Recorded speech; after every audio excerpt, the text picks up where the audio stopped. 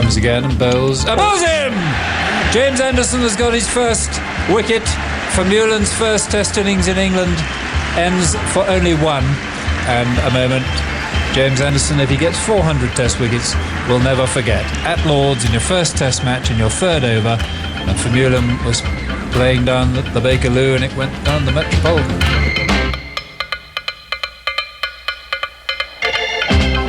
So that's how it all began 21 years ago for Jimmy Anderson, unquestionably the man of the moment, as I welcome you to Lord's, finally, for the first Test match of the summer. And it's lovely to be standing out here in the middle, once again, waiting for the toss, and for Jimmy, who's just loosening up to my right-hand side here to play his 188th and final Test match. The crowd expectant, of course, of waiting for the toss. I'm just looking in bowling now, actually.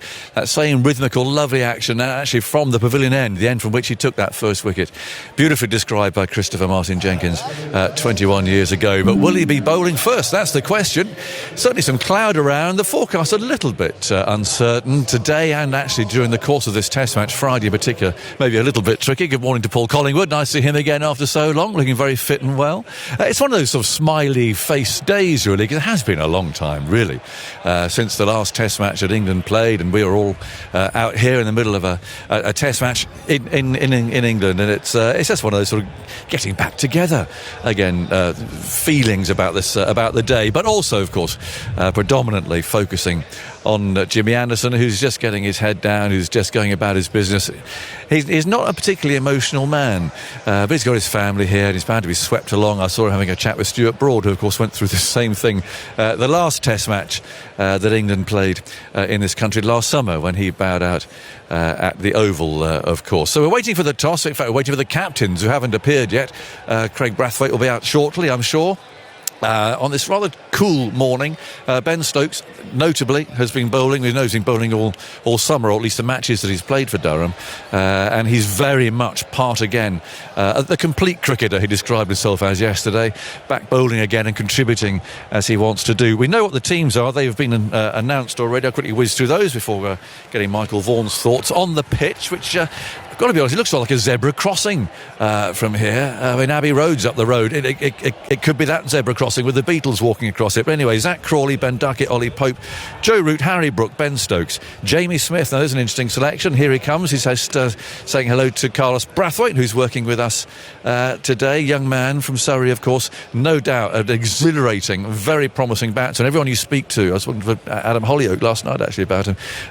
No doubt about that. But wicket keeping, we shall have to wait and see. He's got his pads on. He's been practising and getting himself organised. Chris Woakes behind him. Gus Atkinson also, of course, making his debut, the Surrey quick bowler. Shobasha, the off-spinner, of course, and then Jimmy Anderson down there at number 11. So that's how England will line up today. For West Indies, Craig Brathwaite, the captain, will open. It'll be the Carl Louis, St Kitts' first Test player. He's only played, I think, a handful of first-class games, so a challenging debut for him. Kirk Mackenzie at 3, Alec Athans, Kavin Hodge, Jason Holder back in the side again after about a year out. He's been in a little bit of dispute with the West Indian authorities, but a terrific cricketer. Good to see him back again. Joshua Da Silva, the wicketkeeper, Alzari Joseph, Gudakesh Moti, the spinner, Shama Joseph and Jaden Seals, the quick bowlers. So that's how they'll line up, waiting for the captains to come. I'm just feeling a little speck of drizzle, actually, as I turn around here to say hello to Michael Vaughan and, of course, to Carlos as well. Welcome back, everybody. Isn't it nice? Yeah. Morning, everyone. It's we're in July and it's the first Test match, but you always feel that the cricket season starts with the first Test of the summer, even though we've had obviously a few months of county cricket. We've had the T20 World Cup, but this is always special, and even more special this week because we're going to see a true legend play for the last time in Jimmy Anderson. So looking forward to the week. Yeah, Carlos, lovely to see you. A bit windswept, a bit chilly, and a challenge for the West Indies. They haven't won a series here for a long time, 1988. And such is the way of the modern cricket. They've had one warm-up game and out they come. It's quite a tough call for them, you imagine this? Yeah, 1988 was a good year, the year I was born. Well, there you so go. hopefully, good omens. But yeah, I'm excited, especially with the bowling group. I think there's enough experience and enough previous success in a short period of time for Alzari Joseph, Shamara Joseph. I think Gudakish Morty's shown what a good bowler he can be. And then you have the experience of Jason Holder. They will miss Kemar Roach, that goes without saying. Yeah. But I think bowling-wise, they have all bases covered and it should be a good matchup. The exciting English batters against the West Indies bowlers with the aggression and the potency. The only thing that bothers me is the batting. Shut my microphone back now. Thank you, Colin. That was very nice. You look like to taking centre stage. I thought you could break into song. He clutched my microphone. Anyway, great. Yeah, well, right. So we're going to watch out for all of that. The captains are here now, exchanging the team sheets. No need for that. We know who's playing. It was announced yesterday. Craig Brathwaite, the opening batsman, who will have with him as a very inexperienced youngster, as and when West Indies will bat first. Slight difference here. Normally they toss up on the pitch, but that's not happening here. They're doing it on a bit of carpet over here, which look at the pitch. I mean, I'd describe it as a zebra crossing. Yeah. It's unusual. Yeah, it is unusual. I mean, I think it'll play okay. I don't think it's going to have a great deal of pace in it. I think it'll be quite a slow wicket. There's bound to be a bit of movement today with the overhead conditions as we see, but I would think both captains might bowl first. Feels like it, doesn't it? Maybe for different reasons. Yeah, I mean, I'm sure the West Indies will, and I don't think either way it'll really affect England. But I just think Ben Stokes might decide to let Jimmy Anderson get the ball in hand this morning. Right, let's join Mel. She's going to officiate here. We've got Ben Stokes with the coin. Javagal Srinath is the match referee. Up it goes. It lands perfectly on the carpet. Tails it is. England win the toss. Ben, you've won the toss. Well done you. What are you going to do and why? Sure, everyone will like this. We're going to have a ball. There you go. Yeah, so I think we got that right. So the crowd, look at the crowd. The crowd standing and applauding because they're going to see Jimmy Anderson bowl, and that's really special, I must say. That's quite something. It shows how time moves on too, because Stuart Broad standing alongside me here, immediately going to television boxes in a double-breasted cream jacket. He's got a microphone. He's not going to do an interview, is he? I'm not too sure what he's going to do, but it's a nice jacket. I just want to mention Carlos's outfit. This is one outfit here, Aggers. I mean, how would you describe that? Is that a jogging style suit? Shirt? It's Carlos. It's cool. It's relaxed. Okay, it's beige. That's one thing you can say about it. What is it, Carlos? They call the young people, I'm not so young anymore. They call it a shacket. Looks a little bit like a shirt. Right. Looks a little bit like a jacket. Oh, I see. Right. Yeah. So it does. And Carlos, can I ask the length of the trousers? Is that the style? He can never get trousers to fit him. For goodness sake. Fashionably short, just above the ankle. Excellent. Right. Okay. Well, there we go. We've got the shacket sorted out. We'll talk to Ben Stokes in a moment. He's just finishing off interviews locally. So if you just tuned in, actually the sun's just coming out, but it just felt, I must say, that both teams were likely to bowl first today for slightly different reasons. I think England want to get after West Indies' very inexperienced batting and get Jimmy Anderson bowling as well. And I think that the strength, obviously, for the West Indies is their fast bowling. And here we go. So Ben Stokes, that's a good start to the summer for you. Yeah, it's always nice winning them, isn't it? Yeah, it just felt you were going to bowl first today. Was it a fairly easy decision? It's always quite tough here because the weather can change sort of in 20-30 minutes at Lord's, but I think the weather that we've had, the wicket's been under cover for quite a long time, and if there's going to be anything in it, it's probably going to be in this first hour or two. Inevitably, we've got to talk about Jimmy. I saw you loosening up with him over there. How's he feeling? Yeah, good. He's raring to go. I actually, because I'm bowling again, I forgot I had to do the toss, so I was in a bit of a rush there. But yeah, no, what a week to celebrate a great of the game. But he's coming out here this week with the same passion, desire that he has done, over the 20 years that he's represented England. His main focus is to come out, take wickets, and hopefully put in a match-winning performance for England one last time. Is he going to lead the players out? Have you thought of anything like that when they come down the steps? Yeah, he'll be leading us out. Great at the game, the GOAT of fast bowling, he deserves this week to all be about him, even though he'll be hating it. Yeah. And last one, you are bowling again, and what difference does that make to you and to the team as a whole? Oh, I think for me it's more of a relief than anything, Aggers. It's been, pretty sort of tough 18 months, 2 years, sort of not knowing what's going on, but I know that, being the all-rounder and playing as the four-seamer, massively changes the look of our team. And playing with four seamers and a spinner sounds a lot better than sort of 3.5 seamers and a spinner. That's sort of what's been the go-to. So yeah, I'm looking forward to getting back and playing that full role. Enjoy it, Ben. Thanks for talking to us. Cheers. Thank you. And here's Craig Brathwaite. Although I've actually gone very silent in my headphones, so I hope that everything is still working. I suspect it probably is. Craig, would you have bowled first? Yeah, I would have bowled first, but we got a job to do. I still think it's a good pitch, and we got to work hard. And team-wise, you were confident enough to name that yesterday. There's got a little pressure on the batting. Maybe you've got a very young opening partner with you. Nah, we'll be alright. I think he's excited and ready to go, and we just got to enjoy it and believe in ourselves. Yeah, good. And playing here at Lords is clearly very special for you.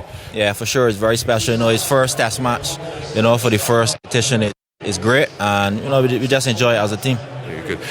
Can I say a quick word for everyone back home who'll be listening in the Caribbean? A big area of that has been very badly affected, clearly, by the hurricane. Do you have a message for people back home? Yeah, I mean, all I can say is watch the game, and we'll be looking to bring smiles on their faces. We can't do much now, but play some good cricket for West Indies.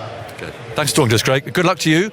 There we go. So apparently I'm coming through loud and clear, although I can't hear anything in my headphones, but that doesn't matter at all.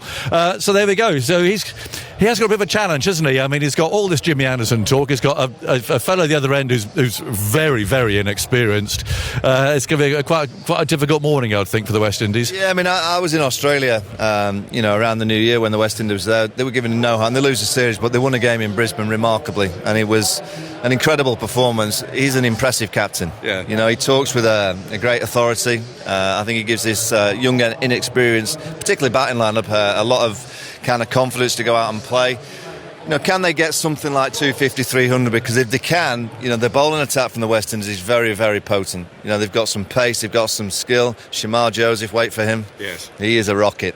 He is a wonderful bowler to watch. He's only played 2 Test matches, but he blew Australia away at the Gabba. And how many injured too? How many bowlers in the history of the game have blown the Australians away at the Gabba?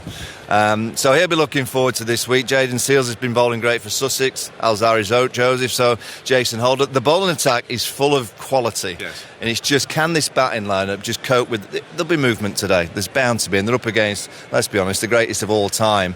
And maybe Jimmy will be nervous and they might be able to kind of catch on that. But it's the batting that's going to be the real challenge over this 3-match series for the West Indies, to try and get enough runs. But it will be led by the captain, Craig Brathwaite. And if he can be that rock... And he'll play the traditional game, he'll play the old school way. He likes to hang in there, doesn't he, and knock it off his hips and bat for time. If he can have a good series and get runs at the top of the order, the West Indies can give England a threat. If he struggles, I think it's going to be a real challenge for the rest of the batting lineup. Yeah. Does that sound fair to you, Carlos? Yeah, I think when they look at the lineup, look at Craig Brathwaite and his stability, and then look at Kevin Hodge and his doggedness, along with Joshua Da Silva. In between those 3 players, you have your Kurt McKenzie's and Alec Athanas's, who are more expansive. Mikhail Louis is a little bit of an unknown around how he'll go in Test cricket. But I think the best way they can put this batting lineup together and a batting innings together is having Craig out there for a long period of time, allowing Alec and Kurt McKenzie to be expressive and play the strokes, and then have Kevin Hodge with his doggedness put a little bit of a partnership together with one of the top order and allow Joshua Da Silva to build off of that. So if Kevin Hodge and Joshua Da Silva there at the second new ball, it talks wonders for the West Indies. They would have batted the whole day, and I think that would be the first tick that they want to have in this Test series. That's the objective. Great. We'll start to wander off here. It's been lovely to be out in the middle again. And here at Lords, a crowd coming in. It's a terrific cheer when it was announced that England had won the toss and they were going to field first with Jimmy Anderson bowling. Therefore, the weather. What is the weather? What has it got in store for us? There's all sorts of mixed forecasts around, but I reckon I know a man who's going to nail it, especially as far as Friday is concerned. Stav Danaus, good morning to you. Good morning to you, Aggers. Thank you very much. Lovely to have you on for our first day of the season. Likewise. I just wish the weather was playing ball. It was pretty atrocious yesterday. Complete washout for England and Wales. I don't think we saw any play at Wimbledon on the outside courts. Thank God for the roofs on the centre and first court. But a big improvement today, Aggers, on the weather front. Much drier with some cloud breaks around. The heavy rain we had yesterday has moved northwards, affecting much of Scotland today. So we should continue to see sunny breaks from time to time today. Just a very, very very small chance of a light shower, but I think we're unlucky if we catch one around the St John's Wood area. It looks like it's going to stay dry. Winds today, moderate fresh west-south westerlies. Top temperatures around 21 or 22 degrees. That's a pretty decent temperatures. That's close to the seasonal average. Tomorrow could be even better. Mostly dry with light winds and some good sunny spells around. Temperatures again feeling quite warm, 21 or 22 degrees in light winds. However, as we get into Friday, we start to pick up more of a northerly wind, and that'll introduce more cloud around. So a rather cloudy day Friday, just a chance of some patchy rain at times. We'll have to just watch this as the forecast does keep changing from day to day. So it will be a cooler day as well, we suspect, with moderate northerly winds, highs of only around 16 degrees. So possibly some disruption on Friday to play. Weekend of the stage looks pretty mixed. Saturday could see a few showers. Sunday, this stage looks dry with limited brightness and feeling a little bit warmer, but again, that's quite a long way off. You have to stay tuned to the details for that, but certainly for today and tomorrow, it's looking much better than it has done of late, Aggers. Excellent. Thank you, Stav, very much indeed. There we go. We'll keep an eye on Friday. That's the one day that seems to be a little bit variable. So here we go. We're going to wander off the field. The sun's trying to break through, but it is predominantly cloudy, and England have chosen to put West Indies into bat, and Jimmy Anderson will, as Ben Stokes told us just a few moments ago. The man of the moment, of course. At lunch, you can hear a full interview. I sat down with Jimmy in the committee room here at Lord's the other day. Fascinating conversation, insight into the way that he's transformed swing bowling, and here's a taste of that. Looking forward to it.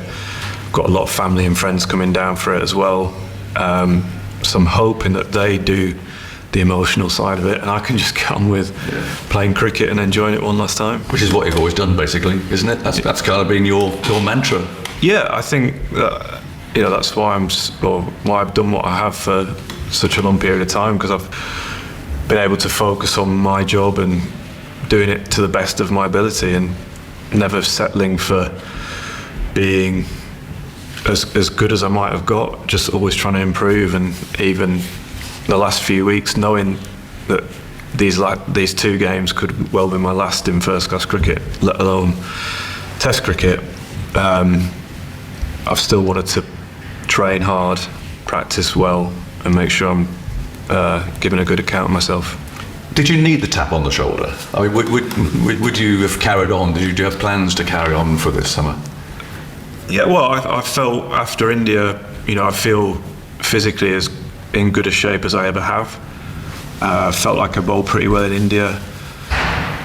So coming home from that in my head, I was just looking ahead to the summer and trying to plot my way through the summer with what county games I need to play, etc., and just work that out. Obviously didn't look much further than this summer, but then obviously the tap on the shoulder came, so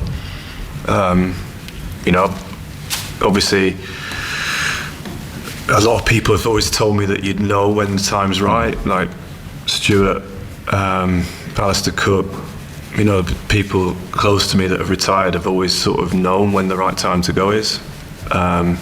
I don't know if that would ever come for me. I don't know. It could have been one of those things where I did need a tap on the shoulder to say we want to go in a different direction. So something I've got to accept, and I have done in the last couple of months. And now I feel excited for this week, and I feel excited for the future as well, what that might hold.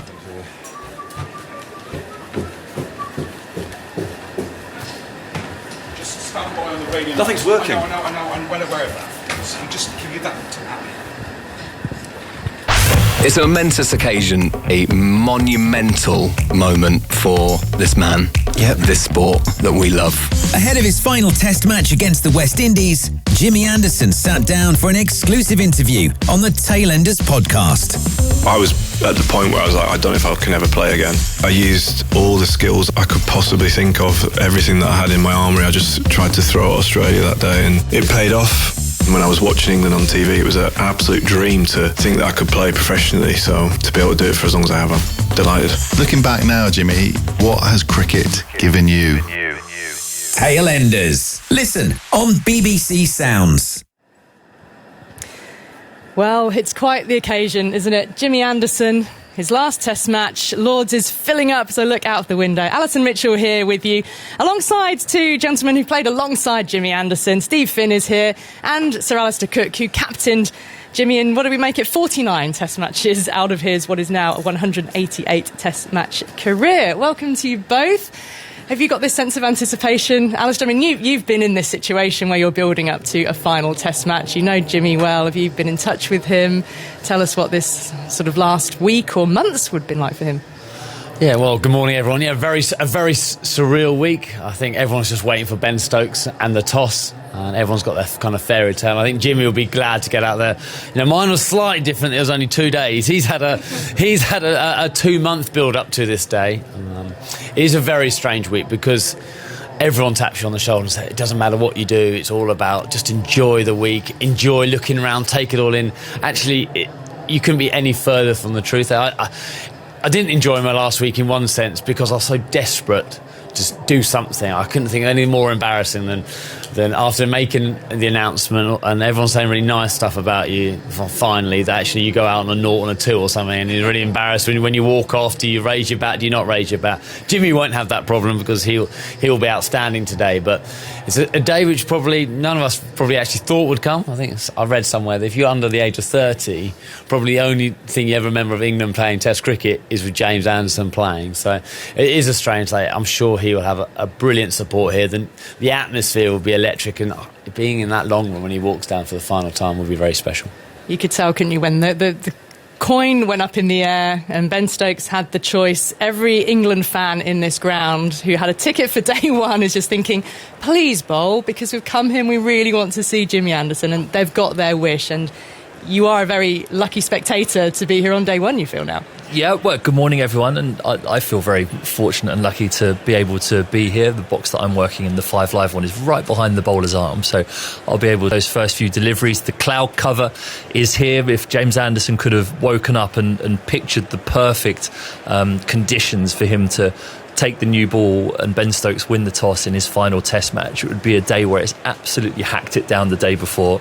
Carl McDermott's left a healthy amount of grass on the pitch, and there's cloud cover here at Lords this morning. The floodlights might even come on to make the perfect storm, but yeah, I think we're in for a real treat this morning for James Anderson. And it's warm as well, so it's got everything. The humidity, I mean, you know, a couple of weeks ago, you know, it was cracking the flags when it was hot, and actually I was thinking about this series, and actually when we have played West Indies in the past, it's always been in May. I can't remember what year it was in Durham. It might have been 2009. I think it was the coldest ever day of Test cricket, and you think, oh, this is a long way for these guys to, you know, from the Caribbean. That's when Fidel Edwards dished out some chin music to Jimmy Anderson, wasn't it, that Test match? It was about 6 degrees, but I was thinking, well, play him in July. Actually, it'll suit West Indies more, but actually almost in May conditions, but slightly warmer. I'm expecting this ball to do quite a lot this morning. It'll be a treat to see, won't it? And him to look to add to the 700 Test wicket tally, which still seems unbelievable to say it. I mean, he took 7 wickets for Lancashire just the other day. And goodness, I mean, it's too much of a story, isn't it, to hope when on the back of the way you finished your Test career, Alistair, with a century, and Stuart Broad taking a wicket with his last ball, hitting the last ball for 6, whether he could take 8 wickets in the match to draw level with the great Shane Warne, past Shane Warne. Well, mine was on like level 2. Broady topped it by level 1, so it's on an upward curve. So I'm expecting more from Jimmy Anderson. I mean, that would be a 10 for and going past great Shane Warne. That would be the icing on the cake. Well, I actually do see that happening. I think there's every chance that could happen. I should really talk about my farewell in Test cricket. I didn't know that it was my last Test. We'd used all of our reviews in Bangladesh, and I tried to review an LBW decision when I was given out to lose the game. So that was my parting shot from Test cricket. I hope James Anderson's is far more gracious than that. 2016? 2016, yeah. Fond memories. Well, I can already see what I believe is the West Indies team making their way onto the field. England down at the far end. England are fielding, but I mean, we expect there will be multiple guards of honour and all sorts happening at different junctures of this match. It's what happened when you finished, it's what happened when Stuart Broad finished. The crowd are also gathering around where the bell will be rung, and that's members of Jimmy Anderson's family today who will be gathering there around that bell. And everyone around the ground who's here, particularly those in the pavilion, are on their feet with this great sense of anticipation as to quite what the level of ceremony will be when England come down to take the field. And it was members of the West Indies team who had actually come down. So they're a little bit early, in fact, because England aren't quite ready to come out just yet. And we're still some 10 minutes away from the start of play here today. I mean, yeah, in terms of Jimmy's wicket-taking ability here, when you look at this, the West Indies lineup, and Aggers was talking about the strength of the bowling, and Michael Vaughan earlier about the opening partnership, because it is an opening pair that's different now. No Tejenarayan Chanderpaul, he's been dropped, and instead it's Mikhail Louis who comes in, the 23-year-old who becomes the first man from St Kitts to play Test cricket for the West Indies on debut, alongside Craig Brathwaite, who is an obdurate, quality Test batter who can bat for a long, long time. The theme when West Indies were playing in Australia was that, yes, the bowlers were there, it could take the wickets and blow the Australians away, as Shamar Joseph did on that last day. But did they have enough batting to persistently challenge? And that's probably going to be the same issue that they'll have here. Yeah, and these are going to be far less favourable batting conditions than they'd have come across in Australia. As far as I understand, and there's quite a lot of unknown about this West Indies top order outside of Brathwaite, but you anticipate that a few of them might play some shots, and sometimes in these conditions that's the way to try and get on top of the bowling and put England under a bit of pressure, because if they do just let England bowl at them in these conditions, they could find it mighty tricky. But yeah, the bowling is really what I'm excited about watching with the West Indies. I've seen Shamar Joseph practice. He didn't get a go in this T20 World Cup where I was commentating and covering it for the BBC, but to watch him live behind the bowler's arm is going to be something great, and their bowlers could cause some damage. They just need to get themselves a score on the board if they can. I'm looking at Jimmy Anderson now, in fact, because the two teams are now in the long room. West Indies are lined up on the right-hand side of the open doorway as we look across to the Victorian Pavilion, and England are lined up on the left. And of course, instead of the captain being at the front today, it is Jimmy Anderson who's standing in the doorway with his arms folded. And on the big screen at the moment, the crowd are being treated to a montage of Jimmy's greatest hits and some of his batting as well, because let's not forget that, Alice. I mean, some of the most emotional Jimmy Anderson moments have been when he's been that last man standing in a Test match. There's his bowling feats, of course, but he just offered so much, and with his catching as well. I was actually looking at the haircuts in a minute on the big screen. But I mean, this is a very surreal start to a Test match, even for Jimmy here, who's seen everything in his 180 odd Test matches. To have a video all about you just before you actually got to go out and perform. He spoke just before in the media about he is quite an emotional guy, a very quiet guy, but does get emotional about it. And this will test him and test his family, and then to be able to go out and perform shows that Test cricket throws everything at you. Well, I think it's already starting as a beautiful occasion. And Jonathan Agnew is here alongside me in the commentary box as well to pick up the descriptions of the next 5 minutes leading up to the start of play, Jonathan. Yes, thanks, Ali, very much indeed. That's all very moving, and Anderson was telling me, you'll hear at lunch about he's trying to get through these next 5 days without choking up too much. But the players are now coming. We're waiting for the bell to be rung, which are actually going to be rung by Jimmy Anderson's family, his wife Daniela, daughters Lola and Ruby, and his parents are there as well, Michael and Catherine, who've been around with him on this long journey all the way around international cricket. He's walking out now, he's looking a bit bashful, he's got a smile on his face. They were lining up for the anthems, of course, so he has led England out onto this famous turf, and doing so for the last time in his 188th Test match, and the crowd all on their feet and applauding as the players make their way out to line up. And we're sort of waiting for the moment with the bell, but it's amazing how those young girls have grown up. We were playing beach cricket with them a few years ago in Antigua when they were real little toddlers, and James had gone off to go onto the next island to go and play. So we're waiting. 10:54. It's done down to the second with this bell. There'll be a steward there amongst quite a large gathering down there in the bar area of the MCC Pavilion, who actually counts it down on the talking clock. And you get a little prod on the shoulder. What a proud moment, though, for his family. And you forget, really, the family in the background and what they've done, the support they've given to an international sportsman who's been playing for so long. It's easy just for that just to be pushed away into the background and to be forgotten about. So it's a really proud moment. His father there, Michael, a very smart blue suit and blue tie. He was a decent cricketer himself, of course, and passed his love of the game on to his son Jimmy, who's still standing out there. The players waiting with hands behind their backs for the moment. I reckon there's 5 seconds to go until the bell's going to be rung. There we go. And quite a lengthy one too. So well done. I'm not sure which of his daughters that was that rang the bell, but yeah, Jimmy's got a smile on his face. I think he's choking a bit, to be honest. I think he's just choking a little bit there. They've done it very, very well as usual here at this ground. So now the national anthems.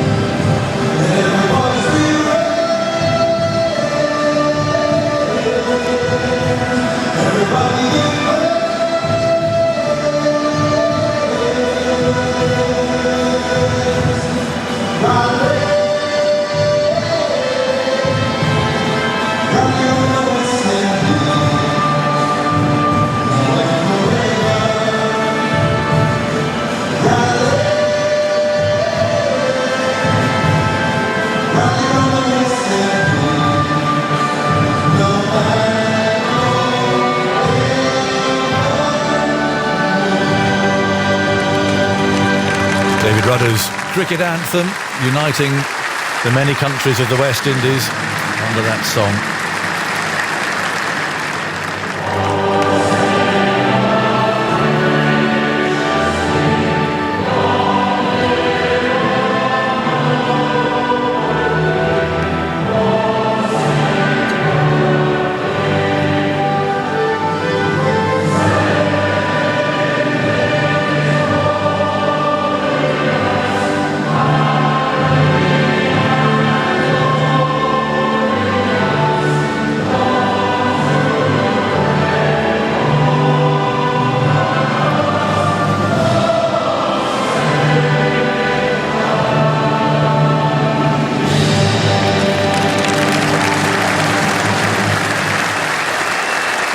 Formalities are over. England's players pick up their caps. Jimmy Anderson has a spring in the air there, a couple of jumps loosening up, and he can actually now get down to the business really that he just focuses on, which is getting on and bowling, and the emotion can be set aside for a little while. But that was a lovely half hour, actually paying tribute to one of England's greatest cricketers, one of the great bowlers that this game has ever seen, going all the way back to the very beginning. So yeah, it feels a bit of an end of an era, Tuffers, doesn't it? Good morning to you. Morning, Aggers, old boy. Morning, everyone. Lovely to be here at Lord's and witness that. You know, as you say, a bit of an end of an era, isn't it? James Anderson, you could see, was a bit emotional there. Definitely. Yeah, and just sort of a little bit of a swallow in the throat as his family rung the bell. And England's finest without a shadow of a doubt. Yeah. But if there's anyone now who just gets down to business, he'll be thinking about wickets, and you can just feel something's going to happen. Is he going to be wicket with the first ball, or 5 or go past Warne? Something's going to happen. Yeah, and he's got this very young debutant to bowl at in Carl Louis. I mean, he may reflect in a few years' time. Well, thanks a lot to the selectors for giving me that as a first game. But who knows how it's going to go? But anyway, he will be making his debut. Be opening the batting with his captain, Craig Brathwaite, who of course has got plenty of games in his locker, as it were. And out they come, and again Anderson leading them out into the middle. The umpires are ready, and the crowd applauding once more as the last of the stewards and the photographers leaves the ground. And Kumar Sangakkara, I see, thoughtfully wandering around the boundary edge down to our left as well. So all the great and the good here today. Have you ever led a team out, Aggers? Have you? No. No? Okay. I led a team back into the pavilion when I was last man out at number 11. But no, it's a great honour. But, you know, he's deserved it. And he's going to bowl from the end from which it all began. And for those of us who were here all those years ago, 2003, when his first over actually went for 17 from memory. That's right. It was a very expensive first over. I don't think Nas had given him a fine leg or something. He kept going through square leg for 4. It didn't take him long to get his first wicket. Beautifully described by CMJ, we heard there in the opening clip of the programme today. But it was from that end, from the pavilion end, this young man who actually ran in and bowled fast. Yeah. He was a quick bowler back in those days. 90 mile an hour. Yeah, and all that is part of what, if you do listen at lunchtime, it's not often you get the chance to sit down and talk to James Anderson about bowling, actually, which is what we did, and how he developed his skills, how he's changed, well, bowling, really, if you're good enough to do it, and there's very few who could emulate what he has done. But he's going to bowl the first ball of this match. And for England, it's about focusing on winning the game. And again, Stokes was talking about this yesterday. They did it with Stuart Broad, their last home game as well. They tried to pack away all of that and allow him his moment, of course. But he'll be nervous here, John. He'll be nervous. I've just seen a picture of him. His first ball is going to be an immaculate line and length, round about the off stump, and Brathwaite will let it go. Wait and see. Here's the first ball then. Anderson's on his way, moves in bowls, and Brathwaite gets a good length ball on the off stump, which he prods into the offside for a single. So he's off the mark first ball, but it was in the slot. And that's James Anderson, isn't it? Yep. That's what he's done. Over all these years, he's just become an absolute machine.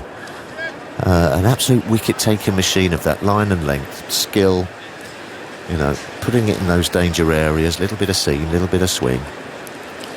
Now, Mikhail Louis then, this is a big moment for him. It's his debut. He's faced a handful of first-class matches. He's from St Kitts. He's the first Test player from that lovely island.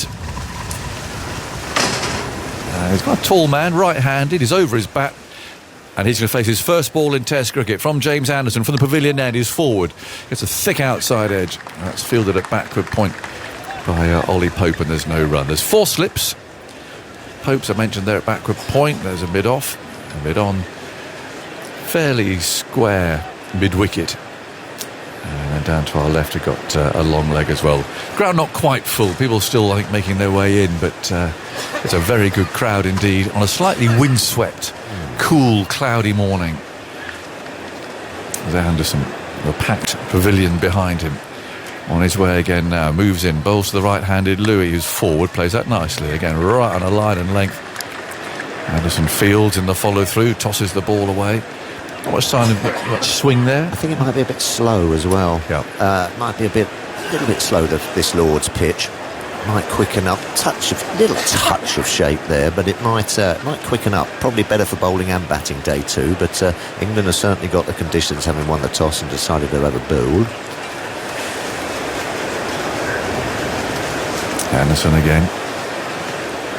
Moves in, bowls, and Louis gets a thick edge. He's going to get runs here, his first in Test cricket. And he'll get 4 through third man, just a slightly tentative, pushy sort of an edge outside the off stump. Maybe when he's set, he might have let that go, but it's got him off the mark. West Indies are 5 for no wicket, again just demonstrating maybe that there's not a lot of carry in this pitch. Quite an amusing exchange with Stuart Broad earlier out there, who's quickly slipped into television mode. Has he? And he told me, you know, our Stuart never wanted to bowl first, ever. No. There's always a reason for not putting the opposition in. You know, you get your feet up as a fast bowler. In comes Anderson, then bowls, and Louis forward. That's a nice stroke. He's punched that down the ground, and he hasn't even bothered moving. He's punched that through mid-off. I just stood there, held the pose for a moment. And Jimmy Anderson or not, any quick ball can get driven down the ground if it's in the slot, and that was 9 for no wicket. Massive smile. He's just had a chat to his skipper there as well. Immaculate forward defence and absolutely timed. Just eased on that front forward. No real sort of flow of the bat. Just good solid punch, and it's rocketed off. Had a little smile to his skipper. He enjoyed that one. 700 test wickets, this fella. Yeah. Anderson again. Louis waits. Slightly open stance as Anderson bowls to him, and again very correctly forward. Plays that neatly out to wide cover, where it's fielded by Stokes. And that's the end of the over. 9 from it. 9 for no wicket. It looks all right. Does. On Derby time, a couple of real solid get past that forward defences, to which one has absolutely flown through mid-off, but looks in good form. And looks like he's determined there. There were some solid forward defensives. That's what this West Indies side have got to do, isn't it? They're perhaps a little bit weak on the batting, or you feel that it's a little bit fragile. Yes. Bowling's the key for them, but if they can get some sort of score, good start. Well, apparently Stuart Burrell went up to Brendan McCullum. Yes. I said, I think you'll be bowling first today. I'll be sticking him in. Always. Baz say you've switched camps very quickly. He said, you've never said that in 15 years. Absolutely. Well, I was slightly the same. Never really wanted to be out there first.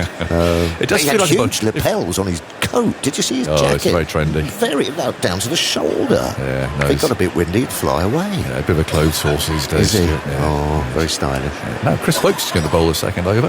If there's anything about today and bowling-wise, it feels like it's a bit cool. You know, when you like to choose your ideal conditions for bowling and for swing bowling. So, Chris Folkes then. Back in the side again, bowls on the leg stumps, tucked away into the leg side, runs here for Brathwaite, rolls away up the slope towards the grandstand, and they take 2 runs. So West Indies move quickly on to 11 for no wicket. Yes, like it a little bit more sort of muggy, a little bit more humid. Yes. But it has been under covers. There are question marks about West Indies batting. They haven't had much preparation. It's that one game, so you can see why Ben Stokes decided to put them in. Nice to see Wokes back. He's had a troubled start to the season. He lost his father. He's missed some early games for Warwickshire, but back in the fold again now. 11 for no wicket. Brathwaite on 3, gets one outside the off stump that moves away down the slope a little bit of swing there. Nicely taken by Smith, and we're keeping an eye on him behind the stumps too. It's an extraordinary situation that really. I know. I mean, there's a slightly mischievous side to it that thinks that actually Ben Stokes or Brendan McCullum, whoever has crept up the Surrey dressing room door, and Alex Stewart's in there with the team having a conversation. He's opened the door with a hand grenade and rolled it in, closed the door, boom. Then done a runner. There you go. You sort this out, Alec. Yeah. Because he's leapfrogged Ben Folkes, of course. This is a nice ball from Wokes, swinging away. But well played by Brathwaite, who lines it up, allows it to go through. And Lords can be tricky to keep on. I mean, it can wobble at you in the slips area. I mean, you can sort of think it's coming right into the midst, and then all of a sudden it just sort of dips and hits you on the knee. So, yeah, he'll be... There's not a single person I've spoken to, those in the game, who has not said this fella's a fantastic batsman. Absolutely. They've all said it. Yeah, I've seen him bat. I haven't seen him catch, but he's caught a couple so far. Well, there's very few who've seen him keep wicket. No. Slightly ungainly wicketkeeper's stance, if I'm honest. This is played off the front foot out to mid-off. He's a tall man for a keeper. Yeah. And he's got a very much sort of knees apart gait as he stands there, gauntlets on his knees. But it's a very brave call for him to keep wicket, certainly. But they obviously looked again in the style that they're trying to play. They want an attacking batsman at number 7, someone who plays shots and someone who can keep wicket. His legs are a long way apart, aren't they? Might not be able to get too much spring. And goes Wokes, then bowls down the leg side. Smith can't get to that. It's brushed a pad, runs away down to the boundary and hits that boundary edge now. And Nick Menon, the umpire at this end, signals leg byes. Well, England have got some keepers, haven't they? Yeah, they have. I mean, you could almost... Well, they've gone for the batting, haven't they? They've gone for the batting, haven't they? What do we want? We want an attacking batsman at number 7 for us, who keeps wicket, and that's what they've done. And on the fast bouncy pitches for Australia, come in and take the bat. No, but you've got to be able to catch. You do. And there's 3 tests in Pakistan to come. Yeah. Which, well, we'll see. Anyway, early days, but he's slightly sideways as well. He's pointing towards mid-off. Yeah. In goes Wokes, moves in, bowls, and that's tucked away into the leg side. Brathwaite picks up another single.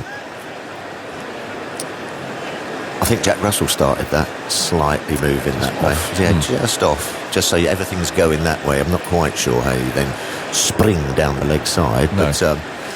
But it's also, I don't know whether it's a good or a bad thing, because you're going to be nervous, aren't you? Your keeper, you are the engine, aren't you? You're the heartbeat of the team, and you've got all the big guns standing next to you, and you're going, come on, you might be a little bit reserved in your first game. Well, I don't think he's reserved, because Ben Stokes told me yesterday, we were talking about it, he said, he's taking the day off today. Lively. I said, what do you mean he's taking the day off? He felt like having a day off today. This is the day before his first test match. He really? took a day off. What, didn't go down and have a few catches? No, and I said, are you a bit surprised? He said, no, Ben Stokes said, I think it's great. Just play a natural game. So, no, he took a day off, and he went around the Oxford Street shops or something. Lovely. I don't know. Yeah. Bought himself a pair of wicket-keeping gloves. It's unusual, isn't it? I'm having a day off, Skip. Yeah. God, Test debut tomorrow. How things have changed. I know. 4 slips lined up then. Anderson's on his way. He bowls to Louis, who plays that quite late off the back foot. He looks like he sets himself up on the front foot. This fellow is quite tall. Plays down to the gully area, and there's no run. So Anderson might just drop his length a bit here. I was just talking to Adam Hollyoak in the hotel last night, and he said, when someone can play a little bit, because everyone at Surrey goes, this boy can play. Yeah. It's the first thing that sort of comes out of their mouth. So they've all... Yeah, exactly. What style has he got? No, listen, he can play. Yeah. Anderson again, pavilion end, and this time Brathwaite gets squared up. It's a thick leading edge. Stokes pounces at mid-off, coming in quickly. And there's no run. More people arriving in the mound stand. Nice to see it. There's a few empty seats in there, the upturned white plastic.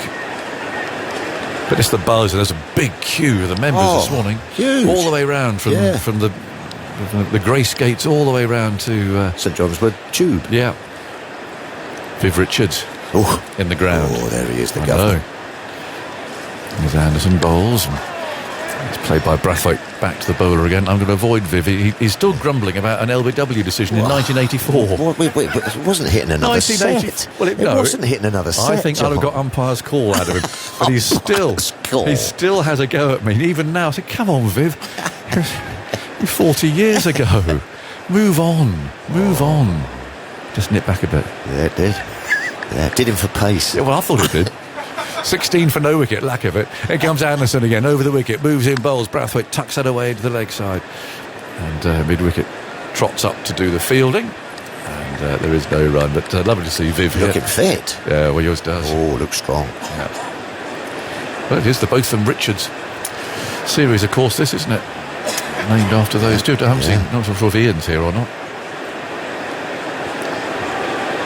Don't see many cricket games these days, actually, do you? The odd occasion. Test matches? Yeah. Once in a while. Usually up north, somewhere. Anderson moves in, bowls Brathwaite back foot. Just happy to tap that away quietly into the offside. Looks pretty slow, doesn't it? There's obviously been a bit of weather around, but it doesn't look like it's skipping off the surface. Once that lacquer comes off, perhaps it might just start doing a little bit. This is where, again, if you listen at lunchtime, Anderson talking about bowling is what he loves. Yeah. And in the course of this interview, he says, I want to be the bowler that if it's swinging, the captain goes to first. Yes. If it's seaming, I'm the bowler that he goes to first. If there's a reverse swing, here's Anderson bowls, played off the back foot by Brathwaite, comfortably played. A nice over, 16 for no wicket after 3, with West Indies put into bat.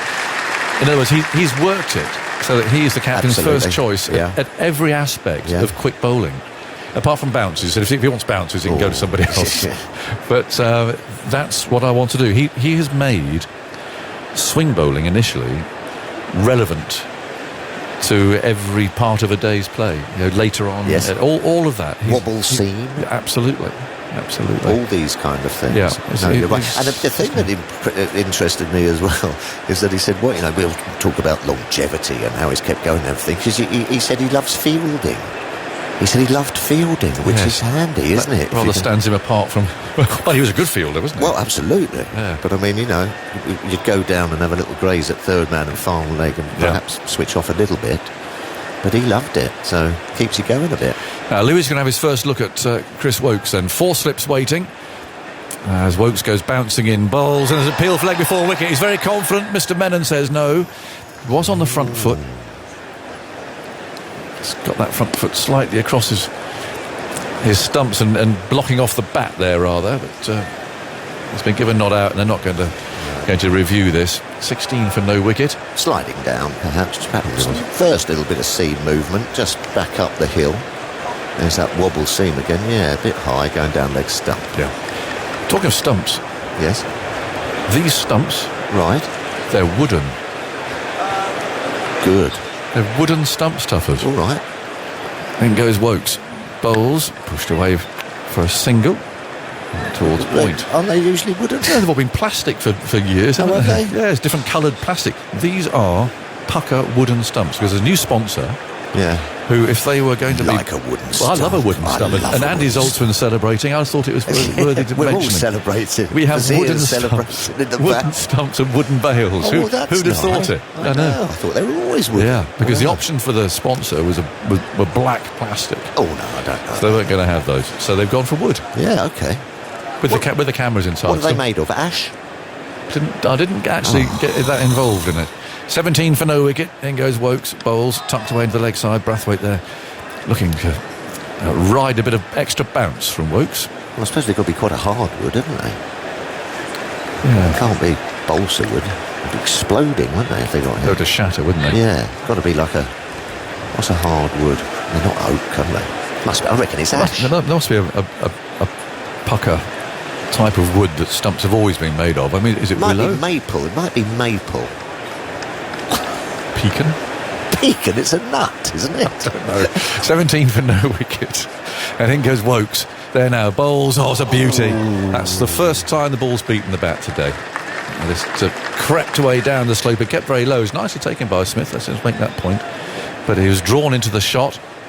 And it went past the outside edge of the bat. Let's see if that's swing or seam movement. Just a little bit off the seam. Yeah. Yes, I have confirmation. Cricket stumps are generally made of ash. So, there you go. There you go. Ashes. There you go. Might be something. But whether those are ash or not, I don't know. Oh, okay. But they're wood. They're quite pale. Okay. 17 for no wicket, but the bails are black. In goes Wokes. There now, bowls. That's down the leg side. Ah, nicely taken. Smith moving to his left there, down the leg side. Took it one-handed. Would you like to have seen two hand stuffers? No. I mean, that's the first bit of work he's had to do. Little low five from Crawley there. First bit of work, got a glove to it. Looks like a keeper, doesn't he? Looks all neat and tidy. Yeah. What an opportunity, though, for him, really. Absolutely. Wokes runs in, bowls. It's just fiddled off the back foot by Brathwaite, who's on 4. Obdurate opening bats when he plays in that sort of a style. And he'll just get his head down. See the shine off this ball. Old-fashioned batting, really. Yep. 17 for no wicket. 4 overs gone. England winning the toss, putting West Indies in. Let's do a highlight Jimmy Anderson's longevity, which is one of the many incredible things about his career. Mikael Louis, not only on his Test debut, hadn't played first-class cricket before this year and had an outstanding season in the West Indian domestic competition with 3 centuries. And on his debut, Jimmy Anderson played with Alex Stewart, who made his first-class debut in 1981. So that's, spans a long period of cricket history. Absolutely. Louis on strike. Anderson's on his way. Moves in bowls to him, and he's got a bit of bat and pad on that. The ball runs away down to long leg down to our left, where Shoaib throws it back. It's a leg by. So one more to West Indies score. They move on to 18 for no wicket. And St Kitts is a lovely place to go and watch cricket. Have you played there, Tuffers? I don't know. I might have done. I might have played a one-day game there. Right. Did the West play a one-day game? They've changed the ground now. They've renovated the ground. Is that where the airport is? No. Oh, where's the St Vincent? Oh, St Vincent. Yeah, that's changed as well. 18 for no wicket. And comes Anderson, moves in bowls, pushed away off the back foot by Brathwaite. Well, you go all around the Caribbean, you're never out of there, aren't you? You're guy. What I will say to people there is we were in the Grenadines recently, but the appalling damage that's been done there by the hurricane, really, that little part of the Caribbean has been decimated. Absolutely. Union Island, Canouan, Petit St Vincent, Beckway, all that area around there, which is such a beautiful part of the world, is having a really rough time. So if you're listening there, if you can, and a lot of people here are supporting you for sure. 18 for no wicket. Anderson again moves in, bowls. Brathwaite allows that to go by outside the off stump. But the old ground at St Kitts, one sight screen was the prison. So there was the wall of the prison. Really? Yeah, there was sort of whitewash, and the prisoners would roll the pitch. So that's where Lou's from. His first Test cricketer to come from there. Yeah. No windows in that sight screen then. No, there weren't. A few bars maybe, but it was that was the wall of the prison was the sight screen at the far end. Amazing. Yeah. 18 for no wicket. And in comes Anderson. Bowls. Oh, that's past the outside there. Just a flash away. Taken by Smith. Was John Maynard from St Kitts? Oh, the dentist. John the dentist. I think. Was he St Kitts? Oh, Anguilla. Thank you, Fazia. Used to bowl with a toothpick in his mouth. Like a sausage stick, you know, a toothpick. Did he? Yeah, the dentist, his nickname was. He lives in the UK now. Does he? Listening, John, yeah. Yes, the dentist, because he kept knocking batsmen's teeth out, wasn't he? The dentist. Yeah. 18 for no wicket. In comes Anderson again, moves in, bowls, and again he beats the bat. 2 out of 2. Bit of bounce this time. Brathwaite felt for it, crowd getting behind, urging Anderson on. Come on, get an early wicket. It was terrifying when I first went to the West Indies. We had the dentist, Hungry Walsh. Oh, yes. I think they had these nicknames, which were terrifying. And they'd all come steaming. He was very quick. Yeah. He played for Leicester Nomads in the club league, and people were just refusing to bat. Anderson moves in, bowls shorter this time, and Brathwaite on the back foot plays down to mid-off. And there we go, the first 5 overs have been completed, 18 for no wicket, so a nice little start here for the West Indies, put into bat under cloudy skies. And Jimmy Anderson, 3 wickets for 9 so far. So from thoughts for you, Tuffers, and then for the first time, our old friend from Trinidad, Fazia, is coming in to take over commentary. Yeah, a bit of a stodgy pitch this looks, not a lot of pace to it, but England just starting to get the odd one to move off the straight, bit of swing, bit of seam. But West Indies will be pretty happy at the moment. Haven't lost that early. But get Fazia. Hello, mate. Hi, Tuffers. I think they'll be delighted. They would have been faring the worst. Yeah. Put into bat in these conditions. Good to be here. Yeah, they've done all right. Yeah, not too bad at all. Positive start for Mikhail Louis. I'm sure the people of St Kitts especially will be celebrating. He's facing up now to Chris Wokes, running away from us. Bowls to him on off stump and solidly in behind. Gordon Greenidge style almost. Putting everything behind it, showing the maker's name, pushing it out towards mid-off. Well, he played a couple of beauties in that first over off of James Anderson. That's obviously, I think Aggers was just alluding to it there. He looks to get on that front foot. Looks a front foot player, but very solid in defence. It wasn't so long ago that he was just a leg spinner coming into the West Indies under 19 setup, and then a couple of years ago someone advised him maybe you should work on your batting, and he's got his first class season, and now he's playing for the West Indies at Lords as Wokes bowls to him, and he's reaching forward again with the dead bat, pushing into the offside. Thought of a run for a moment, but again looks very well organised, very confident, but it's really a testing period here for the West Indies, and they've navigated it well so far.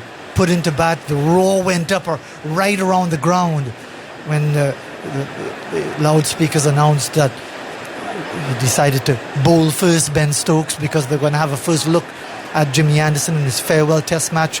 188, 700 wickets. Feel tired just reading them stats out. 188 test matches. It's a lot. 3 slips and a gully in place, backward point, mid-off, mid-on, mid-wicket, long leg, and it's Wokes at the top of his mark, looking for the breakthrough for England here. The West Indies 18 without loss put into bat as Wokes bowls to Louis, and he's featuring for it and just past the outside edge into the gloves of the debutant keeper. And that's, we were just mentioning his technique there. He looks good forward, but then when you commit that first initial press forward, that one a little bit shorter, a little bit wider, just your head sort of falls over and you get a little bit off balance. Had a little bit of a flick outside that one, so the England bowlers will be picking up on all these little tells, these little signs. Might just change their length a little bit to him. Let's see what Woakes does now. Passes umpire, men on bowls, pitched up, and he's on the front foot, pushing it into the offside. Nice there. Getting closer to the ball, mindful of these conditions, and really it is a searching examination for these young cricketers, because the West Indies middle order, the top order now with Mikhail Louis making his debut, making history as the first player from St Kitts to play for the West Indies. Of course, Joey Benjamin played one test match for England, 1994. Great man, Joey. Sadly passed away, died of a heart attack 3 years ago. Born in St Kitts. As Woakes outside the off stump to Louis. Let's that one go by. He was watching it, and indeed for a lot of these young cricketers from the Caribbean, it's about understanding as well that it's not just getting back to bowl, but also letting it go by. I couldn't agree more, and especially on a slightly overcast day in St John's Wood with the Lord's Slope. It's slightly overcast? Come on, Toffers. Listen, this is slightly for us. This is a fridge. Some hasn't really got going here for this year. Last ball of the over, outside the off stump, looking to hammer it away off the bottom of the bat. Should get a boundary here. He's started with a couple of boundaries and should get a third. That takes him on now to 13. And it's the end of the over. An encouraging start here for the West Indies. Put into bat in this Lord's Test match. The farewell for Jimmy Anderson, but at the moment 22 without loss. Brathwaite on 4 and Louis on 13. So Jimmy Anderson so far 3 overs, 2 maidens after going for 9 in that first over, and that again highlights one of the extraordinary aspects of his career, how he's become so economical. And up to the age of 27 he went at 3.4 an over in tests, then from 28 to 32 at 2.8. Since turning 33 his economy rate is 2.4 in Test cricket, and he's now bowled 1,722 maidens in his Test career, which is more than the total overs bowled in his career by Philip de Freitas, who had a very distinguished 44 Test career. Wow. Starts a new over as Anderson on leg stump, and it's turned away almost one-handed by the West Indies captain Craig Brathwaite. They get the single, which was a leg by. Sorry, Andy. Sorry, I didn't quite take that in. So he's bowled more maidens than Philip de Freitas has bowled balls in Test matches. Bowled overs in Tests. So yeah, Jimmy's bowled more maidens than overs bowled by Philip de Freitas, who played 44 Tests. So he's bowled, 44 Tests worth of maidens. Thank you very much for that. I think we're going to get a lot more. That's a cracker. In the course of this Test match. Philip de Freitas, of course, born in Dominica. Yeah, good mate of mine, Daffy. If you're listening, how are you, mate? Anderson over the wicket bowls to Louis, plays it away square on the offside, out towards a backward point. There's no run. And this is especially big for the people of St Kitts, because it's the Twin Island Federation of St Kitts Nevis. And Nevis has had Test cricketers going back to El Comido Willett, a left-arm spinner from 1973. So you've got your El Comido Willett, you've got your Derek Parry, also an off-spinner, Keith Arthurton, who was here in 1988. Yes. You've got Ronaldo Morton, a couple others along the way. But now, for the first time, a Test cricketer for the West Indies from St Kitts, as Anderson bowls to him. Short of a length, he's into the pull shot, gets it almost off the inner portion of the bat for a single out towards the backward square. Score moves on to 24 without loss in the 7th over. I thought they'd just have a little look at the short ball there. As I said, he's looked very, very competent, just coming forward and hitting it through the offside. James Anderson there just testing him out with a bit of a short one. Seemed to get in a decent position and just knock it away for a single. Looking very comfortable at the moment, leaning on his bat at the non-striker's end, almost striking the Viv Richards pose. He is, he's enjoying himself. The way he's poised there, I'm sure the great man would be delighted to see the way he started. 24 without loss in over number 7. Anderson from the pavilion end, over the wicket, bowls to Brathwaite, short of a length, and he almost had to wait an extra half a second on that delivery. Maybe a bit of change of pace. He looks like he looks like he's just getting himself into it now. Would have been very nervous playing at Lords, wanting to get the West Indies off to a good start. He's got himself to he's got a bit of a flyer, really. He's at a couple of boundaries. Yeah, he looks at home. Indeed, as Andy is pointing out, Viv presented the Test cap to Mikhail Louis this morning. What better way can you get to start the Test career? Don't Presented get better. by the great man. Yeah, don't get much better than that. Leg slip in place now for Anderson. 3 slips, no gully, but there's a leg slip now. Yeah. As Anderson in again, bowls to Brathwaite, and he's letting that one go by, probably passed over the line of off stump, but Brathwaite trusting his judgment with the bounce for that delivery. Yeah, Jimmy Anderson's just pulling his length back a little bit here. Searched full, not a lot of swing, and as Aggers was saying, this is what he does. He just finds a way that then makes him difficult to play. So he's pulled his length back. He's now trying to angle it into the right-handers, looking for that top of off stump instead of that full ball, trying to get the drive and the outside edge. Slightly angled approach to the crease as Jimmy Anderson and bowls against Brathwaite on the back foot, playing it away out towards the mid-off, the end of the over, and a good solid start here by the West Indies after they were put in on this overcast morning at Lord's, the first test of a 3-match series. West Indies 24 without loss. Brathwaite is on 4, and with him is the debutant Mikhail Louis out of the crease, and he's on 14. Yeah, they've got off to a nice start. England would have been hoping for some early breakthroughs, but early days at this Lord's Test match. Say overcast skies, but it's not particularly doing too much. But things can change once the guys work on the ball and get it warm and get it shiny. Might start getting a little bit of swing, but a good start, and a good start for Louis. And he's ready now to face up to Chris Wokes, continuing from the nursery end just below us here. A beautiful vantage point here at Lord's. Ground filling up all the time, more and more fans coming in, and a lot of people coming from distant parts of England for this celebratory occasion. Wokes bowls to Louis on the front foot, pushing into the offside for the single. A bit hesitant there, reaching for it, but getting it off almost the outer half of the bat for the single to the vacant extra cover. He moves on to 15, 25 without loss at the start of the 8th over. And for the West Indies, they're desperate to build on that fantastic victory at the Gabba. I don't think anyone in the world would have expected the West Indies to come away from the Gabatoir with that win. The Gabatoir. Yeah, and just as well they shut the gate, otherwise Mr. Joseph would have been out down the high street. I think he would have still been down there. As the next delivery is played a bit carefully by Brathwaite. We'll get a couple of runs down towards backward point. He wasn't too sure what he wanted to do and almost let it come off the face of the bat along the ground past the vacant gully, and he picks up a couple of runs, 27 without loss. Brathwaite now on 6, Mikhail Louis on 15. England winning the toss and choosing to put the West Indies into bat. Phil Tufnell has given way to Sir Alistair Cook, and indeed good to work with you, Sir Alistair, but a good start here for the West Indies. Good morning, everyone. A brilliant start from the West Indies. Ball hasn't done as much as I think we all thought it would do with the overhead conditions. 3 slips and a gully go down as Wokes bowls outside the off stump, and a very exaggerated effort by Brathwaite, reaching forward, leaving it, letting it go by. And as someone would have faced these situations many times over, it's about watching the ball, playing late, sometimes leaving more than actually playing. Yeah, actually the Duke's ball can take a while to swing while that lacquer on. It could be 8-9 overs and then it starts to hoop, and this is perfect swinging conditions, so we haven't seen much swing on this quite slow wicket. Wokes bowls to Brathwaite, and again almost in 2 minds, getting on the back foot, and then in that very awkward way of his, getting across, playing it square along the ground towards gully.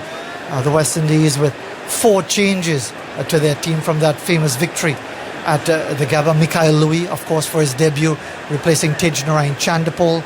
Jason Holder, who opted out of that series to focus on T20 cricket, replacing Justin Graves. And Gudakesh Moti, the left-arm spinner, instead of the off-spinner Kevin Sinclair. And Jayden Seales back in the side for the injured Kemar Roach. Wokes bowls and Brathwaite on the front foot, solidly pushing it defensively on the onside back towards mid-on.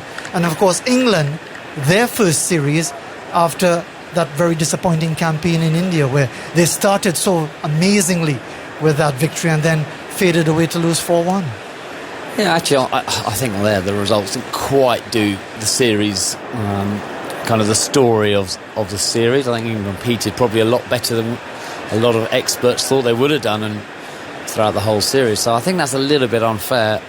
Walks, bowls and beats him outside the off stump. Not good enough to get it just squared up by that delivery, going down the slope past the outside edge of Brathwaite's bat. More importantly for the West Indies, he survives on 6, Louis on 15, and England still looking for that breakthrough at 27 without loss. I've been impressed by Louis. I haven't seen anything of his batting, but one thing I've noticed is he likes getting on the front foot, but what he does do is play the ball late, plays the ball under his eyes. Actually, his first scoring shot in Test cricket, which will always be remembered for him, will be actually James Anderson nicked. We've all nicked a James Anderson ball, but because he played it so late, the ball went straight down. He didn't feel for it, push for it, which you can do when you're nervous. So he settled very well. And again, these conditions just get better and better for England with the floodlights now being turned on. It is very gloomy out there, but if West Indies can get through this, I think it is brightening up a little bit later, and they'll be very pleased with their start. So very important for them to have that good start, and we're seeing some further changes to the field with Anderson bowling to Mikhail Louis. He was thinking of sending the square leg 3/4 way to the boundary, but has brought him back into a mid-wicket. Here comes Anderson now, bowls it to Louis and beats him outside the off stump, pushing at it and going past the outside edge. That's the Jimmy Anderson we've known for so many years, just finding that line where the batter has to play. Yeah, I haven't seen much of Louis. I doubt the England guys have seen too much. There aren't too many West Indians who've seen him, but this is his first-class season on which he's been selected. But Jimmy's just dragged his length a little bit further back.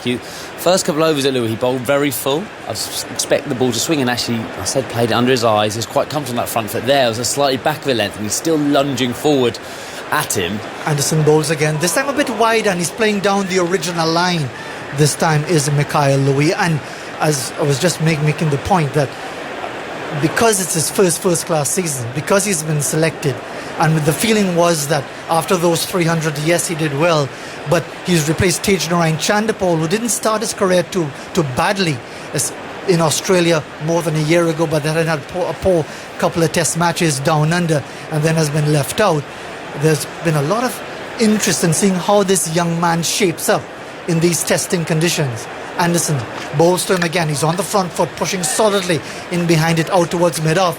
And it has to be said that notwithstanding a couple of alarms, he's coped pretty well so far on 15. Yeah, there's at the beginning of that over, there's a chat about having square leg back, just because he does look like a very predominantly front foot player.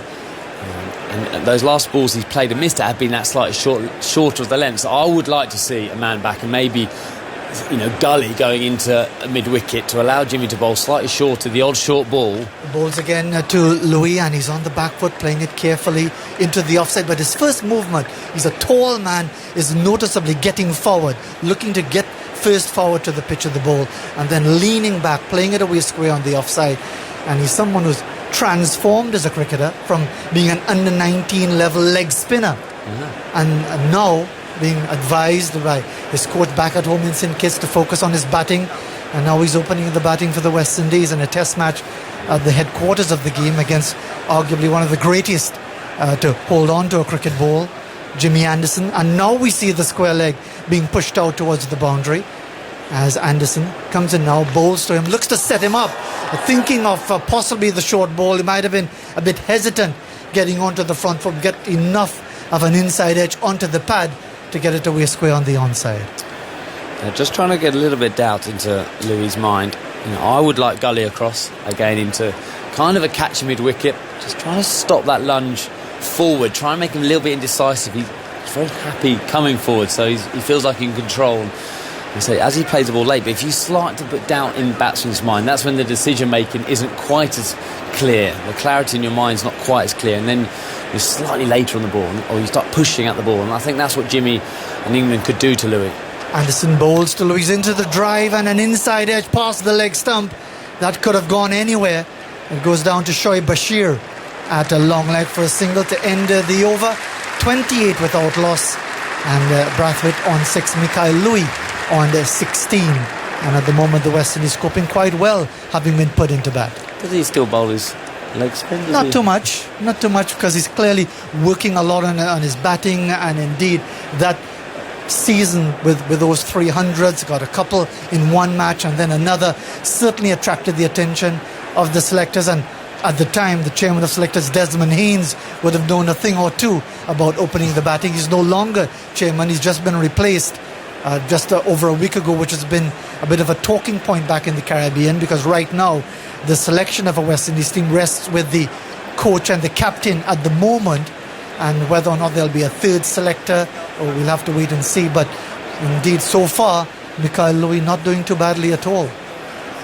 As Wokes runs away from us, bowls outside the off stump to Louis, who lets it go by through to the keeper, who's a new man, Jamie Smith, and that has generated quite a bit of discussion in English cricket circles. Gus Atkinson also making his test debut, but certainly the selection of Smith, really a bolt out of the blue. Yeah, with Australia in mind, I would say in 18 months' time, a very accomplished batsman. Played against them a couple of times and he's very adaptable, a positive stroke maker. Wokes bowls outside the off stump again to Louis, lets it go through to Smith. So is this really all a pre-Ashes warm-up sort of thing? No, I don't think it's a pre-Ashes warm-up, but I think it's a selection in mind for it. I think they're thinking, someone his batting ability in terms of the ball coming onto the bat, plays at the Oval. He is talented, and there's been a lot of talk about him. And the strange thing, he doesn't keep for Surrey. Obviously, Ben Foakes keeps for Surrey, but so far he's done a pretty good job. And Lords is not an easy place to keep.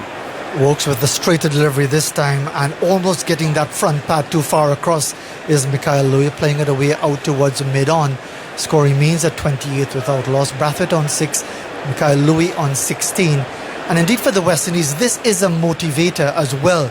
The feeling that, again, because there's an Ashes series to come, and so matters so much to England, that there's a feeling of disrespect in the West Indies camp. As Stokes bowls to Louis, and he's getting a delivery that goes past the outside edge. Not really fully forward, almost half cocked, and it went past the edge through to the keeper. The concern, not so much the concern, the feeling is that the West Indies are being used here almost as guinea pigs for an Ashes campaign, in the same way that England would have come to the Caribbean a couple of series, left out Jimmy Anderson, left out Stuart Broad, not played warm-up matches, and actually paid the price in the Caribbean for a couple of series. Wokes bowls to Louis down the leg side, he's helping it away, backward a square. That's beautifully played off the toes, and it's gone all the way. Oh, that's a measure of his confidence, going up the hill with that stroke for 6 over backward square leg, and that's beautifully played at 34 without loss. The tail of a bowler there. The ball before, an absolute jaffer, just slightly in the channel, and then you go for the magic ball, go a little bit straighter, think, he'll nick this one, and doesn't swing. It was just outside leg stump, and a beautiful shot, just flicked all the timing. He's a big lad, powerful as well, but effortlessly, easy for someone else to say, for 6. Yeah, well, he's certainly looked the part, Mikhail Louis, as an opening bat. First test match, doesn't look to be nervous, although I'm sure coming into this the nerves would have been jangling, but he's getting ready to face up to the last ball of the 10th over of this test match. Floodlights on, heavily overcast here at Lords, as Wokes in again, bowls to the debutant Mikhail Louis and beats him outside the off stump, reaching for it past the outside edge into the gloves of another debutant, Jamie Smith. It remains the West Indies 34 without loss after being put into bat. Brathwaite is 6, Mikhail Louis is 22. I've tried to lit the fuse of whether or not England are more concerned about Test cricket in Australia than what they are playing right now, and indeed taking on the West Indies. More from Sir Alistair, and then it's going to be Ishago. You like the fuse and leg it, more sensible. I won't take the bite just now. That was a lot of a bowler. Isha that. A Jaffa, play a miss, 6, and then another Jaffa for 6. Sorry, Andy, you're waving at me furiously from the sideline. It's quite a rare thing, a West Indian opener to hit a 6 at Lords. Only Chris Gale has done it in the last 40 years. He had a 6 here in 2004. Before that, you've got to go back to Gordon Greenidge's legendary innings of 214 not out on the final day in 1984. Hit 2 6s and 29 4s. for another West Indian opener to hit a six here. Well, I just joined the club of openers who hit sixes at Lords. Of course, you had to get that in. We're going to have a change of bowling here at the home of cricket. Gus Atkinson, in his debut test, will be bowling from Jimmy Anderson's end, the pavilion end. He's running in now. He's got 3 slips in position as Brathwaite pushes forwards at that 1-2 mid-off, no run. You just named. Have you just decided there's now the James Anderson end? I thought it's the James Anderson end. Well, I like it. He deserves it. He can have it. He did play for England for 21, or still playing for England for 21 years, and that was his favourite end. He did start from there this morning. What was his spell, Andy? Spell 5 overs, 2 maidens, none for 11. Atkinson in, past the stumps, and he's bowled it. Chopped onto the stumps. Second ball in Test cricket. And Gus Atkinson is successful. He's got the West Indies captain. Well, it's all been about Jimmy Anderson this morning, but Gus Atkinson, second ball in Test cricket, gets a wicket. What a feeling that must be. A drag on from Brathwaite. Started driving through the covers and just might have nipped back down the slope.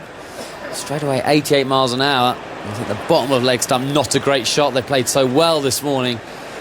England needed the breakthrough. And it wasn't from the main man. It was from a guy who's probably looking to replace him. And a Test wicket at Lords.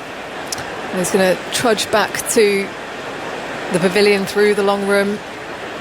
Craig Brathwaite, the most experienced of that top 5. And his head is down. He, so much responsibility on his shoulders. You see it every time in Test cricket when the West Indies are playing. You just feel that sense that he's got the weight on his shoulders, Craig Brathwaite, the captain. So he'll be seriously disappointed with that. Yeah, they're a young batting line-up and guys who like to play their shots, and he's kind of the glue at the top of the order. They like to bat round. And Mackenzie does the famous steps, walk down through the long room. Yep, the Jamaican 23-year-old, quite flashy, the left-hander. Saw a bit of him in Australia in the winter just gone, and he likes a cover drive, he likes a flick, a bit like we've seen from Mikhail Louis here today. So lovely atmosphere here at the home of cricket. How good to have Test cricket back in July, Sir Alistair. I know, it's like, I kind of wait for the summer to start with Test cricket. I've been twiddling my thumbs on the farm thinking, when is Test match going to start? But we're here, finally here. And it is so exciting to be here. Always, when we walk through the gates and get to work here at Lords, it really is such a special place. The lights are on here. They hang low above the scene. Overcast conditions, very grey and gloomy. We have had this all week. And Atkinson pushing away now to the left-hander who sets up. It goes down the leg side through to the keeper. He's got a bit of pace about him, Gus Atkinson. He's got his shirt out of his trousers. Bit of wind blowing through. As we're just seeing that replay back of Brathwaite. His hands were really quite far away from his body. That angle into the right-hander, feet were nowhere, and he just chops on. Atkinson comes again. Mackenzie squeezing one out. A lot fuller that time on the line of off stump. No run. Yeah, he's up at 90 miles an hour. And actually, I faced Atkinson a bit in the last couple of years. And he kind of was smoothly run into the crease. Didn't really stride in too fast. Actually, I just noticed here he's actually, don't know whether it's the adrenaline of playing at Lord's Test match. I'm sure that there's a lot pumping through his veins, but he's actually really striding quickly into the crease and generating some good pace. 3 slips in a gully. Mackenzie pushes forwards in defence to the offside. No run. I always think his action looks so easy. Not that I know much about bowling in terms of the effort, but it doesn't look like it takes him any effort to do it. I've seen an interview, he said it does. He's like, I'm no different to anyone else. But I always think there was a bit more pace when I faced him. There was a bit more pace than he had. And you see now up around 90 mile an hour, and I like it because he hits that bat hard, and type of bowler on a flat wicket, will bowl well.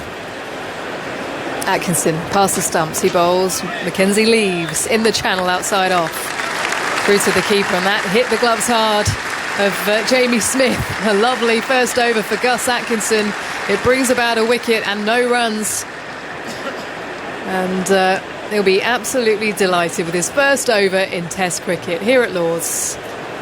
34 for 1. I suppose you have to wait now, do you? When your Test debut, on your international debut, when you played, you're just desperate to contribute, aren't you? You're like standing at the top of the mark and sure, it feels different.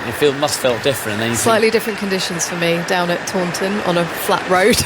How long did it take you to get Mitali Raj got a double century. How long did it take you to pick up your first wicket? It was a while. I think it was in that Test match I got a wicket. I think I bowled like 40 overs as Woakes is in from the nursery end, beats the edge. No, he thinks he's got something, and he has. Louis is gone. He's having a look at his partner. He's going to take it upstairs for the review.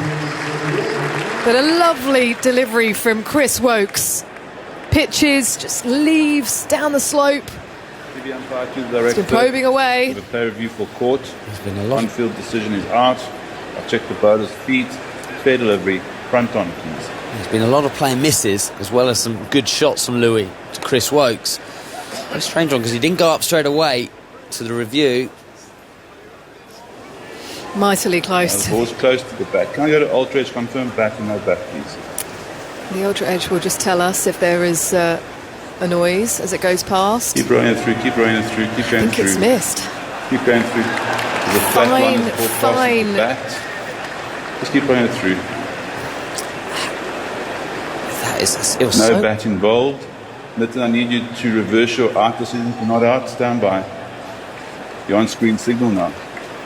It was so close to the stumps as well, that noise. There was definite noise for the bowlers to go up straight away. And I thought it might have, if he hadn't hit it, clipped his back leg, but he was a long way from his back leg with it. I just clipped the stumps. I haven't seen it, by the way, so we have seen that a few times in Test cricket where it does nick the stump, but the bails don't come off. Such a beauty of a delivery. No, it goes over the top of the bails as we look at the replay as Woakes is coming again, so that was not out.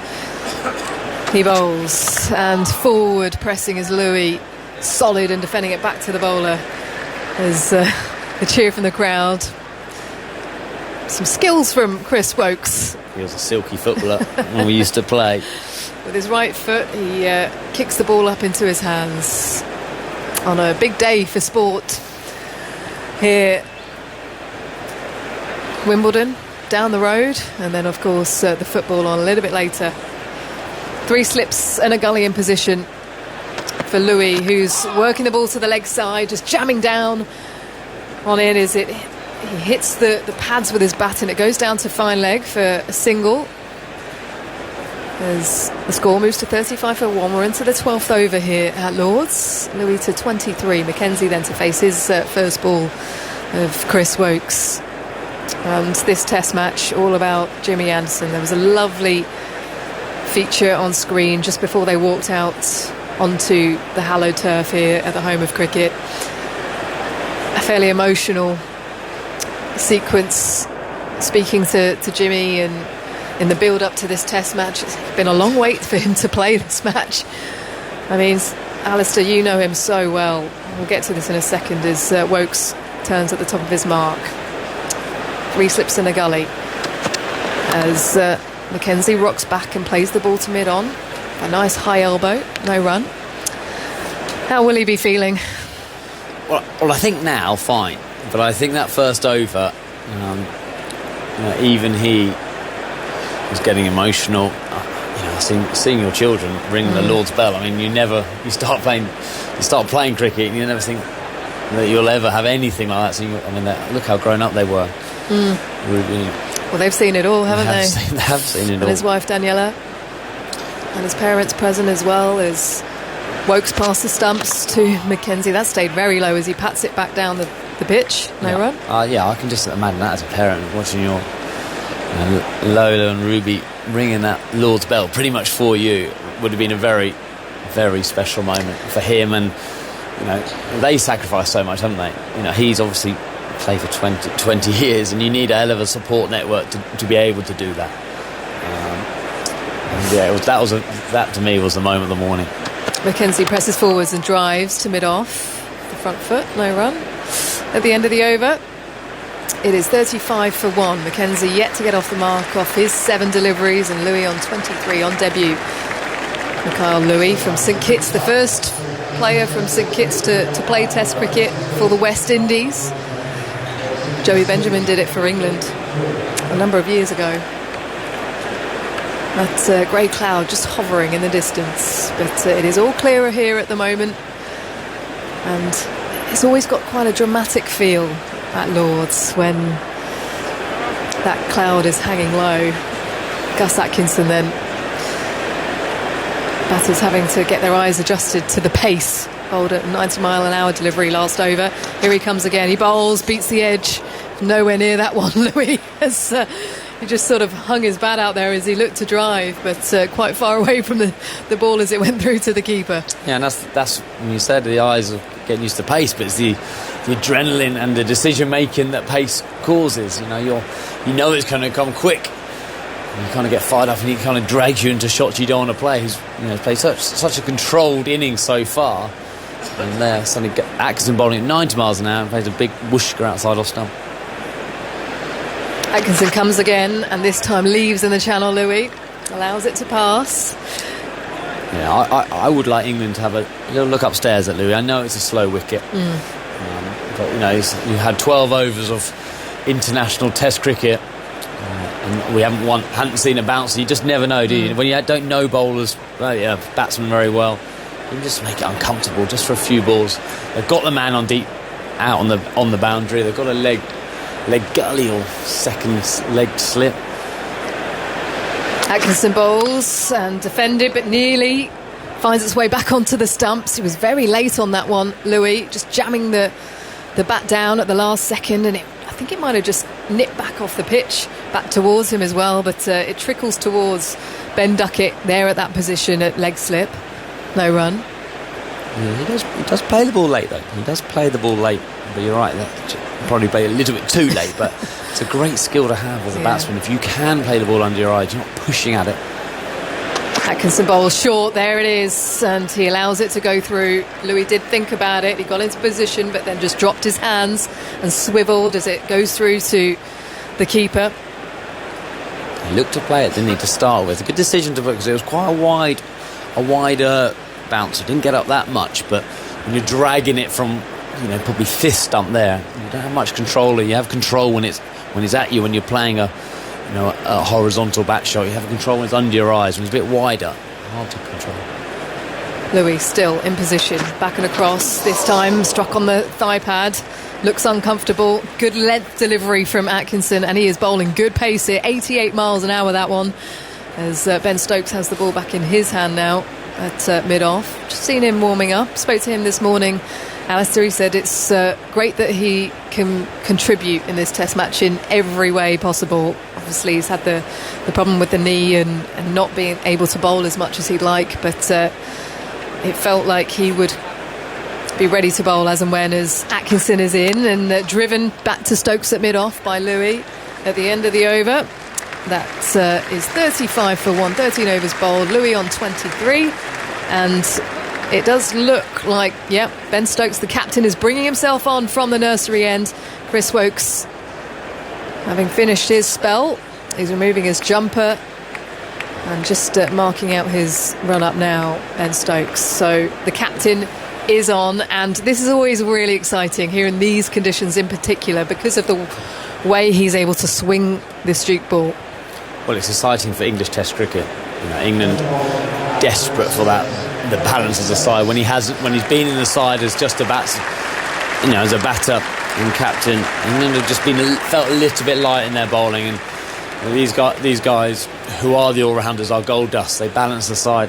Now you're not going back to James Anderson, you're not going back to Chris Woakes. You can have a bit more rest, and he is more than potent with the ball, and he's been bowling well for Durham so far. Here he comes, Ben Stokes. He bowls, and a bit of jag back down the slope to Mackenzie, who plays the ball down into the ground, looking to play off the back foot, and then just has to readjust his shot ever so slightly. No run then. He's got 3 slips and a gully in position. You can see James Anderson just giving the ball a shine as it's tossed back to the captain. Just back to Anderson. Have you had a chance to speak to him in the last couple of weeks or so as Stokes pushes away? past the umpire, down the leg side, and it's a diving stop from Jamie Smith to his right. Yeah, just in the build-up, text each other a little bit, but he'll seem to be more bothered about getting onto Woburn Golf Course in between test matches than he was about talking about the test, what was going to happen this week. Obviously planning between here and Nottingham. But yeah, it must have been a strange month or so for Jimmy. You know, most people get, when you announce your retirement, it happens pretty quickly if you do get to play one game or... Beats the edge outside the line of off stump from Stokes, and Mackenzie pushing forwards, goes past the bat through to the keeper. But his build-up has been 2 months, hasn't it? I think it was beginning of May it was announced that England were moving on. So he's had probably this date in his mind, and could he stay fit? How much did he play for Lancashire? All those horrible things probably everyone he ever spoke to, he's been speaking to him at functions or just in general would have been about this week. So first over went for 9, and then I think he settled back into his normal self. Mackenzie turns the ball to mid-wicket, no run off the front foot. And yeah, I just hope he has a good week. You know, it's a very strange week when the week feels like it's all about you. How did you handle it? I mean, it's not often you get the opportunity to retire on your own terms and have the fairy tale finish. I mean, it's happened for both of his best mates, yourself and Stuart Broad, with a wicket off the last ball when England were completely out of it, and then all of a sudden they win the match against Australia, and Stuart Broad has the most incredible finishes. Stokes bowls a bit of shape as Mackenzie pushing to the offside, the left-hander, they come through for a single, bit of shape in the air away from the left-hander as score moves to 36 for 1 in the 14th. Yeah, and yourself as well. I think Broady nailed it, didn't he? Really, like he was there, and then just Jimmy. I don't know how Jimmy tops that, but I think this is just more about the 20 years of fast bowling for England and the effort to do that and the skill he's shown. You know, he is the most complete seam bowler, swing bowler, pace bowler that Shawley's ever played Test cricket. Louis lets that go, quite a wide one from Stokes at the end of the over. Down the slope, and it just kept going. 36 for 1 then after 14 overs here, and this week very much all about Jimmy Anderson. He has bowled his spell. Stokes is on, as well as Gus Atkinson, the debutant.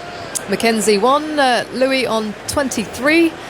Few words from you, Alistair, and then it will be Alison Mitchell. Well, it's been a very good hour for the West Indies. If you'd have offered Brathwaite and his side 36 for 1 in these conditions, you know, against this bowling attack, with floodlights on, it's cloudy, and they'll definitely take it. England will know, though, that this ball will start to do more this hour than it did the first hour. This lacquer, it's such a strange thing. The new ball doesn't do as much as it does for the next 15, 20 overs or so. Then it'll flatten out. The wicket looks an absolute belter, if a bit slow, not much real seam movement. I think it's been a good test wicket throughout the 5 days. It might get a little bit slower, but it's been a good morning so far for West Indies. England will feel like if they can win this next hour, get themselves ahead of this game.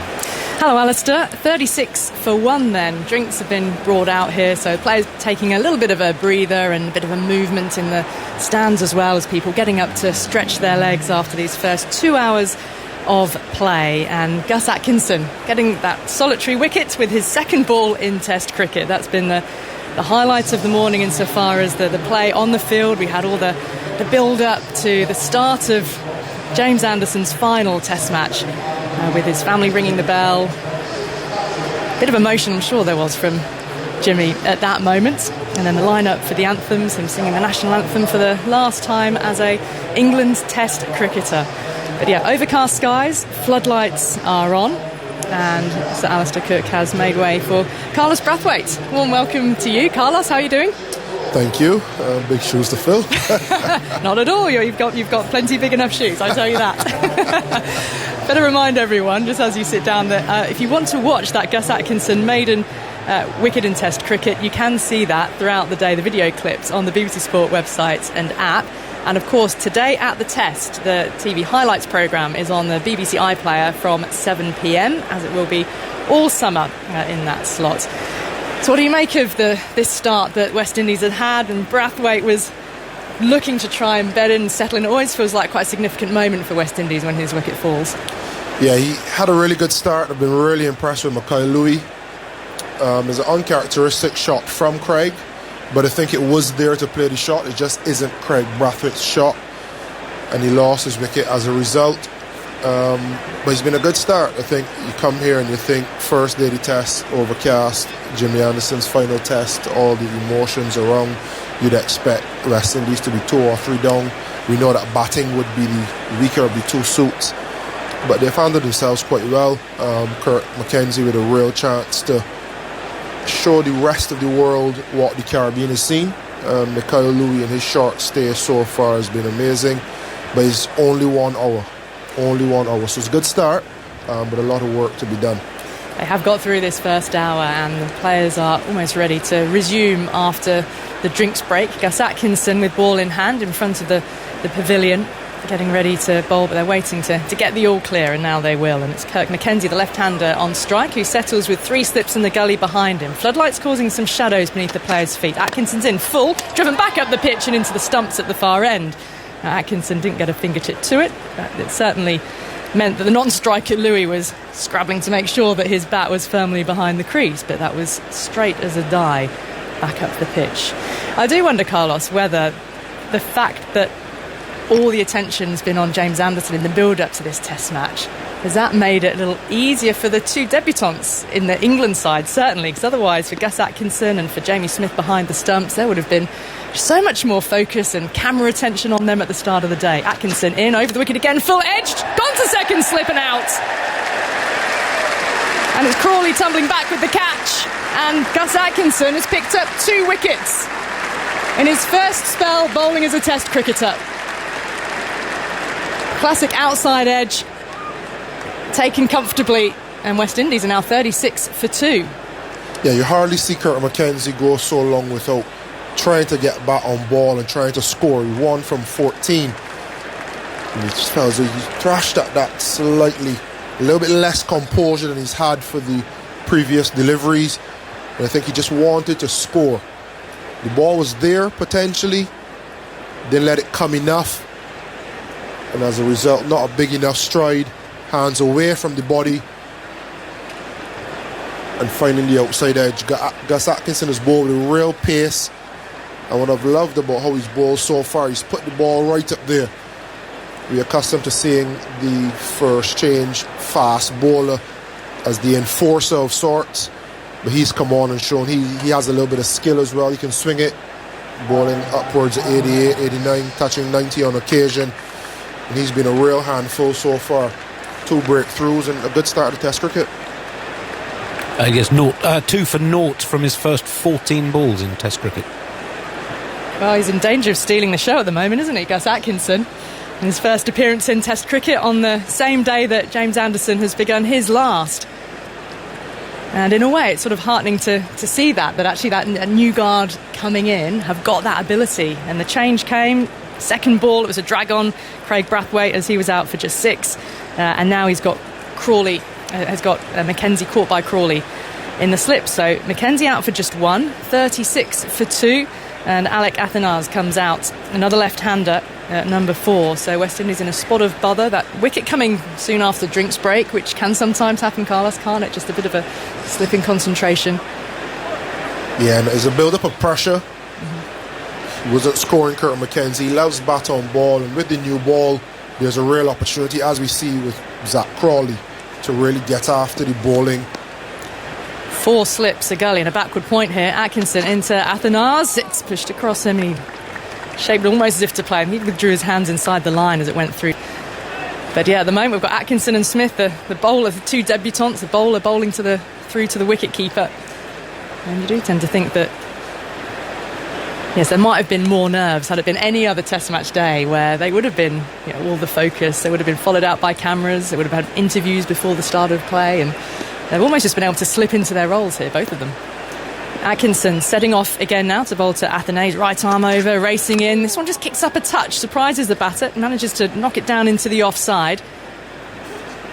I just think there's a touch of extra bounce. Yeah, and spoke to Jamie Smith just before the day's play. Played with him early this year in ILT20. He was really excited. I'd hope so. I asked him, excited or nervous, and he said, if I'm being honest, I was a little bit more nervous. Now it gets a bit closer, but knowing him, knowing the type of character he is from the short time I spent with him, he'll be relishing it. He's done a good job so far. Atkinson in once again, falls off the outside edge into the ground though and finds Duckett, who's fourth in that slip cordon, and certainly saves any runs. Came hard off that outside edge. Gone with your all-rounders hat on then, the bowling action and the effort of Gus Atkinson. Yeah, it looks seamless, it looks repeatable. To be bowling that pace with such little effort, shorter than Jofra, but reminds me lack of effort, high pace, repeatable action, a lot of Jofra.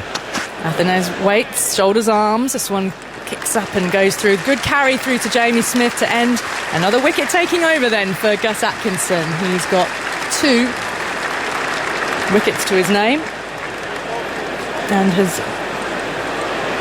not conceded a run. So this is an excellent start for him in Test cricket. 36 for 2, West Indies. Easy game, Test cricket, isn't it? Just rock up first. Couple of wicket maidens, easy. 3 wicket maidens, actually. 3 wicket, well, 2 wicket maidens and, and a normal maiden. A normal maiden. Who's this guy called Jimmy Anderson? Never heard of him. It's my show. He's prowling around the field at the moment. Jimmy fielding mid-on now to Ben Stokes, who will continue. And with Ben Stokes bowling and Carlos Brathwaite alongside me, can't fail to recall Kolkata in 2016. But Stokes bounds in outside the off stump. That one shapes away a touch and dies a little as it reaches the gloves of Jamie Smith. And I know our listeners will be very familiar with you, Carlos, but there might be new people tuning in all the time, and we should remind everyone this is Carlos Brathwaite, the former West Indies all-rounder, who famously hit Ben Stokes for 4 successive sixes in the final of the T20 World Cup in 2016. Broke English hearts, but a lot of people have forgiven you for that, Carlos. Thankfully. I felt a lot of love in England, so I can say that is the case. We love having you. Here's Stokes running away from us, bowling in that split of shape again. Past the batter though, beats bat this time, through to Smith. And it is good to see Stokes bowling, because when England have this option of the additional seam, it just gives that attack that much better all-round feel. He knows he can always have 4 seamers, and he's got that wicket-taking ability, and he's bowling, he says he feels as good as he ever has done now with the knee, can fully trust it. Yeah, and it was a good decision from him to miss the World Cup and put some hours in the county game. You've obviously seen a few players, but for him personally, would have done wonders as well. Stokes to Louis, who's defending, getting well forward, angles out towards the gully region where Duckett is there. Yeah, just having a look at Ben Stokes in the county game. 18 wickets in 3 matches for Durham, on the back of surgery which was to his left knee when he had that done.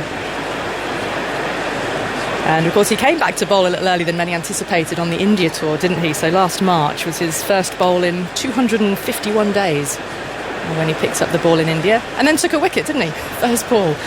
Stokes in again, a little wider outside the off stump, left alone by Louis comfortably, able to pass through to the keeper.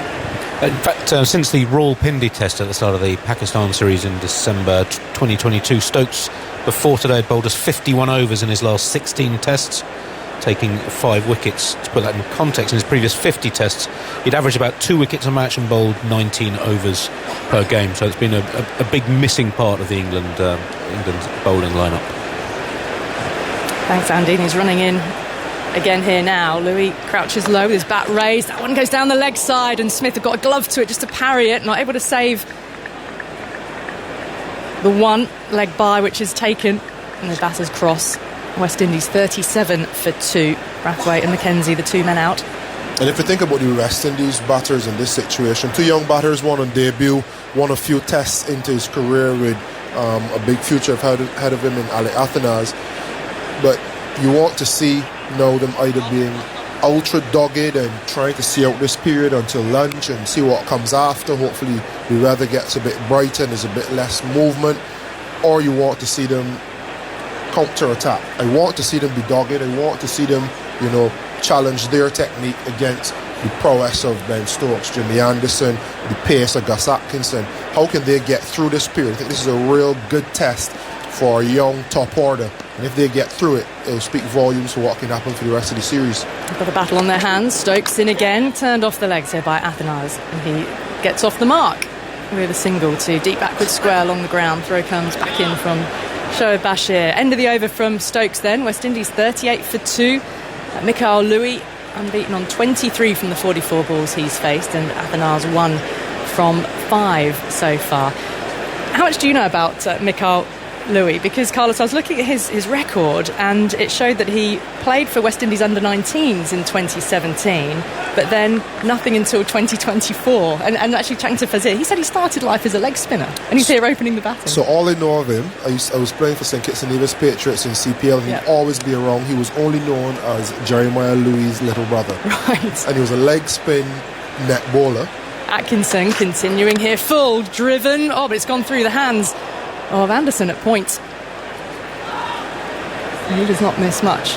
Scrabble to pick the ball back up. Sorry, it's Stokes there. Apologies to Jimmy. 40 for 2. So he was the little brother of Jeremiah, who's actually in the squad now, isn't he? Because he got called in for Kemar Roach, who's injured. And all I know of him is his leg spinner. And then I saw Mikhail Louis reel off 100 in first class cricket. It was like, cool. Then a second one. And I had to message a good friend of mine, Jamar Hamilton, and I'm like, bro, is he not a leg spinner? Like, what is he doing scoring runs? Atkinson running in. It's Athanase who's on strike here. Pass the bat through to Jamie Smith. But I think in our quest for that wrist spinner, they kind of shoehorned him into being more of a spinner. I guess you could think back to Steve Smith being shoehorned into the test team, batting at 8 when he really was batting at 4 and 5 for New South Wales. So I don't think he got the opportunity to bat in his favourite position 1, 2 and 3 not until a couple of years ago. Then eventually made his first class debut for Leewards. Atkinson in, through to Smith again at good pace, and Athanase not able to lay bat on these.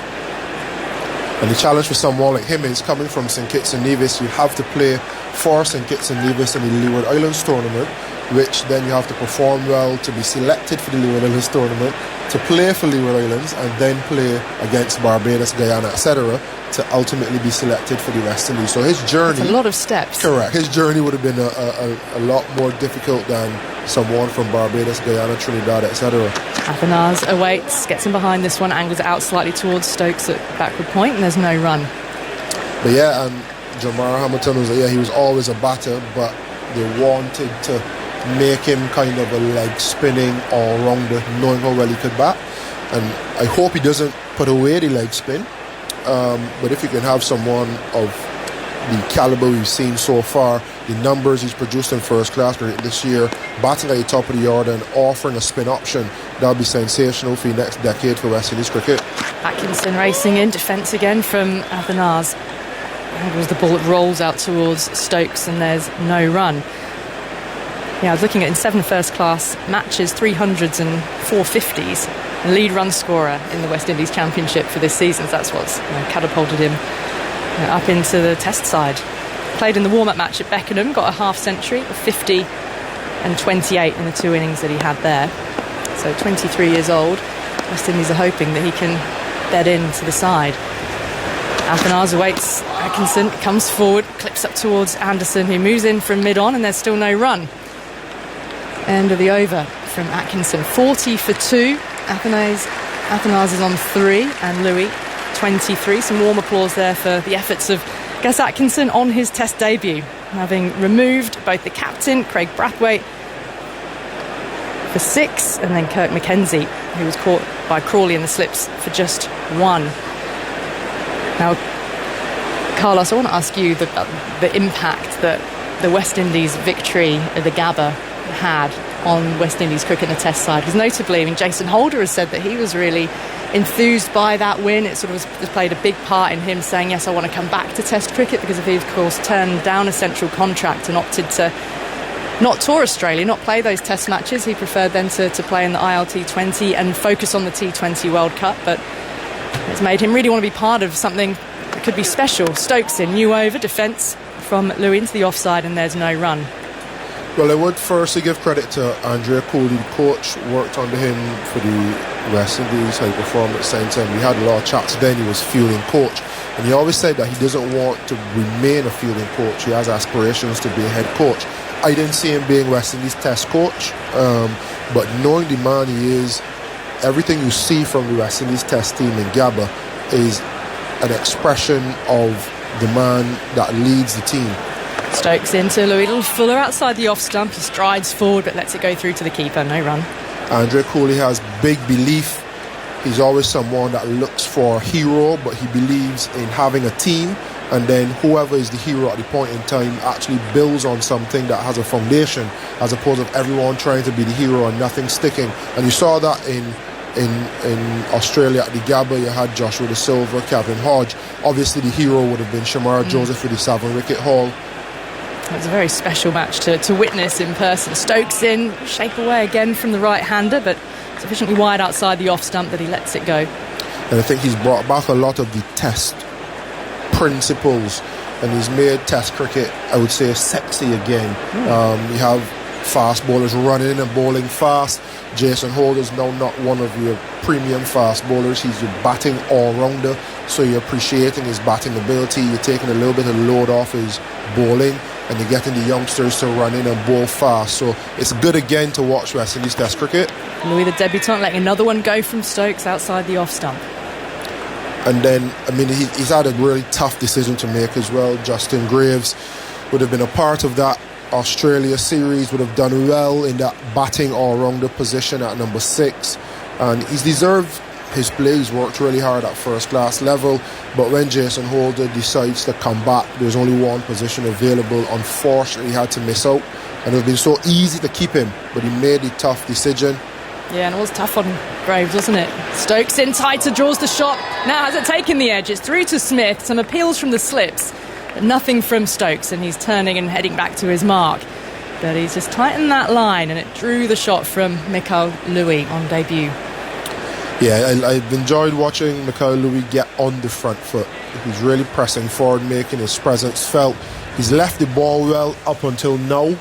That one was a real teaser, slightly fuller, and a little bit of movement after it touched and drew him into the stroke.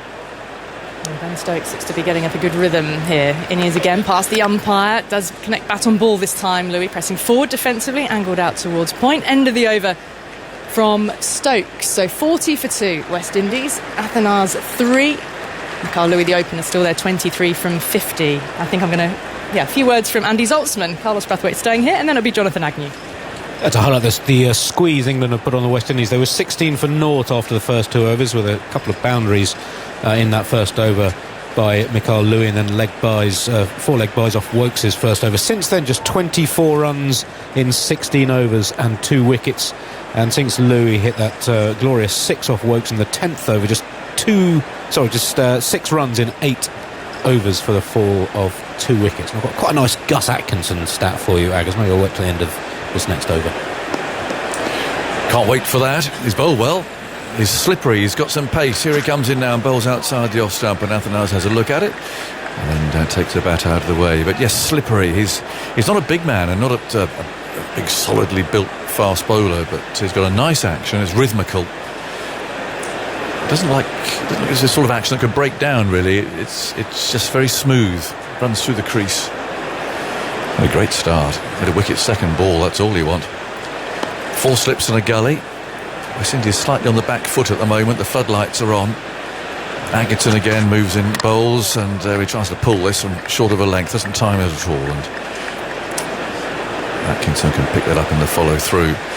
Lovely crowd here. You can hear the buzz, the familiar Lord's murmur. It's a shame the sun isn't shining, but to be honest, this summer we'll settle for virtually anything as long as it isn't raining.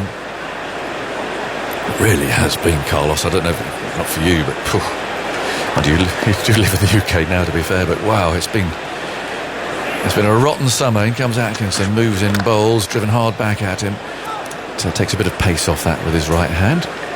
Picked up by Anderson, trotting round from mid-on. But all the club cricket was decimated, certainly in our part of the world at the start of the summer. So wet. I think next week up at Trent Bridge looks a bit better anyway. 40 for 2 is the score here at Lord's. West Indies put into bat. No wickets for Anderson so far, but 2 for Atkinson, who's bowling outside the off stump again. And Athanase looks at it, wafts the bat, and allows that to go through for Jamie Smith, who's been tidy so far in his first outing for England as the new wicket-keeper. Stepping a couple down the leg side. Thought he had a catch early on, but looking at all the replays in the end, it looked as if Louis' bat just brushed his pad, and that was the reason for the sound. But, England's players all went up and he was given out. Atkinson moves in, bowls, and is sliced firmly, but just to the left-hand side of point. Stokes fields there, and there's no run. 40 for 2. Surprised Jamie Smith is going with the black gloves. You know, Test cricket, you know, aesthetically pleasing to see the all-white, the white grips. Oh, I see what you mean. Oh, you like that? I like the white wicket-keeping gloves and the long sleeves. And I didn't have you down as an old traditionalist, Carlos, I'll be honest. Not addressing, not all the time, but Test cricket, yeah. Very smart in your shacket. In comes Atkinson, bowls outside the off stump, and there's no stroke. 40 for 2. Athanase on 3. And Louis has 23. Atkinson has taken 2 wickets so far. Yeah, he had 2 for naught after 3 overs, and I've looked for England bowlers who have taken 2 wickets on debut before conceding a run, and I've only found one other instance of that in England's Test history, and that was a bowler who made his debut against Zimbabwe 21 years ago, but not Jimmy Anderson. It was do you remember? This is searching for the name. Senior moment. Sold Christmas trees. No, it wasn't. Not Giddins. No, it was Richard Johnson, who had 2 in his first over. In fact, for none. In goes Stokes, moves in, bowls, an outswinger again. He has swung the ball more than anybody today, and there's an inside edge and the ball creep away into the leg side boundary for 4. Bit of misfortune there for Stokes, who's holding his head in his hands. That was up at Durham, I think, wasn't it? Up Chester Street, yeah. Oh, really well up there. Ed Giddins, senior moment, but he got wickets against Zimbabwe. That's, you know, the years sort of merge and the series merge. I was trying to count up the other day because I made a slight contest with Michael Atherton about how many of Jimmy Anderson's wickets we've actually seen. And goes Stokes, bowls, swings away outside the off stump. Through it goes. It's a bit of a dispute because I'm counting the wickets that he took in Sri Lanka during COVID, because although he couldn't be there, we were commentating off the television, weren't we, off computers. We couldn't go. So I'm counting those, but Atherton's ruled them out, and I suspect because he wasn't commentating at all, so he's not allowing me those ones. We're in about the 360s, 370s area, which is a lot of wickets. 44 for 2. Then goes Stokes, moves in, bowls, and he just hides his bat there. Louis, who's played nicely so far, and allows that to go through outside the off stump. Yeah, I think when you watch the highlights, if you catch any of the game live so far, you'd see Louis playing and missing. You think it's just a matter of time, and you actually thought he had nicked it when he was given out. But I think what's been so good about his play so far, he's played inside the line of the ball, and when it's moved, he just allow it to pass the bat and I guess settle for a player miss. Stokes again, bowls to him, forward he comes, the ball runs away out towards mid-wicket this time. Filled by Shoaib, who hasn't bowled yet. 44 for 2. Louis on 27. He has played nicely. I mean, bear in mind, really, very inexperienced player.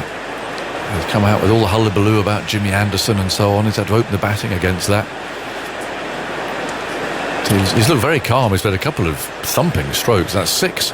6 he flicked over a deep backward square leg. It was an easy one. They could have just nudged away for an opening batsman, might just have turned it away down a fine leg for a single, but no, he clumped it away over deep backward square for 6. 44 for 2. He's on 27. And Stokes bowls to an in-swinger, beautifully bowled, and he's driven at this. The ball's gone past the outside edge. Stokes can't quite believe it.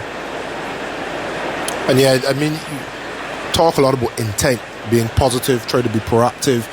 And I think every ball he faces, It shows big intent from him. Even if he leaves it, even if he plays forward and doesn't follow it, there's an intent to get forward, to press forward, to be dominant, to be proactive. Even on this occasion, bigging swinger, backing himself to drive it. Okay, he missed it, but he's keeping that intent to score. And if it's not there, he's disciplined enough to leave it or just watch it go. Stokes again, there's the outswinger. He's bowling beautifully here. He's got the ball on a piece of string. In-swingers, out-swingers. Another full-length outswinger there, which Louis drove at and missed. And there has been a fair amount of playing and missing today. And it's ironic that the first wicket should fall with a big inside edge into the stumps. But, Chris Woakes particularly has beaten the bat a lot. But nothing to show for Stokes or for Anderson, who's coming back for a second spell up there at the pavilion end. Look at the breeze, or the flag's going virtually straight across. It's actually blowing very busily up there, the MCC pennant on top of the grandstand. Big cheer, Jimmy's back. Gus Atkinson's first spell in Test cricket, 5 overs, 4 maidens, 2 for 2, and the 2 runs conceded were from a misfield. Yeah, well, really well. Very encouraging signs, that. So Anderson's back then, he's bowling to Athanase, and that's turned away out towards mid-wicket from a fullish length on the leg stump. And there is no run. Can't ask for a better start than that, can you? Really, to get an early wicket, it just makes so much difference at this level. Playing your first game, if you feel that you belong, you know you're good enough, you just relax a little bit rather than searching. Anderson looking to build on his 700. Wheels round from the pavilion end. Familiar, perfectly grooved run. In he comes again and bowls, shorter this time, tucked away into the leg side by the left-handed Athanase. And Atkinson fields at mid-wicket.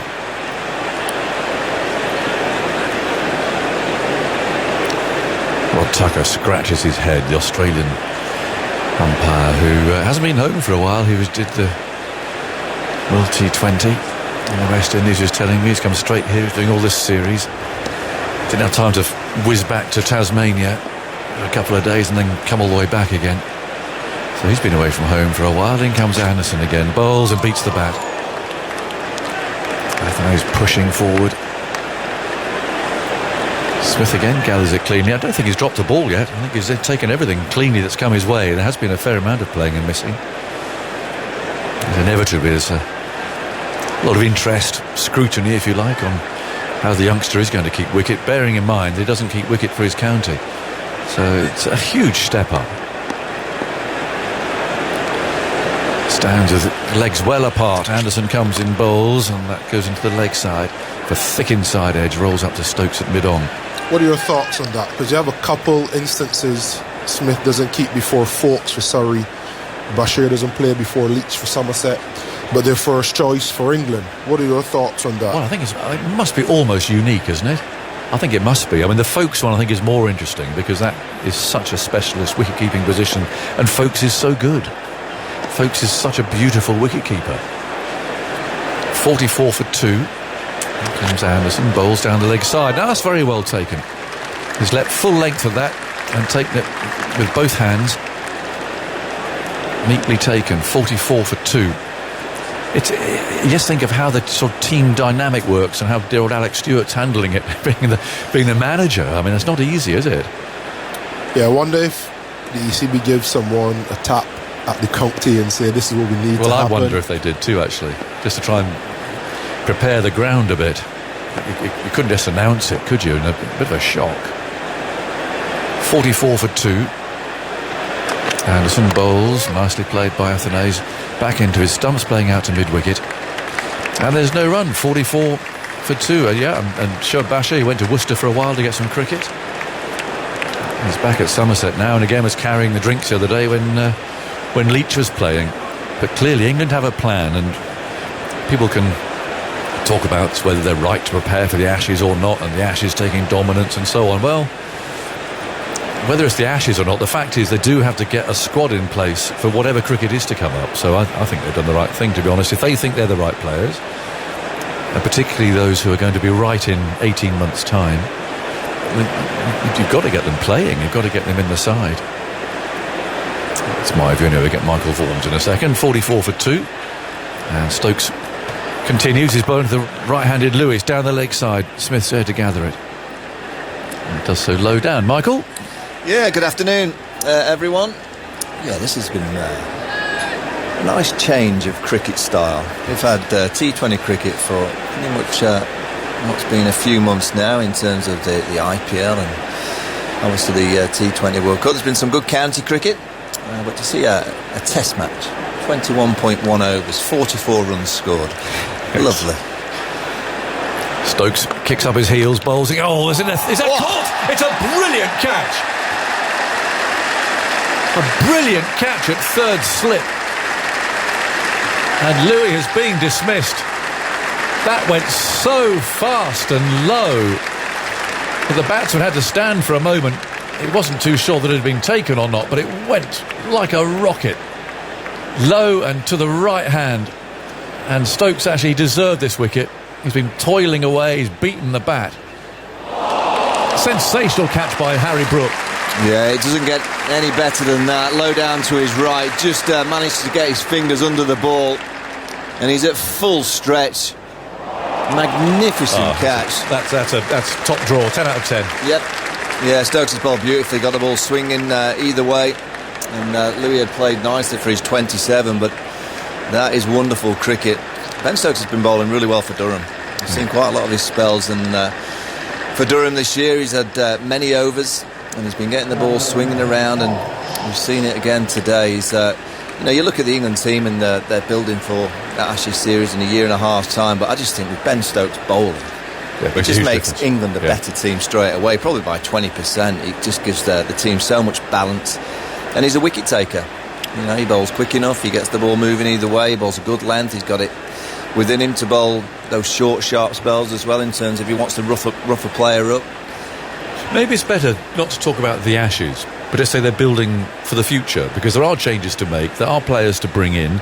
This is clearly the summer to do it, with West Indies and Sri Lanka here. It's India, they're going to Pakistan, India here next summer, which is going to be a huge series of 5 tests. I mean, you could say they're planning for the future. It doesn't necessarily have to be the Ashes all the time, does it? No, I just think, Aggers, they've just picked the team of what they feel are the best cricketers at the minute. And which will develop too. Yeah, I mean, what is it, 17 test matches before the Ashes series in Australia, late in 25. But, I think they see in Bashir someone that could be a world beater as a spin bowler. They see a ceiling that's very, very high, so that's why they've gone with Bashir. I think it's very harsh on Jack Leach. I honestly think that. I think Jack has earned the right to be England's number one. But this England management and team, they do things differently. Kavem Hodge is the new batsman. It's 44 for 3. Stokes comes in, bowls to him. He's on the leg stump. He's off the mark straight away, tucking it away down to long leg. I like this player. Kavem Hodge is a real character. He scored 100 last week against first-class counties. And he talks to the stump mic on a regular basis. And the little Roma cam that we have in Australia, little rover cam that goes around, the remote control car. Oh, yes. Likes talking to him as well. He's a real character. But he can bat, he can play. Well, he's got a bit of a hole to dig West Indies out of here. They're 45 for 3. Athenaeus on 3, but it's a short ball and just opted out of the hook shot there. It was a quick ball from Stokes. Just a reminder that he's got that bouncer up his sleeve. Yeah, and on Bashir, I think it's the bounce and the height. Yeah. And I think they feel that that bounce and height will come in handy in all conditions. But I guess when you're looking at that Ashes series in a year and a half's time and those Australian wickets, the bounce will be very handy. I will also say that I think left-arm spinners can be quite handy in Australia as well, particularly to the right-handers that Australia have. Stokes again bowls, and it's defended by the left-handed Athenaeus, picked up at mid-off. And there's no run. I just thought that Shoaib he just looked like a bowler to me. In that, you weren't there, unfortunately, off the telly, but he doesn't look at that high action, and it just looked like a promising off-spinner. Well, that's why I say this management just do things completely different. I mean, we've got a wicket-keeper here that's behind Ben Foakes at his county. You've got a spinner playing for England that is behind Jack Leach at his county.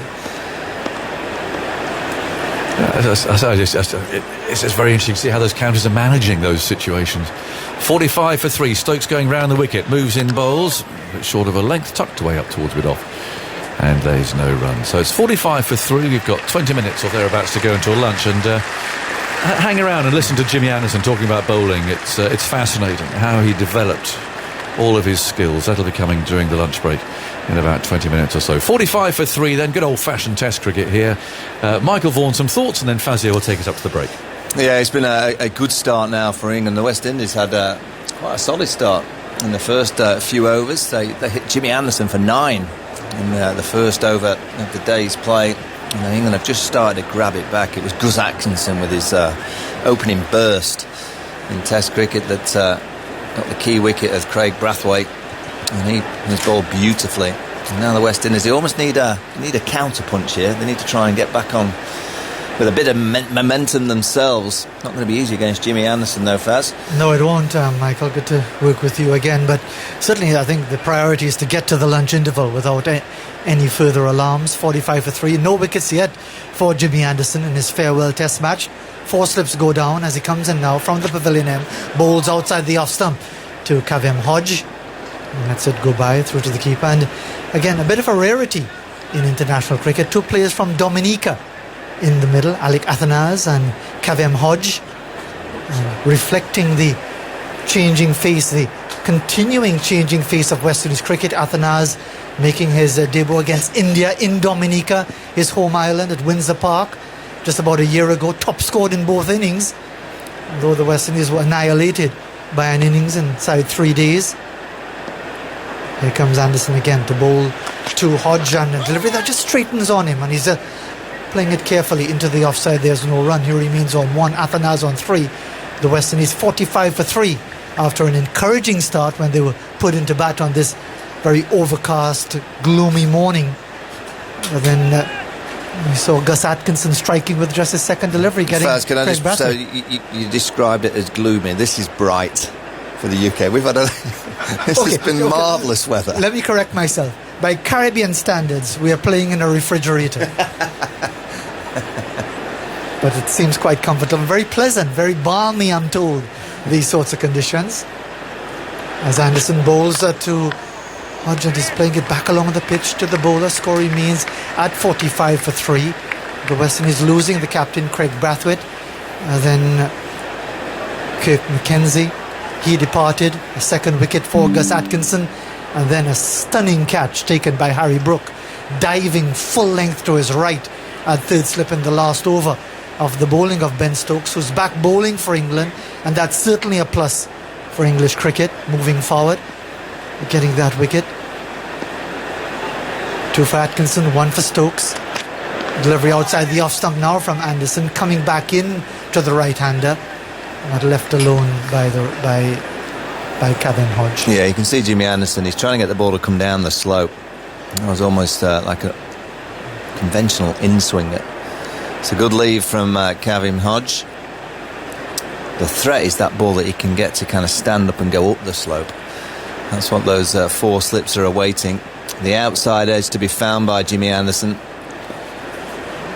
There he goes again, passes the umpire, bowls short of a length. He's on the back foot, playing it away square on the offside.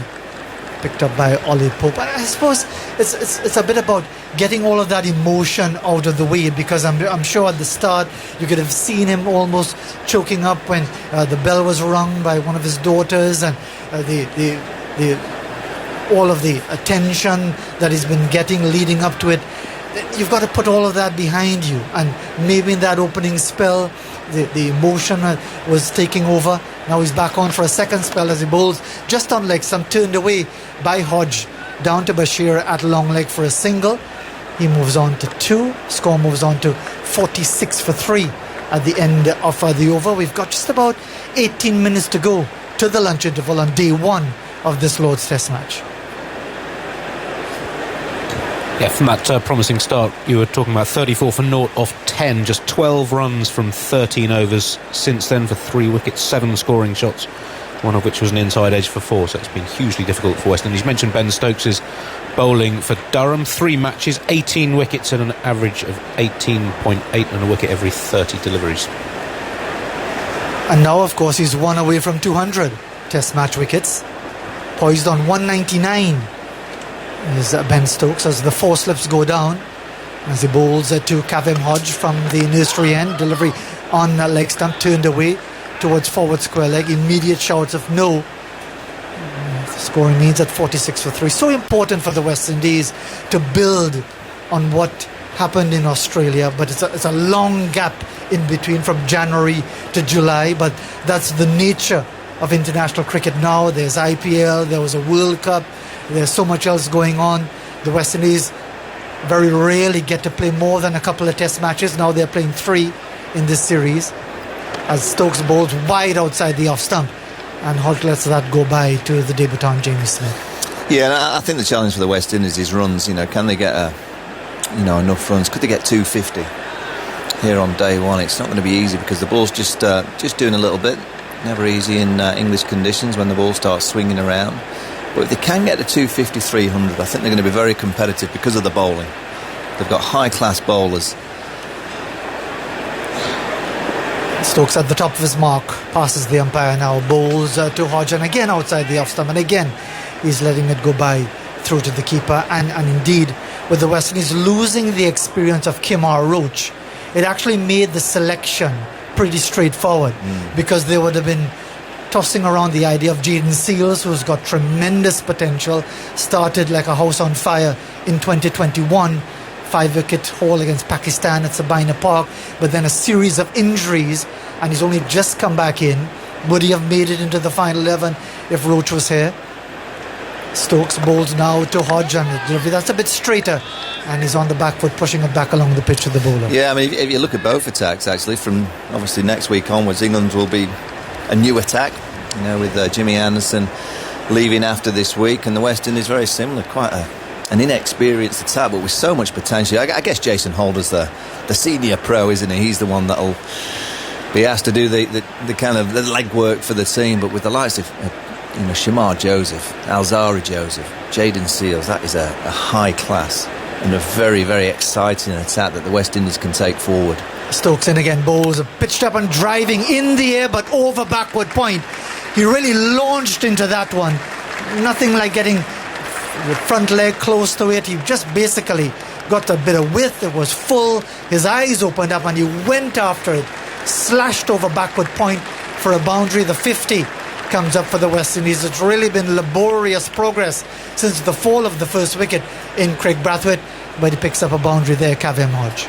Yeah, I think it's a really good shot. I mean, it was aerial, but the West Indies have to find a way of punching back. When they get an opportunity to score, they have to capitalise. Stokes bowls again to Hodge, this time outside the off stump, pitched up, and he's shouldering arms through to the keeper. 50 for 3 with Athanase on 3, Hodge on 6. England winning the toss and putting the West Indies into bat. Yeah, Alec Athanase is a real talented player. But what England have done to him, they've restricted him of any kind of scoring opportunities. 3 off, what has he faced now? 27, 28 deliveries. So they've kind of restricted him and not allowed him to get away. He's a player that likes to get on with it. He's a flamboyant player. And this is what good Test match bowling teams do. If they're not going to get you out, they kind of restrict and try and make sure that the scoreboard's not ticking over. Jimmy's going to come around the wickets at the left-hander. And that's going to be a different challenge for Alec Athanase. And he's going to look carefully at what is going to be presented. There are 4 slips, backward point. There's a mid-off, mid-on, a mid-wicket and a long leg. The side screen just being moved around in the pavilion area, affecting some of the members. We'll be looking at the action, looking for Jimmy Anderson to get wicket number 701. And maybe another 8 more to at least go past Shane Warne's tally. Great Australian leg spinner. And here comes Anderson now, round the wicket, bowls to Athanase, and the delivery just on middle and off, straightens, and he's playing it from the crease into the offside. There is no run. And of course the challenge for the West Indies as well, because there are so many young players and they play so little Test cricket comparatively, the opportunities for them to grow and develop and see their games become better attuned to the demands of Test cricket are really limited, and that is the challenge. And it's a drum that needs beating, even if people get uncomfortable with it. As Anderson bowls again on leg stump, turning it away through square leg for a single, just short of a length. He gets a single. Athanase moves on to 4. Score goes up to 51 for 3. That it cannot be right that you have a situation where only 3 teams play 5 test series. I'll hear the arguments about the commercial realities and so on, but again I'll say, in which other sport, international sport, do you have that level of imbalance and still call it a level playing field, or at least pretend it's a level playing field? No, yeah, absolutely spot on. Here goes Anderson back over the wicket now. The ball to Kavem Hodge, and he's letting it go by through to the keeper. There's no run. And also, it's the spread of the wealth within the game that, you know, I'm sure more can be done to help the likes of the West Indies. You know, the growth of Afghanistan, and Bangladesh, Sri Lanka, all these teams that have been great for the game. I think New Zealand are going to struggle in time. You know, I just think we can spread the wealth of the game. You look at India have just won the T20 World Cup, fantastic.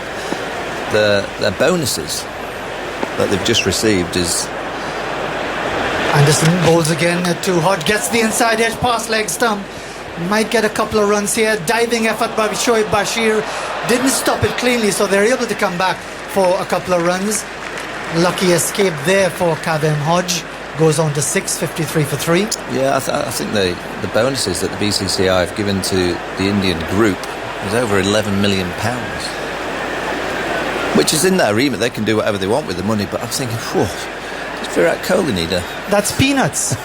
If you talk about the size of the Indian cricket economy. But really, I mean, the thing is that it's not so much about the financial help, but the scheduling help, by simply giving every team that you call a test team the opportunity to play the same amount of cricket that the so-called big 3 play. It just simply can't be right, the way it's structured at the moment. As Anderson bowls on off stump, Hodge plays it away, mix up here. Initially he said no, and then for some reason they decided that they wanted to come through for the run, which would have been suicidal. Thankfully, from a West Indies point of view, they decided to stay their ground. Yeah, don't get run out of the home of cricket. Day 1 of a test match, there was never a single on, and it was Ollie Pope that was in quickly. You know, I think when you're facing the likes of Jimmy Anderson, I think a good way to face Jimmy is from the other end. Try and get down the other end of the pitch, but you've got to be so sure. England are in tight. You can see that all the fielders are in tight closely. Anderson completes the over now with the delivery on leg stump. Again, he's looking for the single to play towards the onside. It's almost his trigger movement on pushing forward, but there's no run. End of the over, 53 for 3. Athanase on 4. His fellow Dominican Kavem Hodge is on 8. The West Indies 53 for 3 with just about 9 minutes to go to the lunch interval. I mean, obviously £11 million, you say it's peanuts, but, you know, say half of that could go a long way in the Caribbean to, you know, you mentioned putting on more test matches, which I totally agree with, but there's an expenditure required to put on test matches. I hear you on that, Michael, but I hear that argument about the infrastructure and the funding to help West Indies cricket, but surely the first bit of help is just have a level playing field as far as your scheduling. We can talk about many other different things, quality of the pitches, quality of the infrastructure that could help boost the game, but again, it's about that level playing field. As Stokes round the wicket, bowls on off stump to Kavem Hodge. The immediate call is for 2. They'll get it easily going up the hill towards the grandstand. It's a couple of runs and takes the score up to 55 for 3. Is there a real want from the playing side for more test matches? Because, you know, you look at quite a number of the players that I would think, someone like Shea Hope, Shemron Hetmeyer, two outstanding players. You know, I get upset that they're not playing test match cricket. So is there a real want from the playing side for more test matches to be played? Absolutely. Of course, let's not pretend that the attraction and the revenue from the T20 franchises, IPL and everyone else is going to attract these players, because the Caribbean can't match that sort of money. As Stokes over the wicket bowls to Hodge, lets it go by outside the off stump, 56 for 3. Athanase on 7, Hodge on 8. The West Indies put into bat. So let's not even pretend that that's a discussion. But the fact is, if you're going to use the economics to deprive different countries, New Zealand were World Test champions. When last have they played 5 Test matches against England? The fact of the matter is, if you're going to have such a structural imbalance, the issue of revenue is really an irrelevance. The issue of pouring more money into another country as Hodge plays the next delivery defensively back along the pitch is a nonsense. Because basically you're saying, for example, if you were to use a football analogy, that England, having gone to the final of the 2020 Euros, semi-finals of the World Cup and so on, should really have an advantage of playing smaller nations for only 80 minutes or 45 minutes because they've got so much more experience and so much more involvement in the game. As Stokes bowls outside the off stump to Hodge and he lets it go through the keeper. If you were to mention that in football, they say you're absolutely mad. But it's accepted in cricket. I'll be honest with you, Faz, if England could play 75 minutes of football, I'd take that because it's been quite boring. So why are England playing the Netherlands tonight and not Switzerland? The fact is that they've done well enough to get to the semi-finals. Okay, it's been ugly, but is it going to matter on Sunday if England are lifting the trophy? As Stokes bowls to Hodge down the leg side, looking to help it away, misses the shot, taken well by the debutant keeper, Jamie Smith. It remains at 56 for 3. Sometimes you win ugly.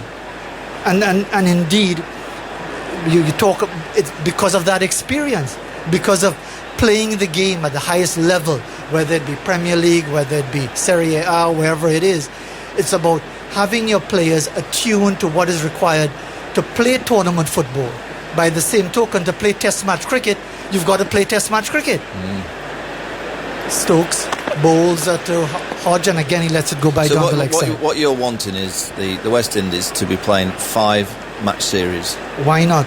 Not just so you'd like this series to be a 5-match series? Absolutely. And I'm saying that not just the West Indies. If you're going to call Afghanistan a test play nation, by the way, it's the end of the over, 56 for 3 with 5 minutes to go to the lunch interval, and you look forward to that excellent interview that Aga's had with Jimmy Anderson coming up at the interval. It's got to be a level playing field in a real sense. Why is the... people might want to switch off after this. Why is the Ashes 5 test matches? Because of the tradition, because of the history, because it matters. For a long time, the Wisden Trophy series mattered. The Frank Worrell series mattered. The Frank Worrell Trophy series mattered. But now, because of the economics and because it's convenient and because the ICC is really a glorified event management company, you essentially have this situation now where it's so selective. As Anderson round the wicket, bowls on off stump to the left-handed Alec Athanase, and he's pushing it away towards short extra cover.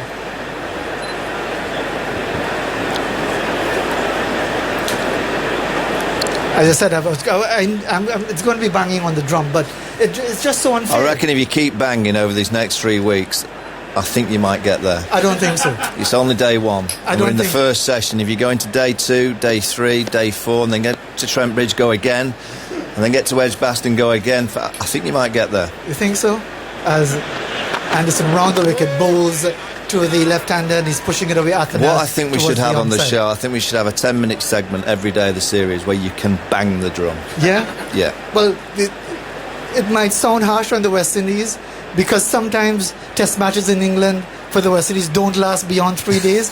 I decided I'd start banging the drum from day 1 and try to take advantage of the situation. Because it's really for the good of the game, to use the FIFA tagline for the game. As Anderson bowls to Athanase, turns it away back with a square for the single, down to Shoaib Bashir at long leg. I guess the argument is, just say for England, if say England win this series 3-0 and it's quite one-sided, would you want a 4th and a 5th test match? I'll turn that around and say the reason that is happening with such frequency is that teams like the West Indies don't play enough test cricket that they're able to be competitive anymore. They'll go back home next month, play 2 test matches against South Africa, 2 test matches against Bangladesh in November in the heart of the rainy season. Anderson bowls outside the off stump. It's hammered away for 4 by Kavem Hodge. Getting some width outside the off stump and latching onto it.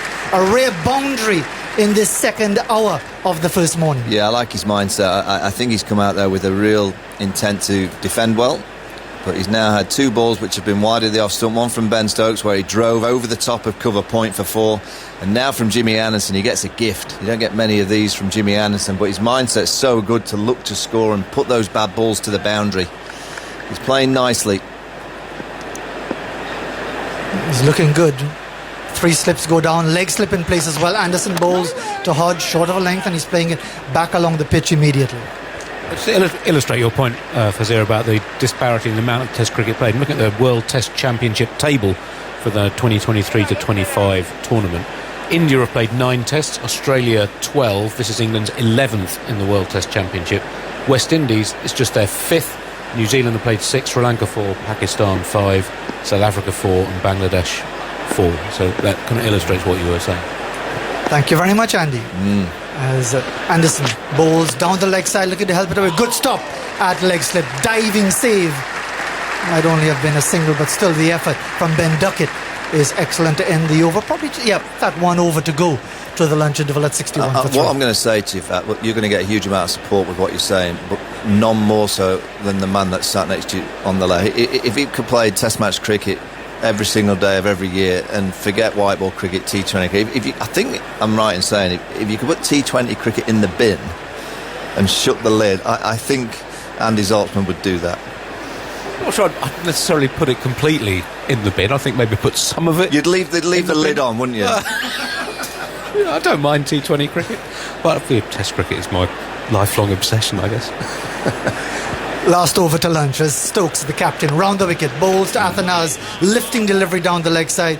He lets it go by through to the keeper. Well, he's got square leg on the boundary for that mistimed pull shot. Fine leg's quite wide, 3 slips, and he's pretty much got all bases covered here, the skipper of England. He's got the short stuff covered with the fielders on the boundary on the leg side for that mistimed pull shot. He's also got an extra cover mid-off and a backward point, so he can also pitch the ball up, and there's 3 slips awaiting the outside edge, so he's got all bases covered here for the last over before lunch. 3 slips go down. Stokes round the wicket again, bowls to Athanase, pitched up, and he was almost leaden-footed, just stabbing the bat at it. It was moving away outside off some, but just pushing it away out towards cover. Yeah, and I think that's the kind of mode in his mind will be to snick off Athanase before lunch, and the fielders on the leg side on the boundary almost to get into the batter's mind. He's bowled that 1 short ball. I'm pretty much sure now he's going to try and swing the ball away from the left hand and try to get him driving through the offside. Let's see what he does with the fine leg and the deep square leg. Bowls again, that's pitched up outside the off, almost getting himself in a bit of a tangle, Athanase, but eventually letting it go by through to the keeper. The West Indies put into bat this morning. Yeah, he's 8 from 35, Athanase. He's kind of just hanging in there. Not been easy, there's a bit of movement, but if he can be there at lunch, and he'll have a lovely lunch, beautiful lunch here at Lord's, if he can be there at lunch then come back out in the afternoon, it always gets that little bit easier later in the day. Stokes bowls again, and this time playing with a very late defensive bat is Athanase, out towards backward point. A bit of indecision again between the 2 Dominicans before they decide not to go through for the run. West Indies with an opening partnership of 35 between Craig Brathwaite and the debutant Mikhail Louis, the first Kittian to play Test cricket for the West Indies. Joey Benjamin, the late Joey Benjamin, played Test cricket for England. Born in St Kitts, 1 Test match in 1994. And the first wicket to fall to the debutant Gus Atkinson, second ball, getting Craig Brathwaite. As Stokes round the wicket, bowls down the leg side. Athanase watches as Jamie Smith makes a tumbling take towards the leg side. Yeah, and just to mention on Jamie Smith, you kind of forget that it's his debut. He's done everything required behind the stumps. It's been quiet. We generally only speak about the keepers when it's either a drop catch or it looks a bit messy. He's been very controlled. He's caught everything. He's had a few down the leg side that he's had to dive to. So he's made a good start. Last ball to the lunch interval as Stokes bowls to Athanase, lets it go by, going through on the second bounce to Jamie Smith, and that's lunch on day 1 here at Lord's, a Test match that is dominated by the farewell for Jimmy Anderson the outstanding England bowler who's gone wicketless. You wouldn't look at 61 for 3 and think that there hasn't been a wicket for Jimmy Anderson, but 2 for Gus Atkinson, 1 for the captain Ben Stokes, his 199th, and the West Indies at 61 for 3 with the Dominican pair of Kavem Hodge and Alec Athanase. Hodge on 12, Athanase on 8, looking to carry the battle into the afternoon. Yeah, really good cricket. I mean, it's Test match cricket at Lords. There's not much that can beat, Test match cricket here at the home of the great game. England have been good. I thought the first half an hour it was a little bit rusty, a little bit nervy, understandably for Jimmy Anderson. 21 years after making his debut on this venue, you could see there's a few nerves. He'll be a lot better. Now he's got that first session out the way. I think he'll be better for that. But it's all about Gus Atkinson. He's made a tremendous start to his Test career with the 2 wickets. Obviously the start that he got in that first over, getting the key wicket, Craig Brathwaite, with that drag on. I think England will be delighted. Having won the toss, decided to bowl the first half an hour when the West Indies got to 34. Ben might have been thinking, oh no, what have I done? But to get those 3 wickets and restrict the scoring, I think England will be delighted with that first session. Let me give you a quick recap before tossing to Aggers. Craig Brathwaite, the first to go, bowled by Atkinson, his second ball in Test cricket for 6, 34 for 1. Then Kirk Mackenzie, who came in at number 3, caught by Crawley at slip, driving hard off the bowling of Atkinson, 36 for 2. And then Mikhail Louis, the debutant, a brilliant catch by Harry Brook, diving to his right at third slip off the bowling of Stokes for 27. And at the crease, Alec Athanase on 8, Kavem Hodge on 12, Anderson 9 overs 3 maidens, none for 20. Boakes, who shared the new ball duties, 6 overs no maidens, none for 18. Atkinson on debut, 5 overs 4 maidens, 2 for 2. Ben Stokes back bowling again for England, 8 overs 2 maidens, 1 for 14. Players are in the middle. It's 61 for 3. Old-fashioned Test cricket that was, and England chipping away. It was a morning probably on which to bowl, Alistair, wasn't it? I mean, I'm thinking there are 2 things at play here, and there's conditions, and then there's just the feeling that you could actually bowl the West Indies out, given their lack of preparation and experience and so on. I thought the conditions were kind of only 50-50. Really, I think the pitch is the bat-first pitch in terms of I wasn't lucky enough to go down there, but it looks quite dry from up here, with not much live grass. Yeah. The overheads, the floodlights, and the humidity really felt like a bowl first day. Here's Atkinson. He's had a good start, and his first ball is short and pulled into the leg side for 4. So a bit of a loosener maybe there, but he's taken 2 wickets this morning, bowled at a lively pace, and before that particular ball had 2 for 2 from 5 overs, which is a wonderful start to a Test career. That may be a little bit of a loosener, but he's skiddy, he's slippery, he's just he's not express, but he's got enough pace to hurry a batsman up. Well, it is the good old hit the bat hard, but actually today he's got a couple over the 90s, which is generally quick. Here he comes then, bowls, and that's played off the back foot by Hodge, who's on 16. It's pushed away out to cover on a slow wicket as well. This is not a wicket, which is actually why Harry Brook's catch was such a good catch, because how close they have been to make those are the nicks, defending nicks to carry. I mean, just carried, but to be able to react that quickly, that low was outstanding. It's a fabulous catch. One for the highlights, one for see online. The BBC website. Really, it was a fantastic catch. 65 for 3. There's a man out now, deep backward square leg, as Atkinson runs in, bowls, tucks away into the leg side by the right-handed Hodge, who rolls up to mid-on, Stokes there, and there is no run. So Brathwaite was out for 6. He was Atkinson's first wicket. Bit of a loose shot, especially by Brathwaite's standards. He's normally quite an obdurate player, and rather threw the bat at this one, dragged into his stumps for 6. Mackenzie was caught by Crawley, good catch at slip for 1. And then, the catch of the day, wonderful catch by Harry Brook off Stokes' bowling. Let's play off the back foot.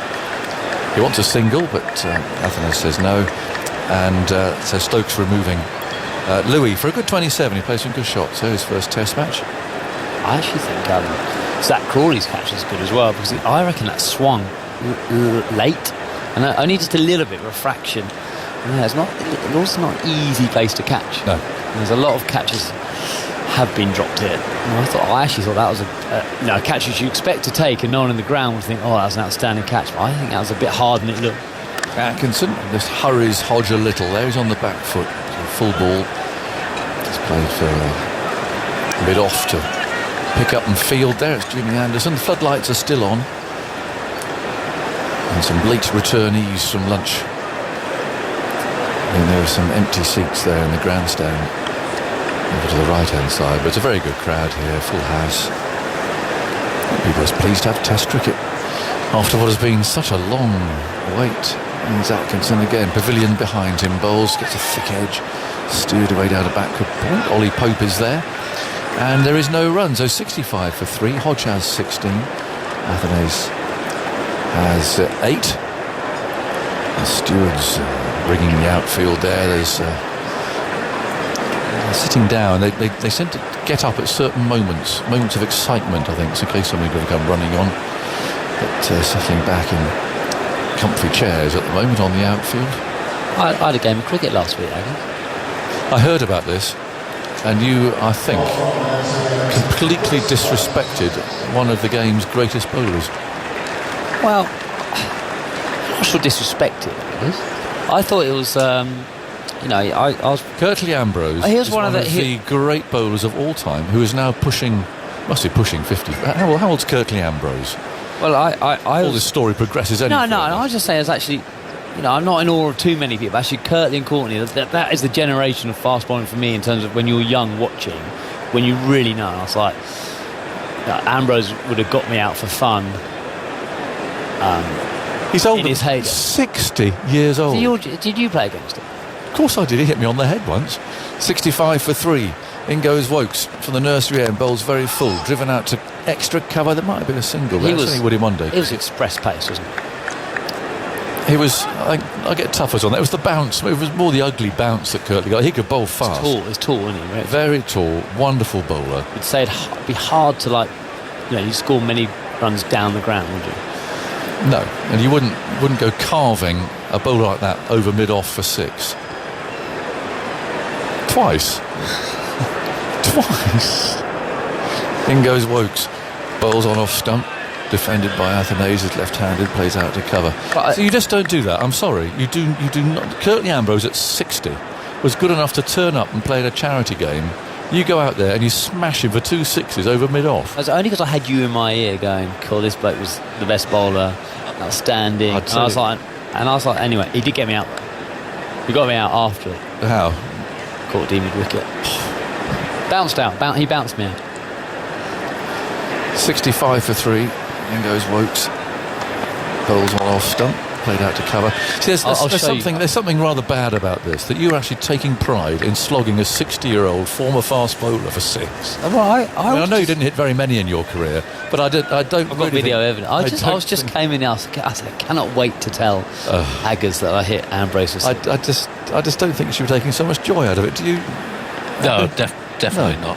So you're very disrespectful about this. You'd have got a flat one back in the day, I'll tell you. You'd have been ducking, you'd have been swaying out of the way. In goes out, Wokes bowls. Oh, that's a nice shot. Pushed away through a straight mid-off. Pursued by Shoaib Basher. He's not going to get there. It's going to go for 4 runs. Despite a terrific dive, actually. An enthusiastic dive, but always going to be 4. 69 for 3. Curtly Ambrose's phenomenal West Indies career. 98 tests, 405 wickets. Averaged 20.99 and an economy rate of 2.30. How many sixes? I was going to say, how many sixes were hit off? I'll see if I can find that out. It might not be complete info. Poor man. Dear, he's such a lovely, gentle fellow, Curtly. Tuffers has experiences with Curtly as well. In goes Wokes, who's in bowls. It's an even better shot. That's 4 more. Wokes just over pitching. And Athanase there has picked a perfect spot just to Stokes' left at mid-off and picks up another boundary. 71 for 3. That is kind of where you want to bowl at Athanase. He's not a big foot mover. He's not a bit like a Marcus Trescothick in terms of very still, just a weight transfer. But if you get him dry, you feel like you'll get him out nicking driving in English conditions. But Wokes has searched for it there and bowled genuinely for it. He almost dragged that length back just a little bit. I think England will feel like they're in the game there.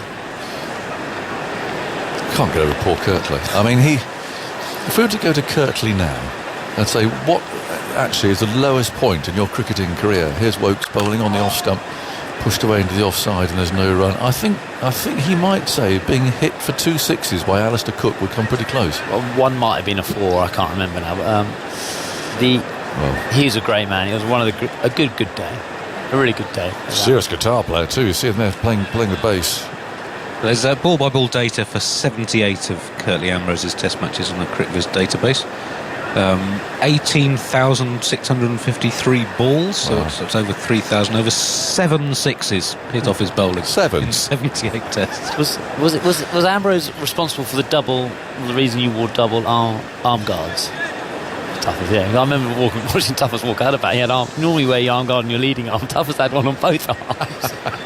Well, it was the bounce, wasn't it? 73 for 3, and we've got Atkinson continuing from the far end. 3 slips in the gully. A false start there with Hodge on strike.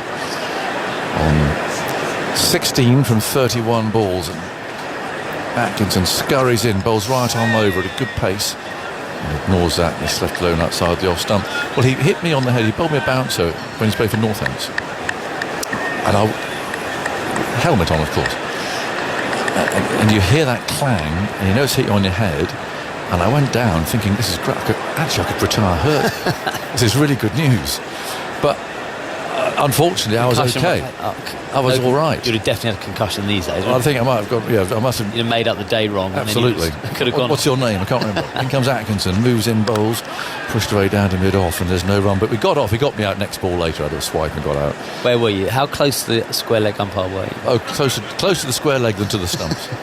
But anyway, waiting at the gate was George Ferris, fellow Antiguan, fast bowler, played for us at Leicestershire. Lovely fellow, George, who proceeded to give Kirtley an absolute rocket. How dare you bounce my friend? Fast bowler union. You did that to my friend Jonathan.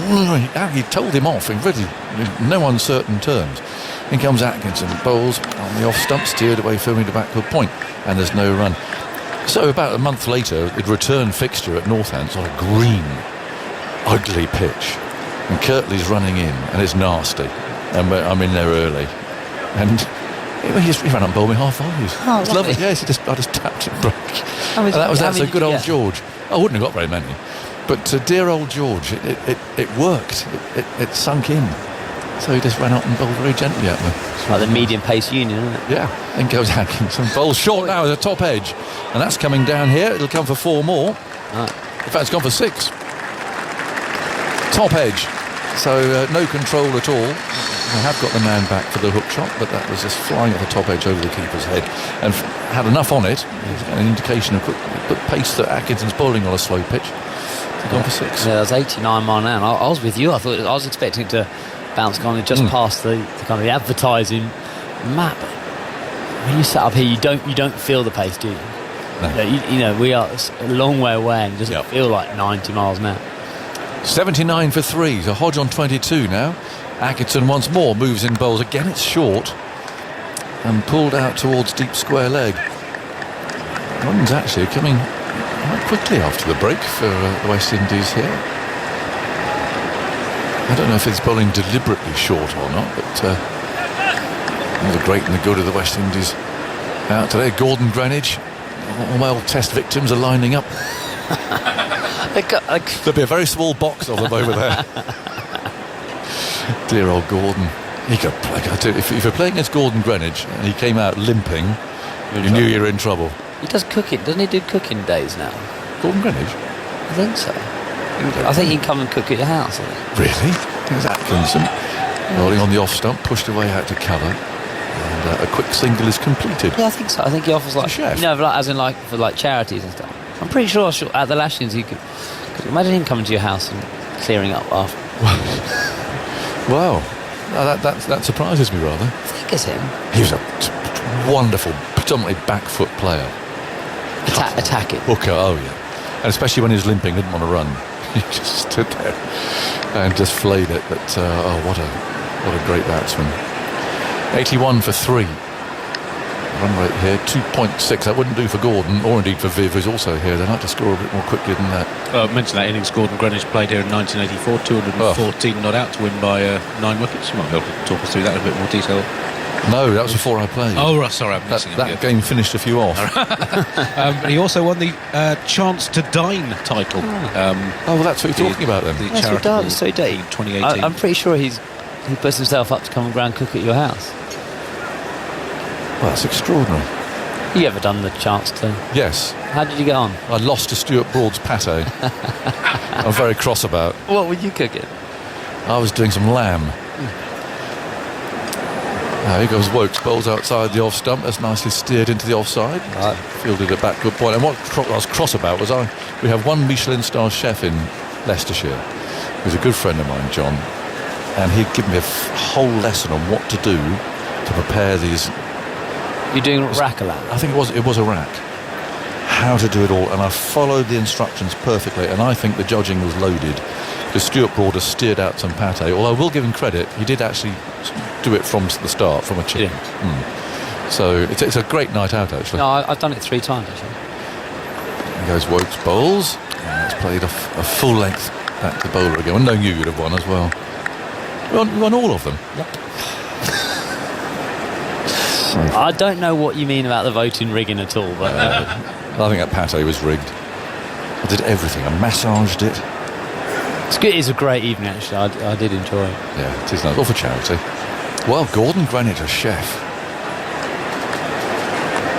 81 for 3. Athenais on 17. Wokes round the wicket. There's some swing in towards the pad. He tries to flick that away, but misses, and picks it up for the field. We're actually coming in and picking it up. So 81. It's tough round the wicket, isn't it? Bowling if he's bowling in swing, to the left hander. Athenais would be happy with that. Chris Wokes is bowling. You can't really get an LBW, can you? I thought so.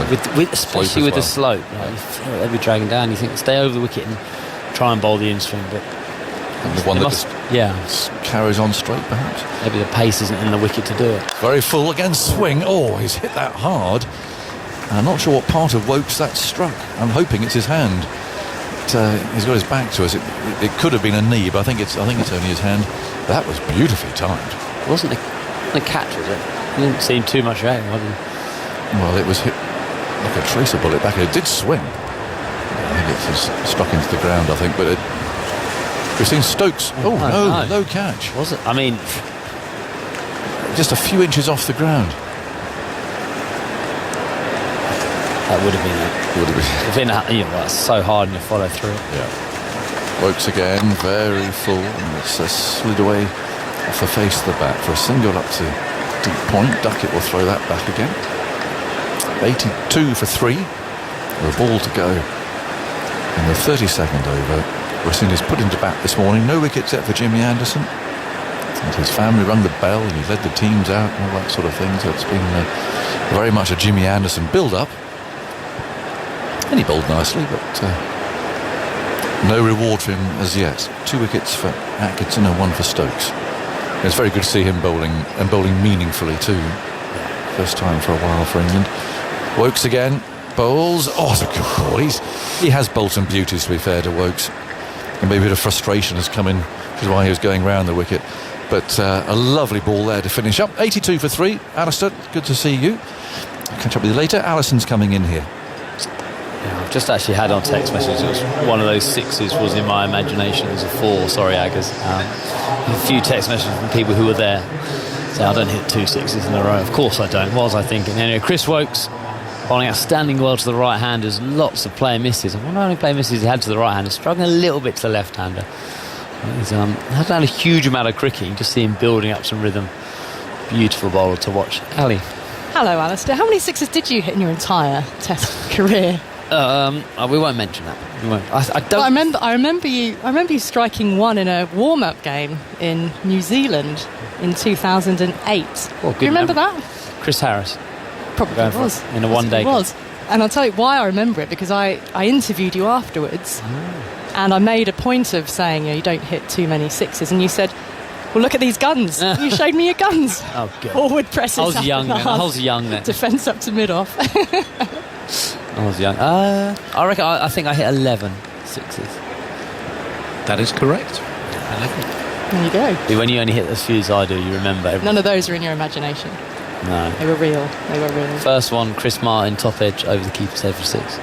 So I think someone told me I was quite close to the most runs ever scored without hitting a Test match 6. Here comes Gus Atkinson again over the wicket, and Athanase drops it into the offside, gets in behind the ball, no run, 82 for 3. Yeah, I don't know why I couldn't hit 6. I hit one here, actually, against Umar. I think it's Umar Gul, or maybe that's a one-day game. I remember hitting one into the. I always think it's like into the man stand. I always think it was top tier, but it was just over the rope. I think it just landed just in the seats. But for me, that was a big moment. That's for me, just over the bound. It's a 6 at Lords. Atkinson racing in again here to Athanase, who's on the drive beautifully for extra cover along the ground. And the chase is on, but the ball will reach the rope first. And that was a lovely stroke from Athanase, and he moves forward with the boundary. 86 for 3 now, England. I keep saying that's what I would, looking at how he sets up and how he plays, not a huge amount of foot movement. It's where you want to bowl at him. He feels if you can nick him off, but every time England have gone for that slightly fuller ball, just gone slightly too full. And Test players don't miss out on full balls on what looks like a very good batting wicket. It's been the overhead conditions which have caused more of the concern. The old adage, look up, not down. Atkinson in again. Athanase out through the covers again, but doesn't time it as sweetly this time. And it's picked up by Anderson, moving across to his left-hand side from his position at point. And a single is added, 87 for 3. Athanase on 23 now, as is Cavum Hodge, also 23. He's faced fewer deliveries, 37 to Athanase's 54. Brathwaite, Louis and Mackenzie, the top 3 batters, all dismissed before lunch on this opening day. 2 wickets for Gus Atkinson, 1 for Stokes. Yeah, the record for most runs in a Test career without hitting a 6, Jonathan Trott. Atkinson races in here, tacks him up a little bit. Hodge drops it into the onside, no run. He never hit one, or he got as far. So this is completed careers without a 6. Yeah, I think I was up to the number of runs, and then I hit. I don't know what it was, but that was New Zealand. Yeah. It's only been 3,000 or so, I think. So it wasn't like an amazing stat. It's when I hit it, someone told me. Trott had 3,835 runs in 52 tests without clearing the ropes. Proper cricket. Proper Test cricket. He left a huge trench mark in every pitch that he played, though, didn't he? Dropped into the onside, a single taken to the vacant mid-wicket region. Mid-on moves forward and across to pick up. And 1 more added, 88 for 3 at the end of that over for Gus Atkinson. 8 overs, 2 for 20, his figures read. He'd taken 2 wickets for no run at one stage early on in his first ever spell of Test match bowling. Chris Woakes removing his jumper and coming back on to bowl another one now. Alistair, is your portrait hanging in the Lord's Pavilion? I assume so. I mean, it was unveiled in in February, wasn't it? Since we last saw you, you have had your portrait painted. Yeah. Is it outside the home dressing room? Well, it was when it was originally put there. Then I think it moved somewhere else for a while, as we went to another portrait position. Exhibition. No, exhibition. Oh, yeah. Outside of Lords. Not that I've got tags on it or anything like that, because I was told it was. You like to know where it is at all times. Woakes running in now to Hodge. Steers it out towards Anderson at point. Still 3 slips in the gully in place, lurking. Hope for a catch. The clouds just a little bit higher, a little bit lighter now. Yeah, no, I was quite happy with it. I think Alistair Adams, who was the artist, did a brilliant job, actually. So, it deserves a description, doesn't it? Because you could do this. Well, you are seated reclining in casual clothes, casual jeans with a white, slightly open neck shirt. You've unbuttoned it. Just to slouching, basically. You are slouching. Scruffy slouching. Is it an England blazer you're wearing? Yeah, that is. Royal blue, your England blazer. Woakes in. A tighter line here to Hodge. And the ball drops out towards Anderson again. He moves forward at point. It's Duckett who picks up from gully. And you are slouching in your armchair with your open neck white shirt in front of the staircase in your home, of which your staircase is of considerable interest because every other spindle of your staircase, every 3, I think, every 3rd spindle is a stump. Genuine. Yeah, Jimmy wasn't particularly happy with it. Wokes moves in again, tightens it on Hodge, and he defends. Again, here is Anderson moving forward from point, picks up once more, no run.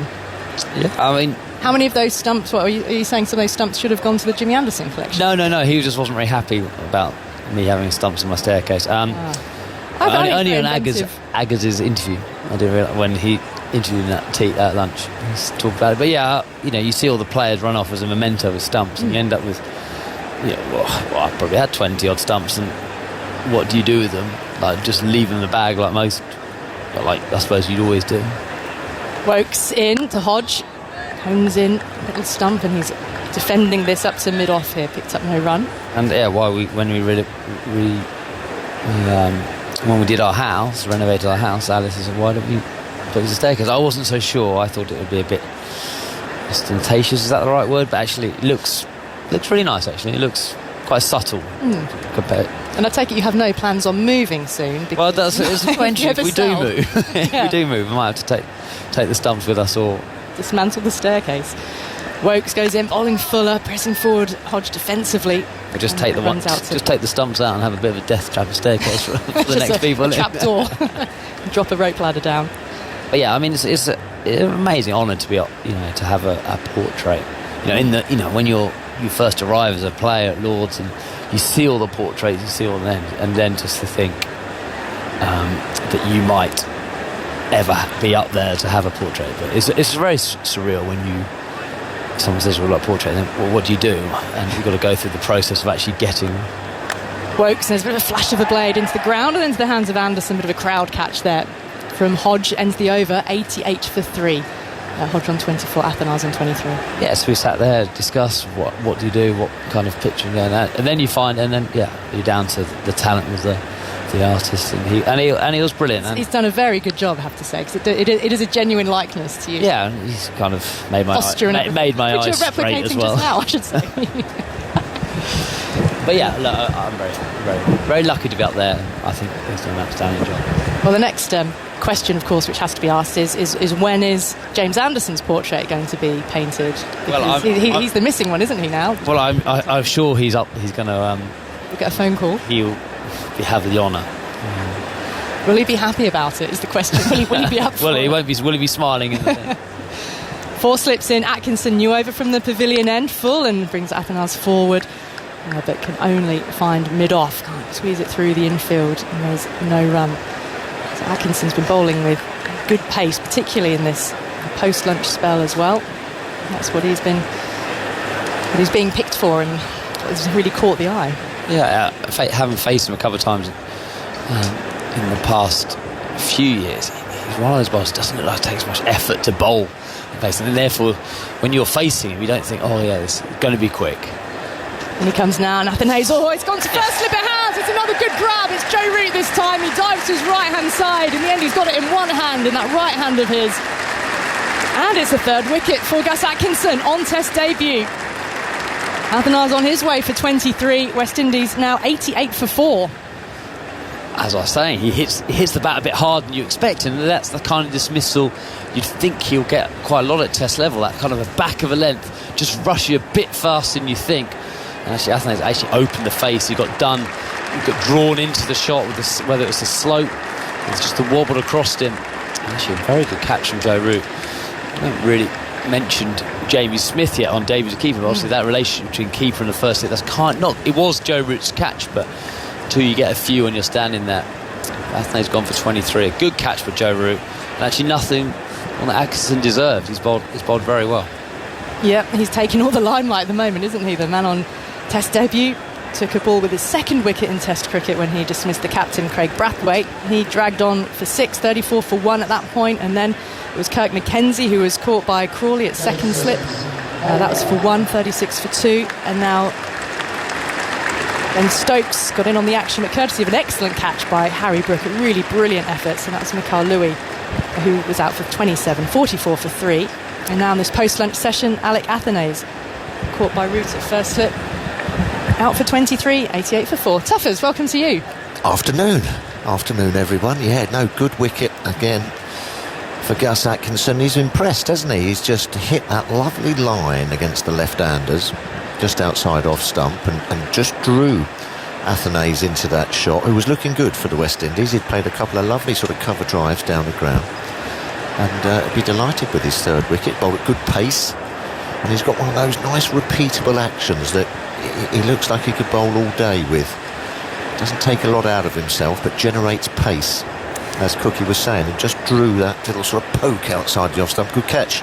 Yeah, and it's brought out to the crease Jason Holder, the former West Indies captain, of course. He was the captain when West Indies last toured England during the Bio-Bubble series, Tuffers. We were locked together with the West Indies team and England, weren't we? We were there. Southampton and Old Trafford. I don't think Jason Holder's got too many fond memories of the prison, as he referred to, Old Trafford, but they did get a win, They Southampton. did get a win down there. They knocked him off, didn't they? 4 slips still. Atkinson in now to Holder, and he's squared up and he's caught a third slip.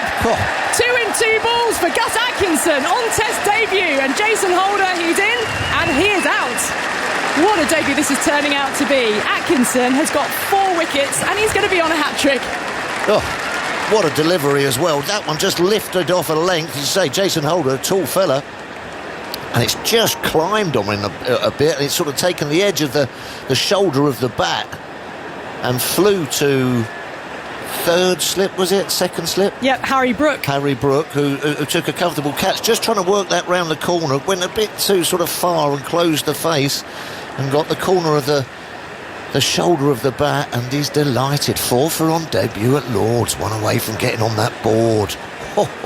Well, you wouldn't have written this script at the start of the day. It was all about James Anderson and what he could do in his final Test match, and the crowd full of anticipation at watching Jimmy bowl on this opening day. But instead, they've been treated to watching Gus Atkinson, 26 years old, on his Test debut, take 4 wickets, including 2 in 2, and he's going to have a chance of a hat-trick on debut. I can already see Andy Zaltzman whirring, steam coming off the laptop.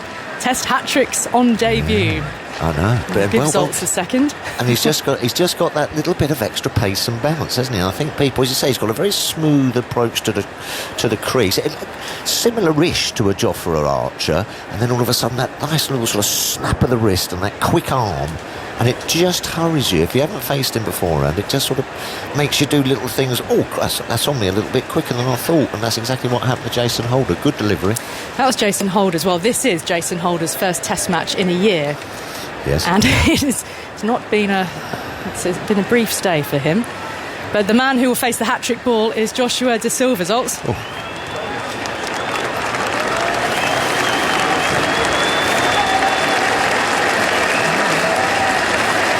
So he would be the 4th in history to do it on debut if Atkinson can do this. The batter is Joshua De Silva, the West Indies keeper, and look at this slip cordon. 1, 2, 3, 4, 5 and a gully, or if you like, a 6 in the cordon, plus a leg gully, plus short leg.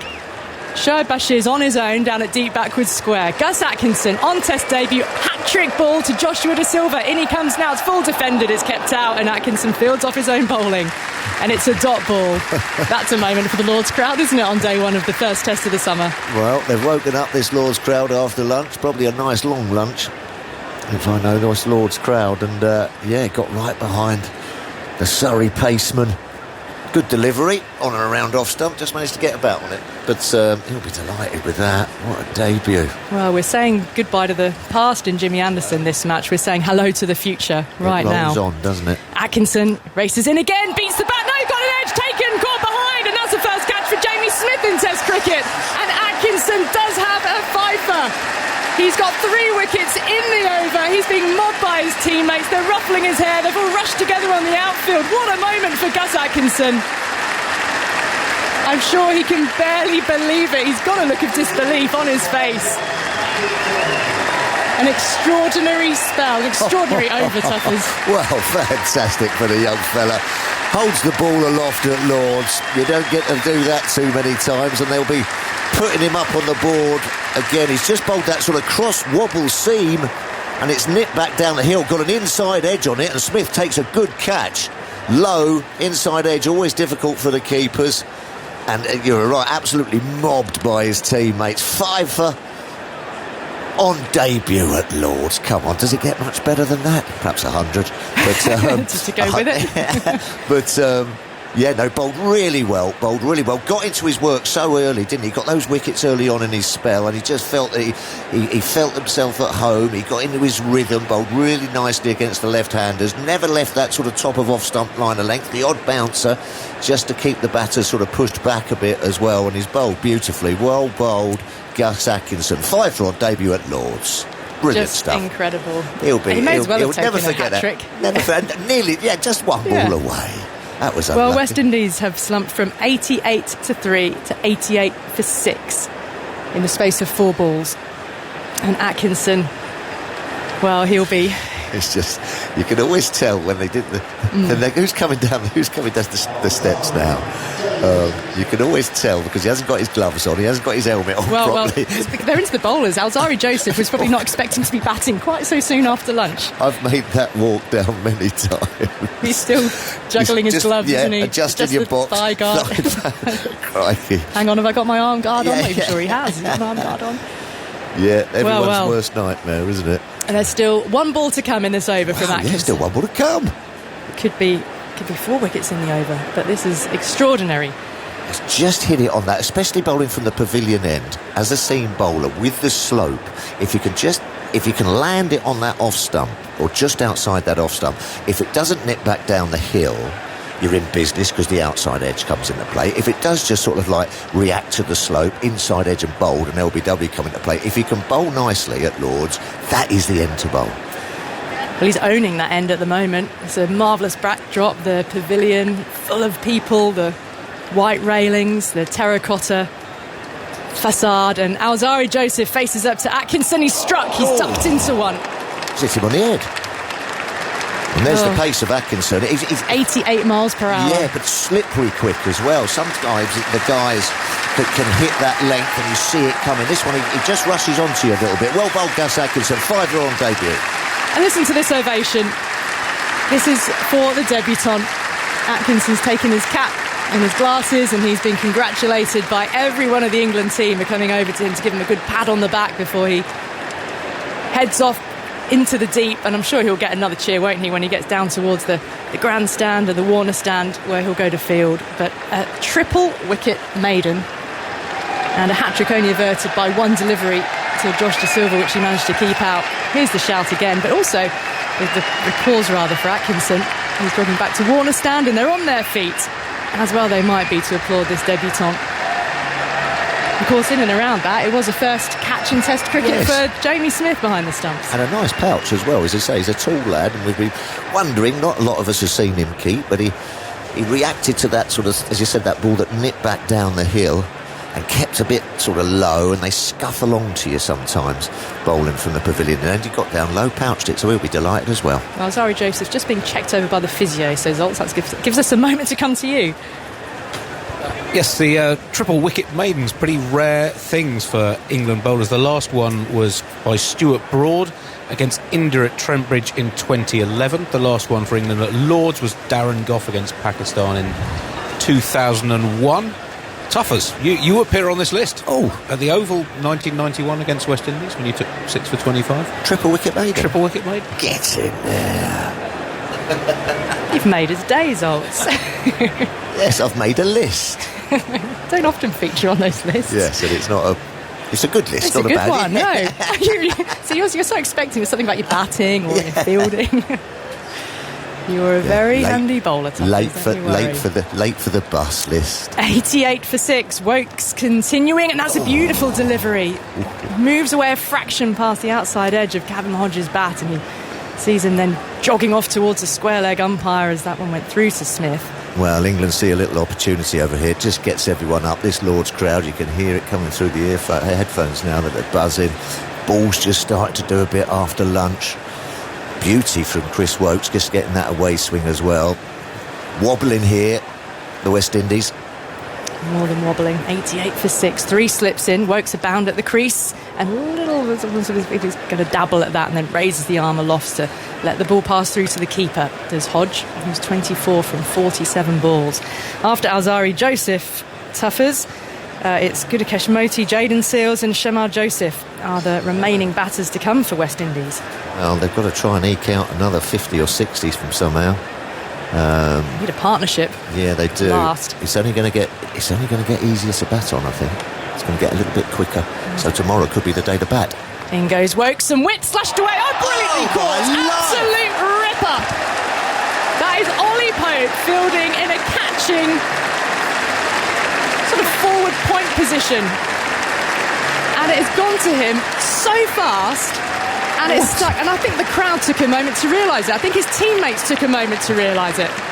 Well, he's at a short square point there, and Chris Wokes is bowling a sort of a wide short delivery, which he's absolutely climbed into, middled. He can't believe it. Look, he's looking up to the sky.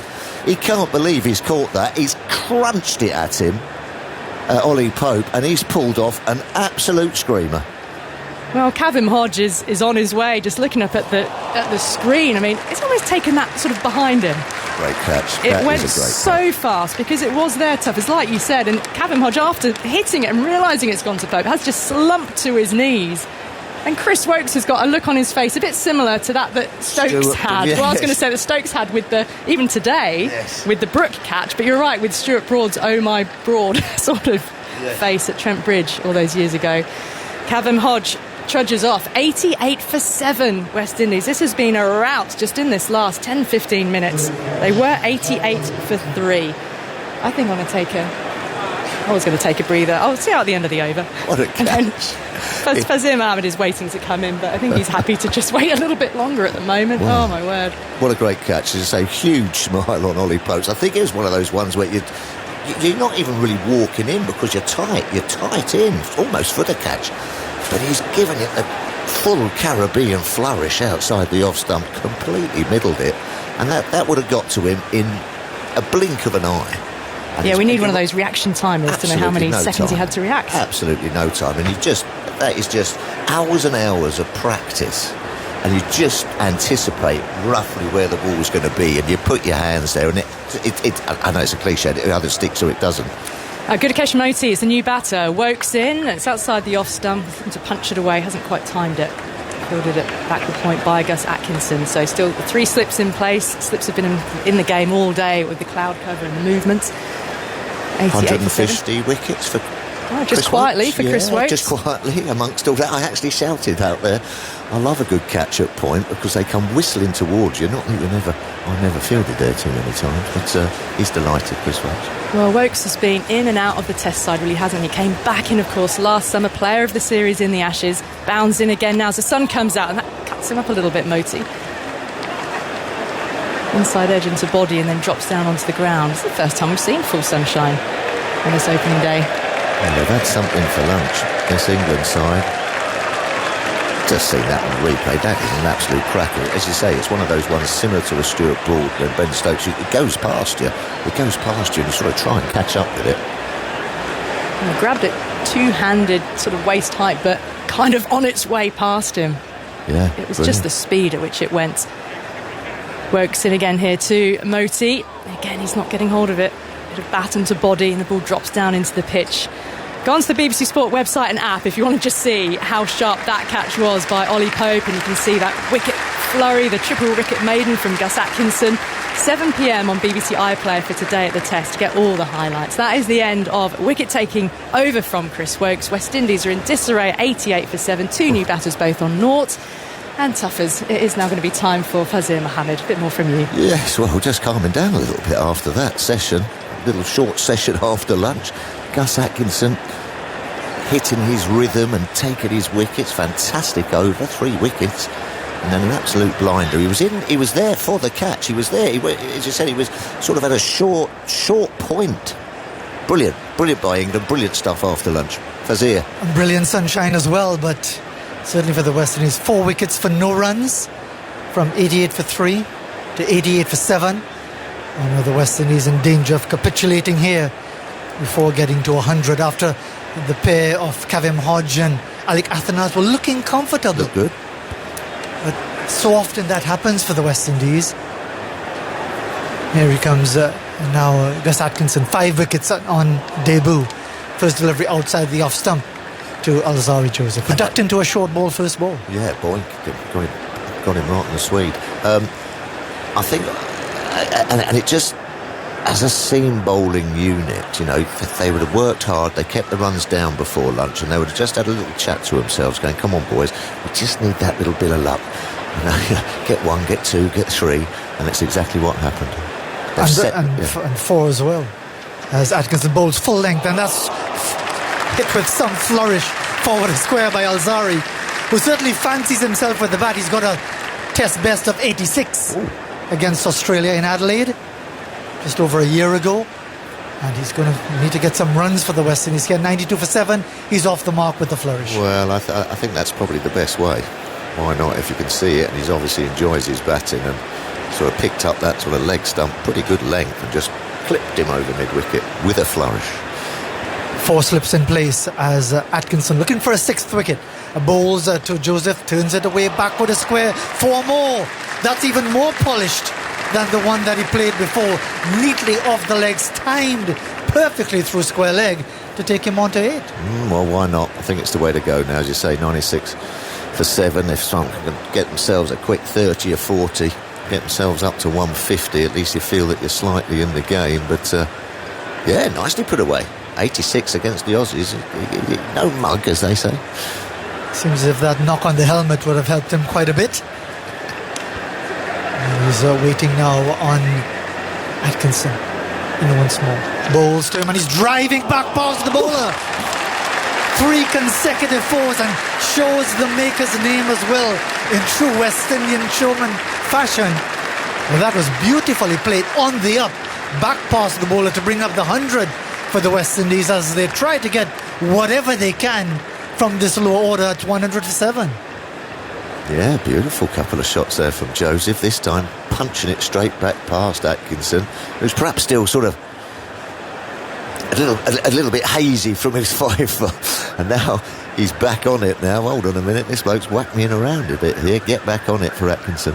4-4-4 so far in this over, as a short ball, he's ducked under it and then essays the hook shot long after it's gone by, mindful of the deep square leg and the fine leg. So if you've just joined us, wherever you are, the West Indies were looking comfortable just about half an hour ago. 20 minutes ago they were 88 for 3, and then 4 wickets for no run. 3 for Gus Atkinson. He's now got 5 on his first day of Test cricket, with all of the preoccupation with Jimmy Anderson's farewell. Yet to get a wicket, Anderson, as Atkinson bowls now, and he's driving on the up over mid-off. 1, 2 bounces going up towards the Warner stand for 4 more. So we've had 3 wickets in an over, 4 4s in this over now, and Alzari Joseph getting some of his own back. Well, you can't take your eyes off of this game after lunch. Runs, 4s, wickets, fantastic catches, brilliant cricket out here at Lord's after lunch. Been fascinating, can't take your eyes off it. Yeah, since lunch we've now had 43 for 4 in 9 overs, 61 for 3 off 28 before lunch. Atkinson's performance continues a trend of England bowlers starting their careers really well under this coaching regime. He's the 5th debutant to take a 5-wicket haul under Stokes and McCullum. Will Jackson, Rawalpindi, Rian Ahmed later that series in Karachi. Josh Tongue in the second innings here at Lord's against Ireland last year, and Tom Hartley with that fantastic 7 for 62 to bowl England to victory in Hyderabad. So it's and there had only been since Jimmy Anderson made his debut in 2003. Finishes after this ball. Stokes bowls to Moti, lets it go by outside the off stump. Anderson started with 5 for 73 against Zimbabwe at Lord's in May 2003. There have been 10 bowlers to take a 5 for on debut for England since then. 5 of them up to December 2022, and then 5 since December 2022. So it's been a notable feature of England's recent cricket is how well new bowlers have performed as soon as they've come into the side. Yes, it is Wokes, not Stokes. I've got myself in a bit of a tangle with all those wickets tumbling. Forgive me. It's all action. As Wokes bowls to Moti, gets it away backward of point, but can't get a run. Still yet to get off the mark. Alzari Joseph on 16 with 4 4s. That is an interesting stat, Andy, actually, because it just sort of like hammers home the point of how this sort of regime make everything so relaxed. You know, come on, come in. You're on debut. You've done your big Lion stuff. We know you can perform, so just go out and do it and relax. You know, 3 slips and a gully as Wokes bowls to Moti. He was aiming for the big drive and then held back on the shot to play it out towards short extra cover. 104 for 7, the West Indies, after they were put in grey, overcast, cool conditions this morning. Well, I think what Andy's telling us is that the new regime have hit on a new formula. Pick a guy, let him get a 5 and then dump him, bring someone else in. It's a bit harsh. It's a bit harsh. But I mean, it's obviously, it's just about getting the best out of the bowlers as well as the batters. Everyone thinks it's about letting the batters settle in. But That's your way of looking at it. Yes. As he's letting a delivery go by outside the off, some very, very wide this time around. Yes, Andy. Well, none of those previous 4 Jacks, Rian Ahmed, Tongue or Hartley are playing in this game, so it might be a bit of a career error from Atkinson to take this wicket. Well, he's impressed, hasn't he?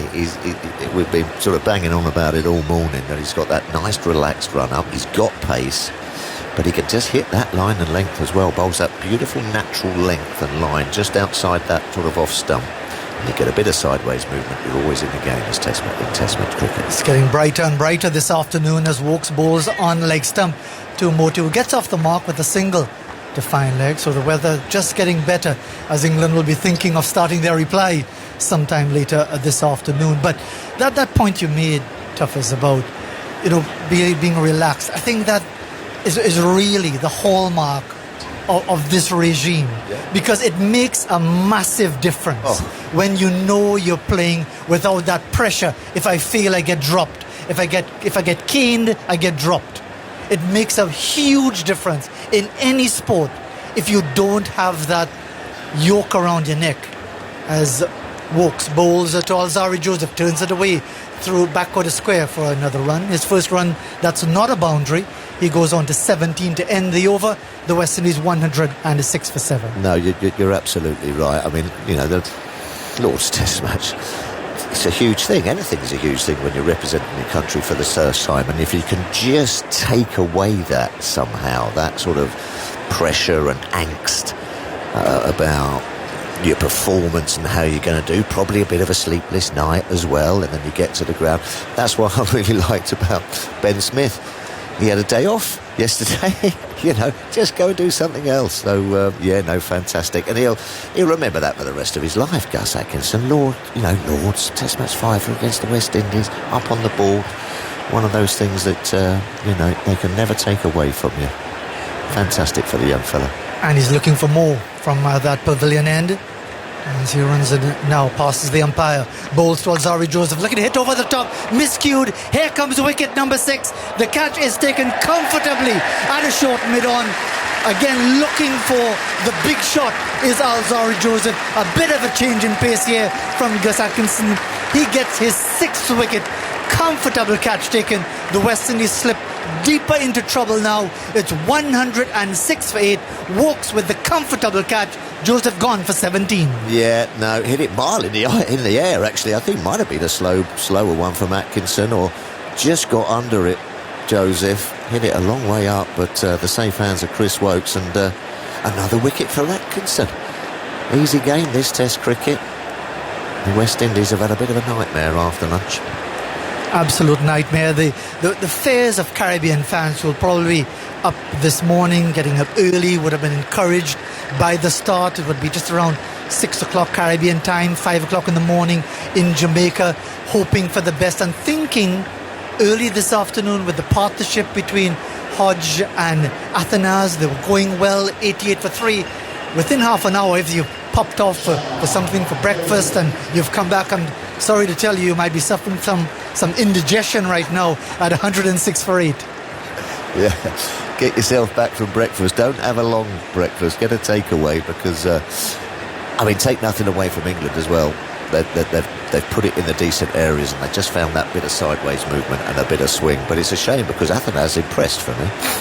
And so did Hodge, and they got themselves into a nice position. But it just goes to show Test match cricket, you break that concentration, you get a new chap in, and they're starting on 0. They've got to get themselves in, and if you're in form and bowling nicely and getting it in good areas, the slips and bowls and LBWs come into it, and England have just turned the screw on them.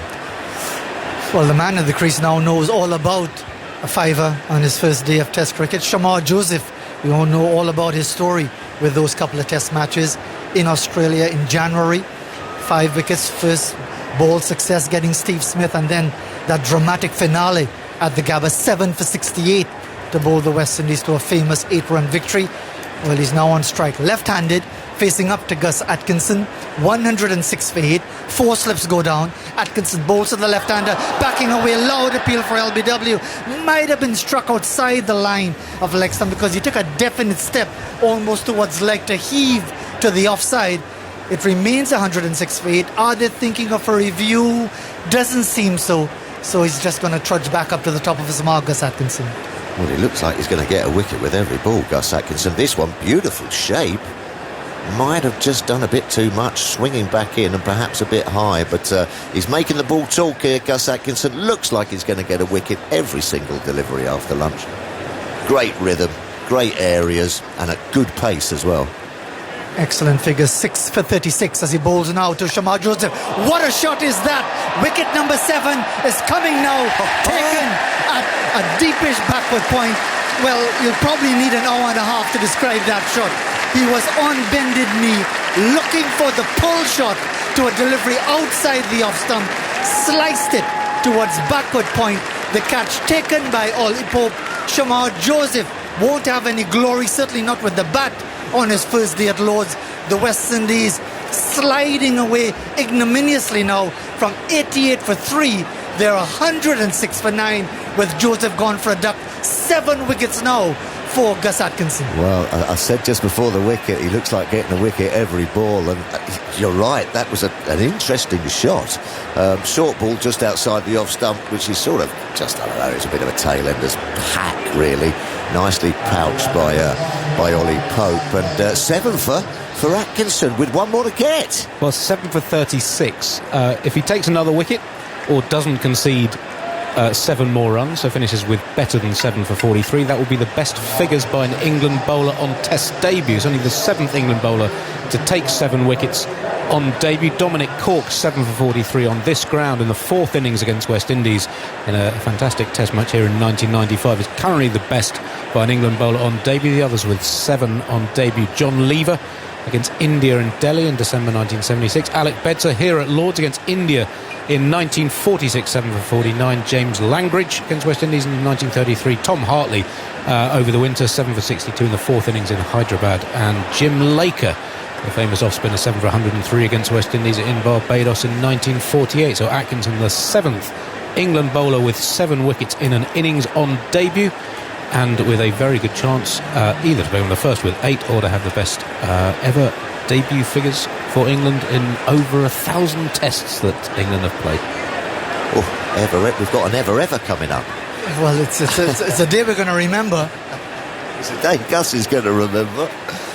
But and it's funny, but when you just, when things start happening, you can run up there and not look where you're even bowling it, and sometimes the guys get out. It's an incredible game, and then he can bowl beautifully and get absolutely none for. So he's having an absolute day out at Lord's. It is going to be a day to remember, not in the way that many people thought, because the feeling was put the West Indies in and Jimmy's going to clean them up. He's wicketless because a certain Gus Atkinson has 7 for. Really is a tremendous performance by the young man. Of course, the debutant keeper has played his part with a good low catch as well to get rid of Joshua De Silva. A succession of ducks for the West Indies along the way from 88 for 3. Not so long ago, less than half an hour ago, to 106 for 9. Just quickly, the best ever figures on test debut at 8 for 43 by Albert Trott in 1895. Atkinson has a chance. Albert Trott. Here goes Atkinson, bowls now to the last man. Jayden Seales gets an inside edge down towards fine leg to get off the mark. Seales back in the test fold after a lengthy spell of injury and rehabilitation. 107 for 9. Moti comes into strike now, another left-hander. It's a gaggle of geese, isn't it? Not ducks, isn't it? What's ducks? What's the old flock? Flock. Oh, sure, might be. We'll see. In the Caribbean, we'd say curry duck. A good iron pot, nice riverside, Sunday afternoon. It's a good curry duck to go along with it, because they're getting a stream of them right now. And here comes Atkinson. Bowls outside the off stump, and Moti is letting that one go by. It's really it's a sad capitulation by the West Indies here from a Caribbean point of view. But of course, for England, this is tremendous. This is the sort of performance that someone like an Atkinson surely wouldn't have even dreamt of, to take 7 wickets on his first day of Test cricket. We're just approaching mid-afternoon on day 1. Yeah. Oh, we've got someone here. Yeah, a flock. Oh, hold on. Here he goes again. Bowls outside the off-stump. A big whoosh looking to go through the offside is the left-handed Moti. Misses. And at the end of the over, it's 107 for 9. I think we've seen enough carnage in this innings so far. But we're going to have another over before the drinks break, I believe. Collective nouns for ducks. A flock, a badling, a brace. That's 2 in it. A paddling, a plump, or a raft. There you go. Which one are you choosing there? Thanks very much for that. I still go with the curry in the iron pot. Sounds a lot better. As Tuffers gives way to Michael Vaughan. We're going to have a double change in a moment. But it really has been a capitulation here by the West Indies, triggered by the outstanding performance and the potential record-breaking performance of Gus Atkinson, unless one Jimmy Anderson can do something about it, Michael Vaughan, because he's come on from the nursery end. Let's see what he does with his first delivery to the left-handed Jayden Seales, and he's just playing defensively into the offside. There's no run. Faz, how's your campaigning for a 5-match series going? Very good, because all of this is irrelevant. We will continue that discussion at another time, which is why I started banging the drum. But that's another point entirely. But really, it is always the concern in West Indies cricket. When wickets start to go, they go in bunches. And for a lot of these young cricketers, 20s and 30s are sometimes the limit of their concentration. As Anderson bowls outside the off stump and Seales lets that one go by, in really bright afternoon sunshine right now, because the pair of Kavem Hodge and Athanase were looking pretty good, stroking it well, and then good delivery, but chasing one just outside off stump, edged by Athanase, and since then it's been a procession. Yeah, I mean, there's been some good balls. Obviously, Gus Atkinson's having a dream debut. I have to say, the England captain has been magnificent. This is as good a catching display from England that I've seen for a long, long time. Anderson looking to wrap it up as he bowls to Seales, gets it off the inner portion of the bat, down towards a backward square, gets his second run. Score trickles along to 108 for 9 in the 40th over. So obviously England would have already justified that decision to bowl first, but in a manner that might not have been expected. The wickets were expected to tumble early on. There was an opening stand of 35 between Craig Brathwaite and the debutant Mikhail Louis, before Atkinson, with just his second ball in Test cricket, forced to drag on to a wide delivery from Brathwaite. And from then on we saw a couple of wickets going down in the morning session, but in the afternoon it really has been a capitulation. 3 slips, a leg slip in place, as Anderson, still looking for his first wicket of the match, bowls outside the off stump. It's played away down towards third man by Moti, and he'll get a boundary. Controlled it well, past the third slip along the ground to take the score up to 112 for 9. Yeah, Ben Stokes, the skipper, has just brought Jimmy Anderson back on, just trying to get him that wicket. It's nicely played actually from Moti, just allowing it to come, and he just glides it into that vacant space. You just think of Gus Atkinson, 7 wickets. He's on the board. First time of asking. You could almost do a Bob Massey here. Wasn't it Massey who got 8 and 8 in 1972 against England? Didn't play a lot of Test cricket after that. As Anderson bowls and leg stump and looking to turn it away. Hopeful appeal, looked to have touched down outside leg stump and rolls away towards the onside. Well, if Jimmy wants to go past Shane Warne's 708, he's going to have to get 9 of the 11 left in the game. It's a tall order. Well, who would have thought Gus Atkinson would come today and get 7? Correct. I like your positivity. Anything it's is still possible. Anything is possible in this game of cricket. Never too sure what could happen. As Anderson bounds in again, bowls, and he's just playing into the offside. Hesitation, run out chance here. Direct hit maybe to the keeper's end. Might have been a better option. In the end, they were able to get the single. Moti retains strike. It's 113 for 9. Seales on 2. Moti on 6. I've seen enough carnage for this afternoon. More from Michael Vaughan, and then it's going to be Isha. Yeah, you've got a few wickets there, Faz. Brilliance of the display from Gus Atkinson. As I said before, the catching from England has been magnificent. The catch at short cover point from Ollie Pope, the flying one-hander from Harry Brook earlier in the day's play, and Jamie Smith behind the stumps has just done his job with great efficiency. Here comes Gus again. As that's swiped away outside the line of off. Full delivery. The left-hander Moti carving that away to the boundary in front of the mound stand for 4. Well, it seems from Gus Atkinson's spell it's either a boundary or a wicket. Yeah, we had a brief bit of entertainment, didn't we? From Alzari Joseph, 17 from just 9 deliveries for him. He took Gus Atkinson on, but he had the last laugh in the end. Sorry, fast bowler, 7 for 41.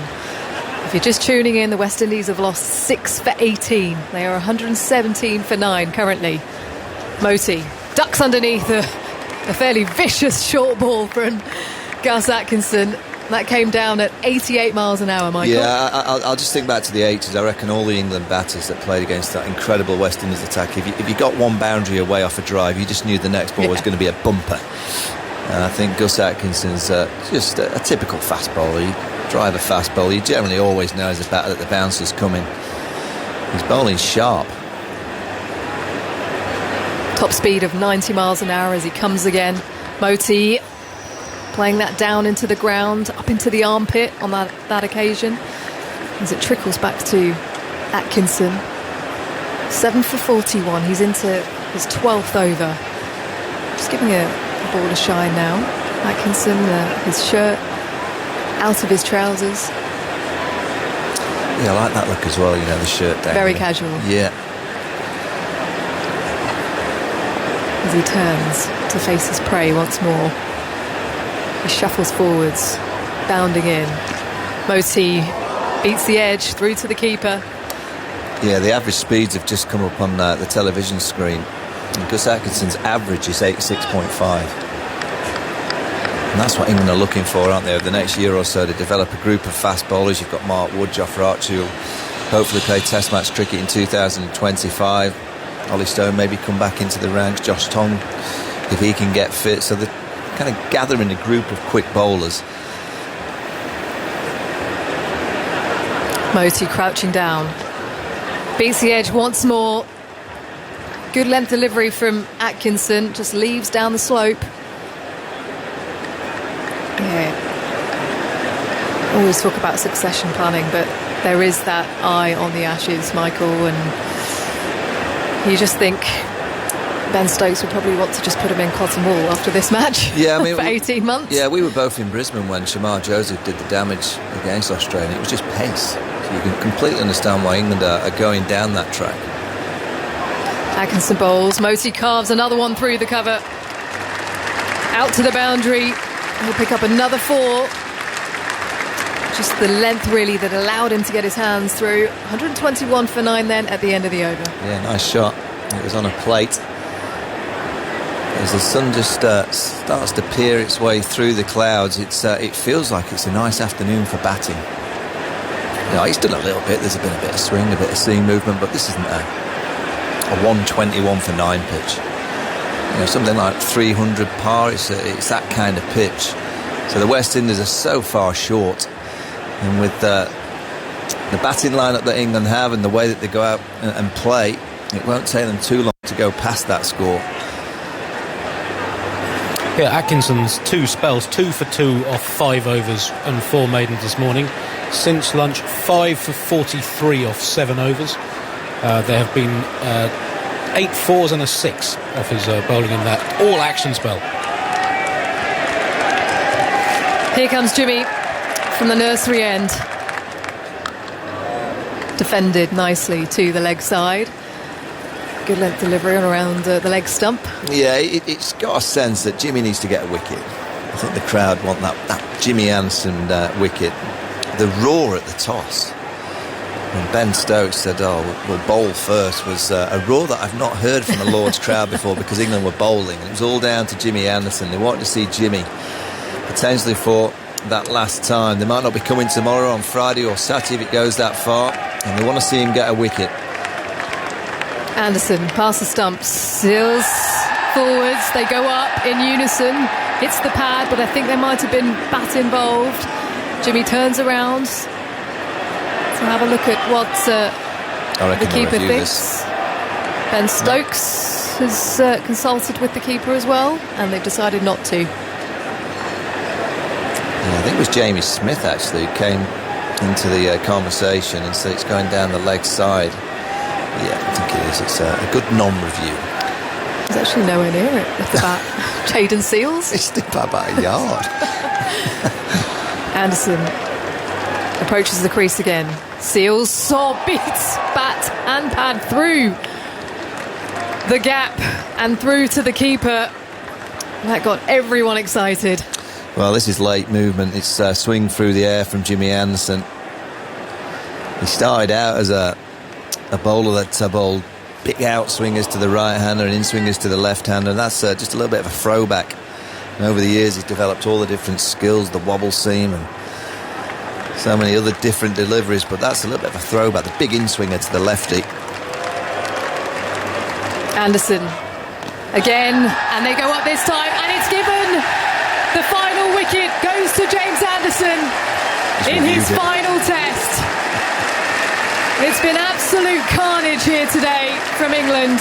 Gus Atkinson on debut has picked up a bagful, and James Anderson with the last, but they've taken it upstairs, have they? They're conferring at the moment. Yeah, they're having a look. I mean, if it is a wicket for Jimmy, that's one of the 9 that he requires to go past the late great Shane Warne. The in-swinger. Oh, it's out. Oh, it's dead. It's a bit of shape. Back down the slope. Adrian Holstock, the third umpire. Keep going and shooting the piece, keep going through. Won't take much Clear gap convincing. between bat and ball, flat line, no bat and ball. Already off. Ball tracking ready, please.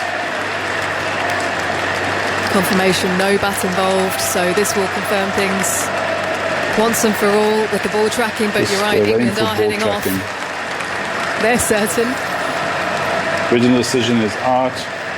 Pitches Pitching in line, impacting line, wickets hitting. Mitchell can Reds. stay with the original out decision. Stand by.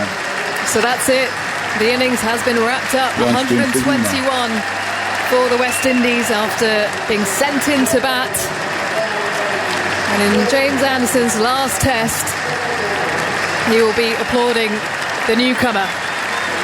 Gus Atkinson leaving the field, raising the ball to the spectators and the members in front of him as he heads on up the stairs into the long room, and the rest of the England team follow him up there.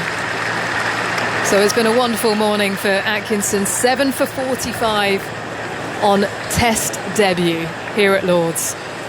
Yeah, I mean, it's been an incredible build-up to this game, because obviously Jimmy Anderson, I just wonder whether it's helped the likes of Jamie Smith and Gus Atkinson, because we haven't really spoken about these two debutants because of obviously Jimmy playing in his last game, and I just wonder whether that's helped. But he's bowled with great pace, got the ball moving around just enough.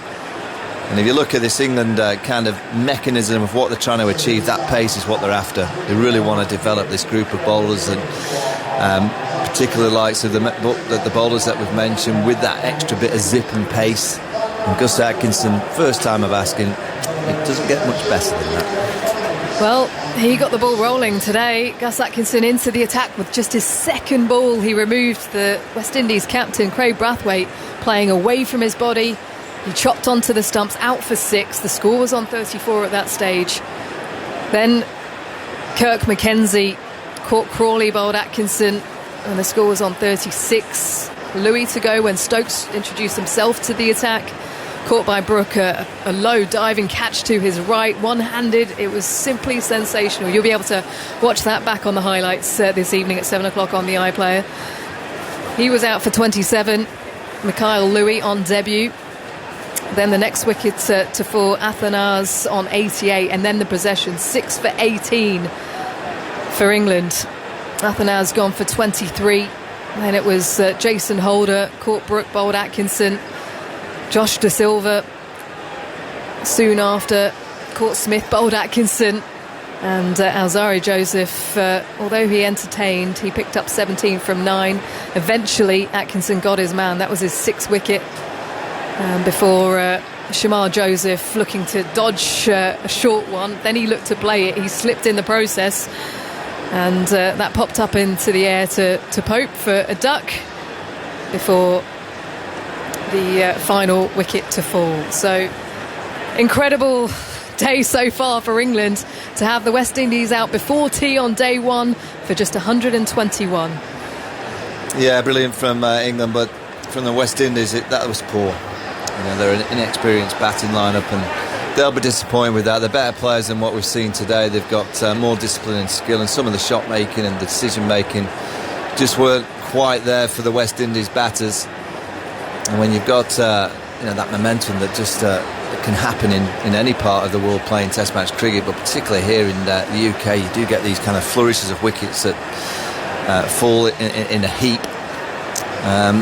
You're just thinking of Gus Atkinson now. He wakes up this morning, all the talk of Jim, and he thinks, just get into my spell. He gets a wicket with his second ball, and then he started to bowl beautifully. I thought that spell, actually, I actually think he bowled better in the morning, in those first 5 overs where he got 2 for 2 than he did in the afternoon. It just is the nature of the game that you can bowl beautifully, you get a couple and you get the confidence up, and then suddenly you got on that roll, and I think he can bowl better.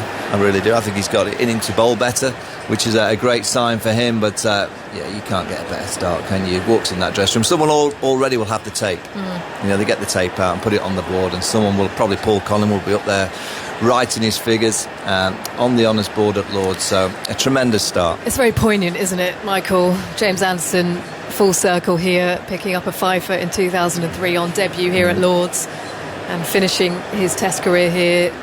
I guess the proverbial handing over of the baton to Gus Atkinson.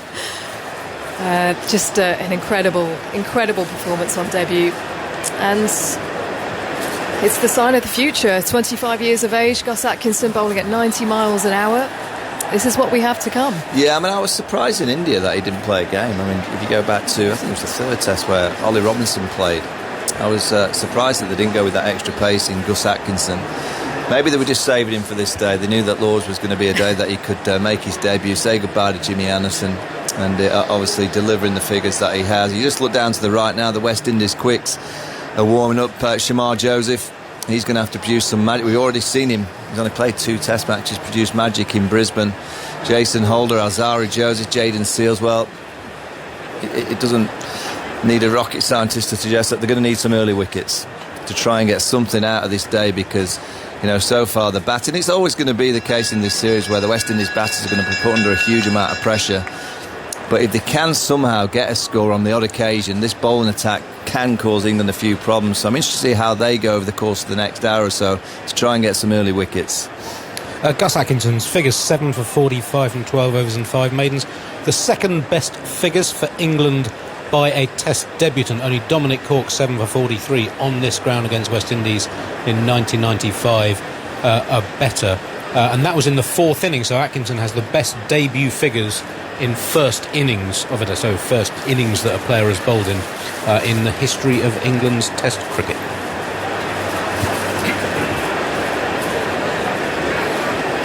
The roller just going across the wicket at the moment. See the West Indies bowlers warming up over to our right. We saw Shamar Joseph, didn't we, in Australia, Michael? And he really was a revelation with the ball. Picked up a 5-for at Adelaide and caused the Australians some serious problems. And then that heroic effort at the Gabba, where it was only him that could do it, really. But he had that injury to his toe. He wasn't going to come out and bowl. And it was the physio and the medical team who worked on his toe for him to be able to come out and put out one of the most incredible, breathtaking performances to win the Test at the Gabba. Shamar Joseph from Guyana. He's going to be heading out to bowl very, very shortly. Overcast conditions here at the home of cricket. You see a dash of blue sky over to our left, gentle breeze blowing across the ground, and so many people here to watch James Anderson in his last test. They did finally get to see him take a wicket, the final one of Jayden Seales' LBW, as the West Indies bowled out for 121. So, England's openers, Michael, Zach Crawley, Ben Duckett, what a formidable partnership they formed over the last year or so. Yeah, I mean, and you look at their preparation, neither have actually played a lot of cricket over the last few weeks. They've chosen to kind of rest and get ready for test matches without hitting too many balls. They just feel that they don't need to play a lot of county cricket. I mean, Ben Duckett played a T20 game on Friday night for Notts, and here they are a few days later playing test match cricket. Zach Crawley didn't play too much 4-day stuff for Kent. He got a nice big score at Taunton. But in terms of actually game time, they've not played a great deal of cricket, but I don't think either of them are the type of players that need a great deal of county cricket. I think they're the kind of the players that just can arrive for the test arena, prepare for a couple of days and go out there and strike. And they'll come out being aggressive. That's the way they play. Ben Duckett, he won't leave many. And Zach Crawley, he'll be trying to play those big booming drives. I did notice actually when he played a bit of county cricket, that ball that nicked back was becoming a little bit of a target. He got out LBW on a few occasions, so I just kind of studied to see what his balance is like. But they're up against the West Indies attack that's got some pace. Now Alzari Joseph, he can bowl quickly. Shamar Joseph, he's quick. Jayden Seales, his pace is up there as well. And then you've got the kind of steadiness of Jason Holder. I must admit, in the last hour or so, it's not done a great deal. It just swung a bit, didn't it? Which you think is unlikely, really, that the West Indies would be into swing bowling too much. They're tall, quick, but it's always hard, you know, as a bowler when you come out and you haven't got many runs on the board. You've got to attack, you've got to be aggressive, but a few boundaries away and suddenly the field has to go back a little bit, and these two, Duckett and Crawley, will be after them, so they're going to be playing some shots. Here they come. Well, they get revved up, don't they? Well, they do. So Duckett and Crawley. How many overs have we got left today? It must be over 40. Like 40 odd, I think. Well, they generally score at over 4s, potentially 5, so I think England will have a lead tonight if they're not bowled out, and they will be disappointed to get bowled out this afternoon, but yeah, it's going to be very difficult for the West Indies. They've somehow got to try and get a couple of early wickets, stay upbeat in the field and just try and take any chances that come their way. Alzari Joseph is going to open the bowling from the nursery end. He played some shots. 46 overs left. Lots of play. We haven't seen a single over of spin yet. So it's been quick bowlers all day. But I enjoyed Alzari's batting, and actually Viv Richards enjoyed it too. We saw him applauding from whichever box he's in, enjoying his fellow Antiguan. The only Antiguan actually in this squad. Cheered on by the great Viv. Right, we're about ready to go. There are 3 slips in a gully. Crawley twiddles his bat, looks around the field. Tall, quite imposing character there with a bat in his hand. And Parmenan says, let's play, and let's see what the West Indies can come up with here. Can they salvage the situation? Bowled out for 121. Then goes Joseph. The first ball's outside the off stump, bounces twice through to the keeper, De Silva. He may have to review where he's standing after that, although it was clearly a bit of a loosener. 3 slips to his right in a gully as a point. And mid-off, and then mid-on, square leg and fine leg. So it's a thoroughly orthodox field.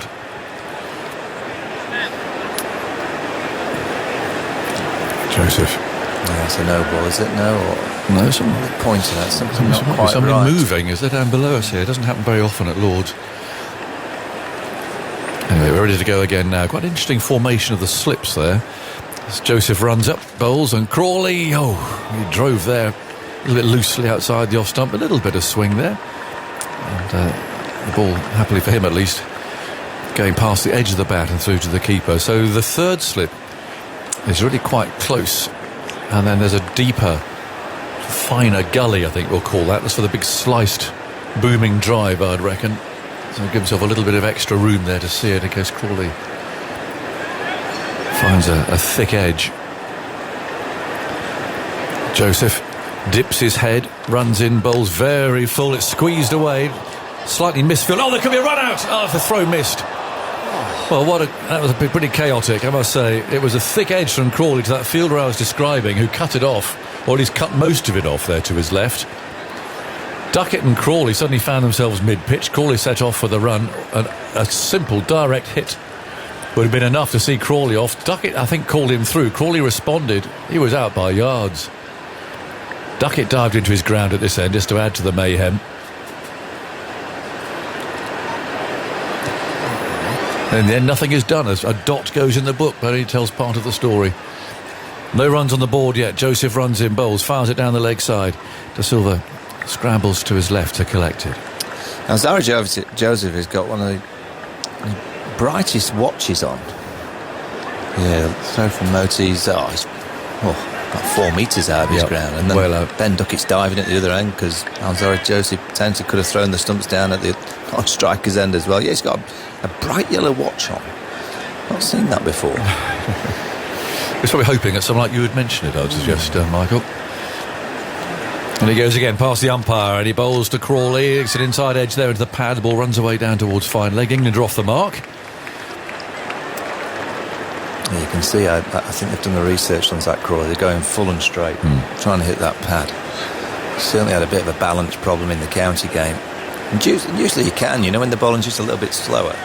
Just as a tall batter, you can just lose your balance, and sometimes the quicker the ball comes to you, the easier it is to stay upright and more balanced. But you're certainly targeting that front pad. See how they bowl for Duckett here. He's so strong. Anything slightly short outside the off stump, but they haven't got anybody back there. They've got a fielder more or less on that line. Backward point. 3 slips in the gully. Duckett, of course, the man who hates to let the ball go. Played one brilliant innings in India. Now waits, bat raised as Joseph runs away from us, bowls quite full.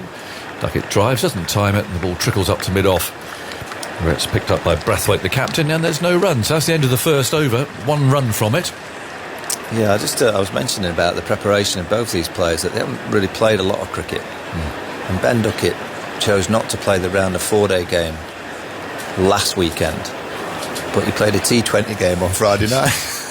It's more reflects the way he bats in Test cricket. It's a different world. Yeah. Well, I'm still amazed by Jamie Smith having a day off yesterday. Yeah, why not? You've been playing lots of cricket. It's just, I know. Just another game for these lads these days. They just get on with it. He's going to have to wait a while to get in, but he can seriously bat. Yeah, well, I'm looking forward to seeing that. Jaden Seals then will bowl from the pavilion end. Strong looking, strapping fast bowler. Bowling to Crawley. In he comes now over the wicket, bowls, and Crawley shuffles forward and plays that back up the pitch, and Seals fields that at the end of his follow through. Bit of movement in the crowd, some stripy blazers to our left there, red and white stripes. Where are you looking? Just over here, I'm not sure what they're all about. There's someone else coming behind, look. Oh yeah, they look down on the front row. Yeah. Be a cricket club, won't it, of some nature. So. 1 for no wicket. Comes Seals over the wicket, bowls, driven by Crawley up to mid-off. And there's no run. I was at a very nice little cricket club in Chester, speaking at a lunch there. They invited me along. And just settling down, lovely club. And so on the first floor, and there were some French windows, and I saw this hat going past. And I thought, there's only one person in the world who wears a hat like that. And it was Geoffrey. What, in Chester? Geoffrey had been speaking at a dinner the night before. I thought he'd come along. He heard I was at lunch. He'd just come along and give me a hard time. Here's Crawley driving down to mid-off. Oh, so you got barracked, did you? Well, the trouble was, he came and sat down with Rachel, just took seats and just walked in. And I'm mentally binning half of my speech because most of it's taking the mickey out of Geoffrey. Yeah, but I hope he doesn't hear me speak. No. So he sat there, so he came for lunch. Anyway, the main point is to wish my old friend well, because obviously he's had some bad news. He's been diagnosed for a second time with throat cancer. With you, Geoffrey. With you all the way. 1 for no wicket. In comes Seals, moves in, bowls, and that's a thick edge. runs down the ground to backward point. And while we're including that, I must also mention David Lawrence, dear old Sid, who again had a bad diagnosis recently. Again, the game will support all they can. But, I love playing against Sid. Big, fast bowler. Probably did you play against him? No, I missed Sid. I think I watched him bowl for Gloucester at Aberdale Park one year. He was quick. He used to have a big curve in his run, and next year he wouldn't have a curve. He just came bolting in. Now, next one's down the leg side. A cry of catch it, which De Silva does, but then no appeal for a catch. I did notice yesterday on Jeffrey's social media posts that he was out and about, and he was drinking espresso martinis.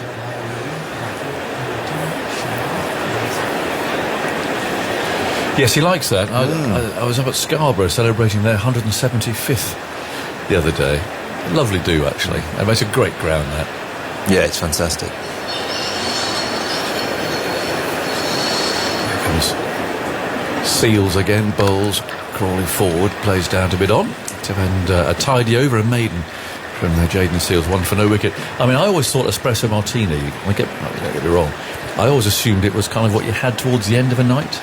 A finisher. He likes to start with it, doesn't he? He had it as a starter, and quite a big one.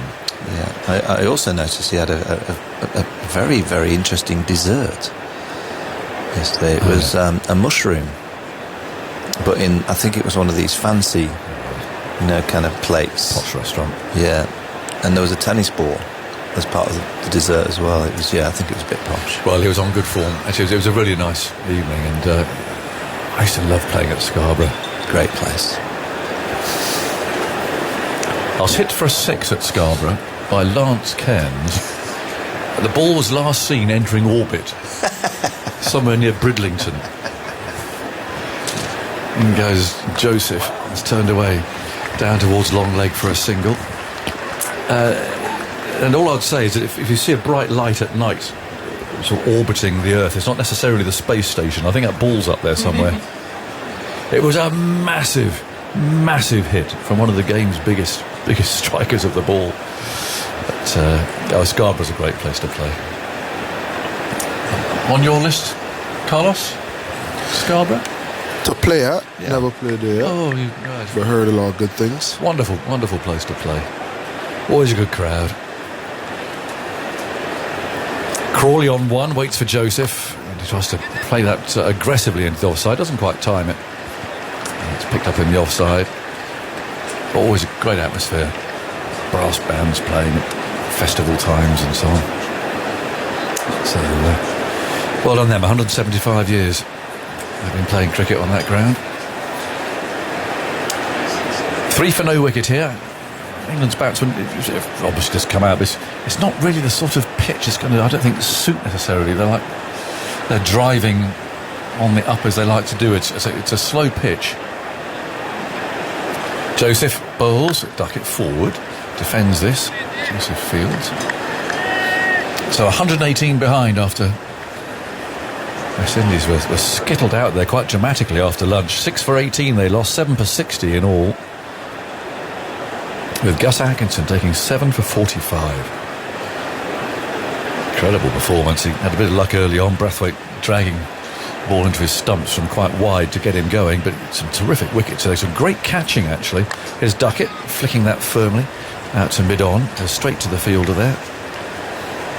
And there is no run. The catching was superb, wasn't it? The Pope's catch, Brooks' catch. Very, very good.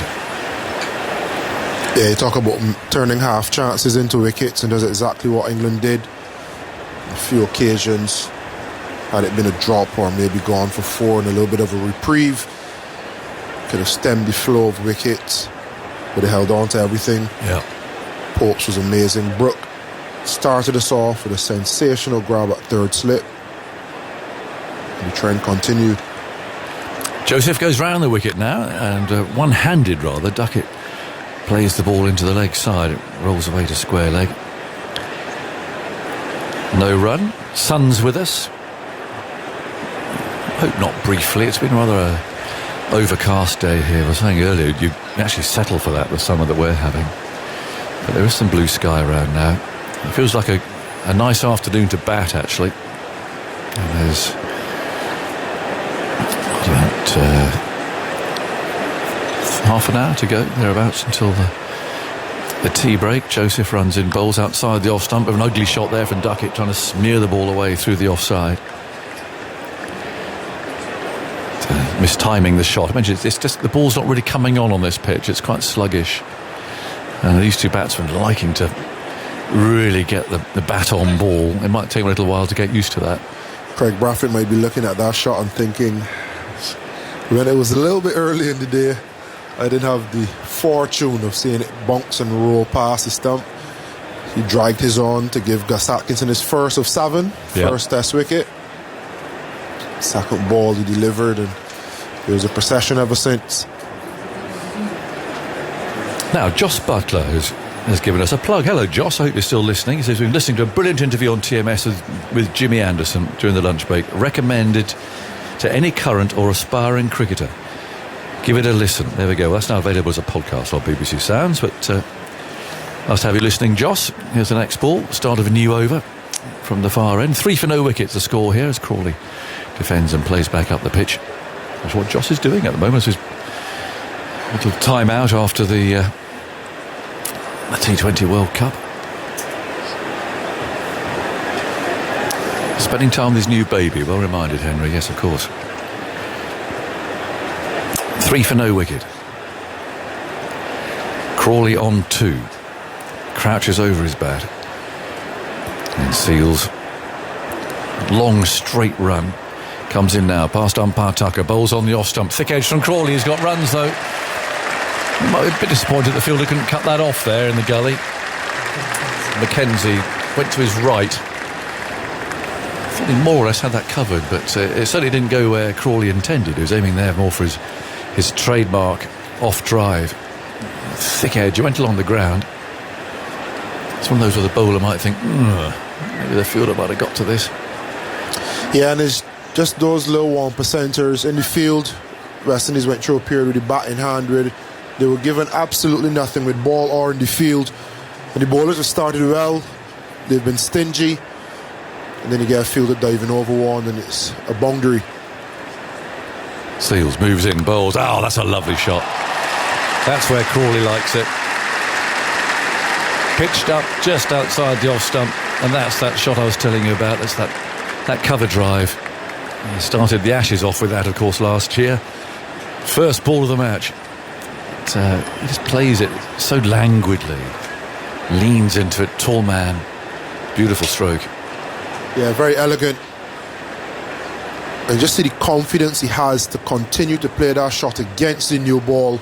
Lots of open space. No second guessing himself. Nice stride, good head position, good stroke. Seals bowls down the leg side this time. And sprawling to Silva gathers that. And there's no run. So it was a brief appearance by the sun, but it was nice while it lasted. Back behind the cloud again. Boxes full, looking around. There in the mound stand to our left. And in the grandstand, MCC pennant fluttering on top. But Lords, in English cricket responds so well to Test cricket. There's 30,000 here. The Seals over the wicket, moves in, bowls. Crawley tries to turn that out towards the fielder on the leg side boundary, but can't quite time it. Picked up at mid-on. Wonderful crowds, and we must never take that for granted. It'll be the same at Trent Bridge next week. Smaller ground, of course, about half the capacity of this, but very lucky. Test cricket's lucky to have the support that it receives from English cricket supporters. 11 for no wicket. 3 slips there and a gully. The Seals again, shoulders rocking bowls, and Crawley plays that quite late into the offside. It's picked up at backward point to end the over. We've got 20 minutes to go until tea. I'll be talking to Andrew Strauss in the course of that. It should be nice to catch up with him. It's red for Ruth tomorrow. I hope you've got a red shacket by any chance, Carlos. You're only dealing in beige. Thoughts from you, and then Fazzi's coming in. I don't, Aggers. I have to run to the shops just after the close of play and looked for a little red number. But up until now, no. Ali's a fashionista herself. She can tell me where to go, where to find a red jacket. What's that, Carlos? Sorry. I'm looking for a red... You want a red jacket? Yeah, something nice and red for tomorrow. I'd stretch into my wardrobe, but I don't think it would fit you. You might not like the style you either. Cut both of them down the middle and stitch them together. That might be necessary. Well, what a occasion it's been already, with Gus Atkinson getting 7 for 45 in first innings. 11 for none England in reply then, and Alzari Joseph from the nursery ground end. In now to Duckett, bound at the crease. Duckett lets to tuck it off his hip. Doesn't quite make a clean connection. And a single's taken to backwards square. He jogs through. He's on to 2. 12 without loss. Leg by. 1 for the total then, so Duckett remains on 1. Certainly less gloomy than it was, isn't it? No requirement for floodlights at the moment. They've all been switched off. It's still a little overcast. The sun's making occasional appearances now. Crawley taps his bat against the ground. 3 slips in the gully. And standing adjacent to the keeper. And Joseph moves in. Crawley's forward. A quick single taken here into the offside. Pick up and throw at the stumps. Misses. And Duckett is home. Joseph with that wide-brimmed sun hat. Patrolling the cover region at the moment for West Indies. And one thing that these two are doing that we didn't see in the West Indies innings when they were batting, the ability to rotate the strike. And there were a couple of periods where you had an 8-over spell with 6 runs being scored, and there was a real inability to use those soft hands in the offside and get off strike, or potentially work the wrist and get the ball into the leg side. And we've seen it on a number of occasions now from these two. Normally prolific, quick scorers. They haven't been having that success. Around the wicket, some width here for Duckett, and is that a drop?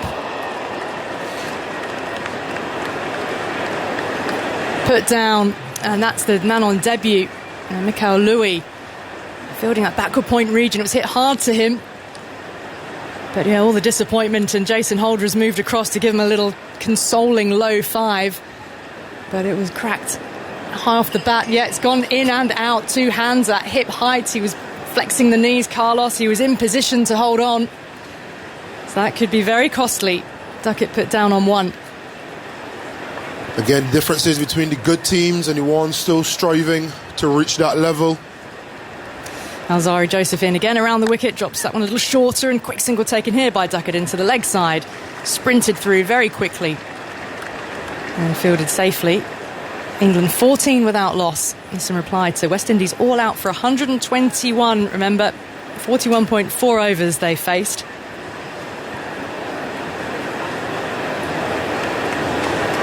No ball that time, so this will have to be bowled again by Joseph.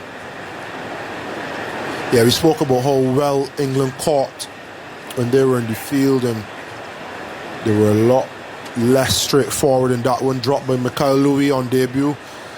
Not something you want to do. You want to have as seamless a day as possible. Good start with the bat, not so much so in the field for the young man. Joseph sets off again here to Crawley. Tucks him up and he turns him square. Man in front of the square leg umpire. Clean pick-up, and there is no run. Moti patrolling that region at the moment. Sun's making an appearance once more. That clash of wickets earlier just left, I think, any West Indies fans in the ground. Majority England support here who are just in awe of Gus Atkinson, and the wickets tumbling. They were roaring for the man on debut. But it was quite a collapse. 7 wickets falling for 33 runs as West Indies were all out for 121. Joseph in again, and this is slapped, and it'll be for 4 down the ground. There's a fielder there at mid-on. The ball's trickling down towards the rope now. It gets there, but hit hard by Crawley. Almost sort of tennis forehand slap back through the onside. And England move on to 19 for none. Yeah, they looked intentional. More often than not, when you see it coming that direction, you think sometimes it's beaten for pace. But he had the width outside the off stump, and it looked as though he tried to slap it straight back. more of a white ball shot than first day at Lord's, but that's how the game has gone. Yeah, it wasn't the most classically stylish shots, but it got Crawley 4 runs. He's on to 15. Joseph in again, Fuller, and that's more of a conventional Crawley stylish extra cover drive. Back for the second he comes, and it's Joseph picking up in the deep in front of the mound stand. Throw comes back in on the bounce to De Silva. So a couple of runs to end the over, taking Crawley on to 17. England 21 without loss, so exactly 100 behind here. And the speed at which England, in this pair in particular, are able to score will really dictate the pace of play from here on in and how quickly this match moves forward. Yeah, just a little more on that. West Indies collapse, 4 wickets falling with a score on 88. Only the 8th time in Test history a team has lost its 4th, 5th, 6th and 7th wickets without adding a run, and the first time it's ever happened in England. On Atkinson's debut figures, and you pointed out to me there was another bowler that I missed off the list. That was J.J. Ferris back in 1892. Took 7 for 37 on his England debut, but he had played 8 tests for Australia prior to that, but that was in the second innings of a test against South Africa that wasn't a test at the time it was played, was retrospectively given test status for reasons that remain slightly unclear through history. So Atkinson's figure still the best for England in the first innings of a player's England test debut in men's cricket. So should we stick with that one? Should we give him the second best or technically the third best? I don't know, you're the oracle, Zoltz. Well, best in first innings, I'd say. I mean, it's a pointless test match, 1892 against an South Africa team missing their 3 best players and an representative England team. Auspiciously for Jamie Smith, a Surrey wicketkeeper, Harry Wood, scored a century for England in that game as well. Well, the portents are there. So we'll go with the best figures in first innings on England's debut for Gus Atkinson. Seals continuing here, just cuts in a touch on Duckett, and his little cramped for room drops into the ground. And Seals turns on his heel, heads back to his mark, a dot ball. Crawley on 17, Duckett 2. Then the England line-up, well, the top 6 unchanged with Crawley, Duckett, Pope, Root, Brooke and Stokes, as everyone would have expected at the start of the summer. And then all the changes in the bowling department, of course, the wicket-keeper with Jamie Smith, he's due to come in at 7, took his first catch in Test cricket as he helped Atkinson pick up his 5th wicket. And that was the end of a dramatic triple wicket maiden from Atkinson. So Smith, then it's Wokes, Atkinson, Shoaib Bashir, and then Anderson. As Seals is in again, and forward comes Duckett. A single out towards the cover region. It's picked up, ball sent back into the gloves of the keeper, and another one for the England total. So Shamar Joseph would expect to see it first change. Is that your expectation, Carlos? Yeah, it should be. Jason Holder can be given the nod. I think it'll be a matter of ends. Shamar Joseph may want to bowl from the end that Jaden Seals is currently bowling from and use the slope coming back into the right-hander. Jason Holder might prefer the end closest to us, which carries the ball away from the right-hander with the slope.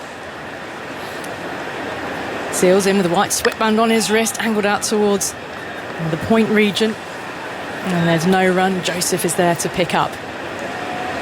Jason Holder standing there at second slip, tall figure, imposing cricketer, isn't he? But full of enthusiasm to get back into Test whites and really play a part now in helping West Indies rejuvenate their Test crickets. We touched on it when we were on earlier, didn't we? Just the impact that the win at the Gabba had on the region and the jubilation. I mean, I witnessed the emotion of the greats like Brian Lara and Carl Hooper in that time. Seals in again to Crawley, allows this one to pass by outside the off stump through to the keeper it goes. But I think we should be giving Jason credit for his career so far. Obviously I think he's a little bit more left in the tank. When you look at him, someone who's given leadership and responsibility so early, did it with aplomb, leadership beyond his years at a young age, step aside from white ball cricket to try to build West Indies back up in the Test format, the format we all love. I think he has the right now to decide when he wants to go and if he wants to take some time away from Test. 2 slips, gap to the 2 gullies and squared up, and a leading edge out towards Joseph at points along the ground, and there's no run.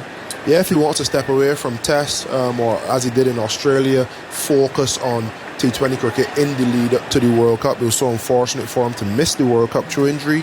And if I look at his career, the things that he does and the plans that he makes, left out Australia to play in ILT20 to be ready for the World Cup, but then went to Worcester to be ready for the Test series against England. So he's doing a lot of good things. He's doing a lot of the right things planning-wise for his body, for his game, and to try to give his best to West Indies. Seals rushes in, Crawley's forward and he's driving out through the covers. Mid-off moves across to his left-hand side to field and a single taken. Crawley onto 18, end of the over from Seals. 23 without loss, England, and 98 behind the first innings here. Yeah, and I think the cricket landscape is one where players will have to make decisions. I don't think it is common knowledge anymore, the common belief that if you decide not to play a series that you don't love your country, I think we're well past that, or at least should be. I think players would have to start to make tough decisions on which format they want to play, which series they're going to miss for the betterment of the body. You look at someone like Jimmy Anderson, not many players are going to play Test cricket until they're 41, but lest we not forget, he gave up white ball cricket, the two formats that he probably could have gone a lot longer in, to be able to prioritise that. So although T20 might come with the glitz and glamour, some players will have to give up a format to be able to excel in another. Here's Joseph continuing from the nursery end into Crawley's back of a length, and Crawley's driving square past points. He's chasing back now towards the old Father Time building, picks up just inside the rope. Crawley's back for a second, move him on to 20, and England 25 without loss. And this West Indies Test team are one who, there is quite a division, isn't there, between the white ball and the Test team. There's still more of an overlap in this England side and I think the Australian Test side, but I think there's only 3 of them, wasn't it, 3 players that were at the T20 World Cup from this particular squad. Yeah, I'd like to know your thoughts. Which camp would you rather be in? The one that has your red ball players playing predominantly red ball cricket, or your players that are good enough to play both red and white ball? It's a good question, isn't it? Here is Joseph again outside the off stump. Crawley goes through to the keeper. Crawley lets it go, rather. Goes through. I suppose if you have got 2 quite distinctive sides, you're less likely to have this clash where at some point you've then got to make a bit more of a drastic change if your country is suddenly playing 2 formats of the game at the same time, which has certainly happened, hasn't it, to Australia, and England have had it, and they're going to have it again, I think, later this winter. But you can have someone like Stokes having to forget 50 over cricket, forget the World Cup to be ready for the Test summer. Joseph bounds in again, left alone by Crawley. And through to De Silva it goes. We might see more and more players, as I said, just choosing based on what they perceive as their priority in that moment. And at the moment, as England are now thinking about the Ashes in 2 years' time, and that was Stokes, wasn't it, to say, well, I'm going to miss the World Cup because I want to make sure my knee is right to be bowling this summer and be able to be the Test captain and the all-rounder that I want to be in this side, to then take this team forward. Jason Holder, we've seen him choosing to prioritise T20 at that moment and now come back and say, oh, now's the time for Test. So maybe we'll just see more flitting between for individual players. Clipped well in front of square, down through, long on by Crawley, along the ground, controlled shot, chases on, but the ball will reach the rope first. 4 runs for Zach Crawley. He's on to 24, and England trail by just 93 now. 29 without loss. West Indies all out for 121, remember. Yeah, nice shot from Zach Crawley. You know he loves to get on the front foot, get that leg across. This one just sliding in, middle and leg. And just the ability to show a little bit of composure, a little bit of class. Not necessarily rasping cover drives that we're accustomed to, but just a little bit of class. Just the right of mid-on. You love to see it on drive all along the ground for 4. Joseph over the wicket once more. Oh, and a big swing and a miss by Crawley. A full-blooded drive. And through to De Silva that one went. Not the first time we've seen that from him. There's just enough movement from Joseph to be beating the bat. 88 miles per hour, that particular delivery. Alzari's been bowling really well, really quickly as well. Good areas. And you just think he's worked so hard, created a chance, has been dropped. First day, you expect to have your feet up, watch a little bit of cricket, had to come in and bat and play some shots himself. See the opposition take a few. Cliffhanger of catches, and then first opportunity to create is dropped. Joseph in again to Crawley outside the off stump. He's bottom edged it into the ground, and now Joseph fields in his follow through. End of the over. Square leg had just been sent back onto the fence in front of the grandstand for the last ball of that over. It's 29 without loss then. Around about 5-6 minutes to go until tea. And England's openers both there, Crawley on 24, Duckett on 3. And just to add something else about Jason Holder, Carlos, I always felt that as a captain, he took on quite a sort of statesmanly-like role. I think probably that comes with age as well, that he wasn't afraid to speak out about issues concerning the game. I particularly remember when West Indies were over in the bio bubble and having conversations with them about the inequality of wealth distribution amongst the game, which is usually a conversation that is reserved for chief executives and chairman of boards and this sort of thing. But he, feels passionately really about cricket in the West Indies. And there are inequalities within the game. He's not afraid to voice those. Jayden Seales is continuing, running in from the pavilion end. Duckett awaits. He's on 3. Duckett's getting a full ball. He's driving and missing. And taken low down by De Silva. Yeah, one, I think he is a smart guy. Someone that I have really good chats with, whether it's cricket, whether it's life, whether it's business. So he is a smart guy. And I think when he was a bit younger, he had to grow into that role. Parts of me feel as though he had to convince himself that he was the leader and not just lead because he was. He is a natural leader, and I think once he started to convince himself that this is his team now and he's driving forward with that team, he then became a lot more confident to the outer world, outside of his circle, outside of his team. And then he started to be a bit more bold with the things that he'd say, which was quite necessary. Seales in past the umpire, Fuller driven edged and caught, and Jayden Seales is wheeling away in celebration. He's got Ben Duckett. Duckett's moving very slowly off. No, he's tucking his bat under his arm. I wondered if he was thinking about an appeal, but to everyone behind the stumps and the bowler, the nick was audible.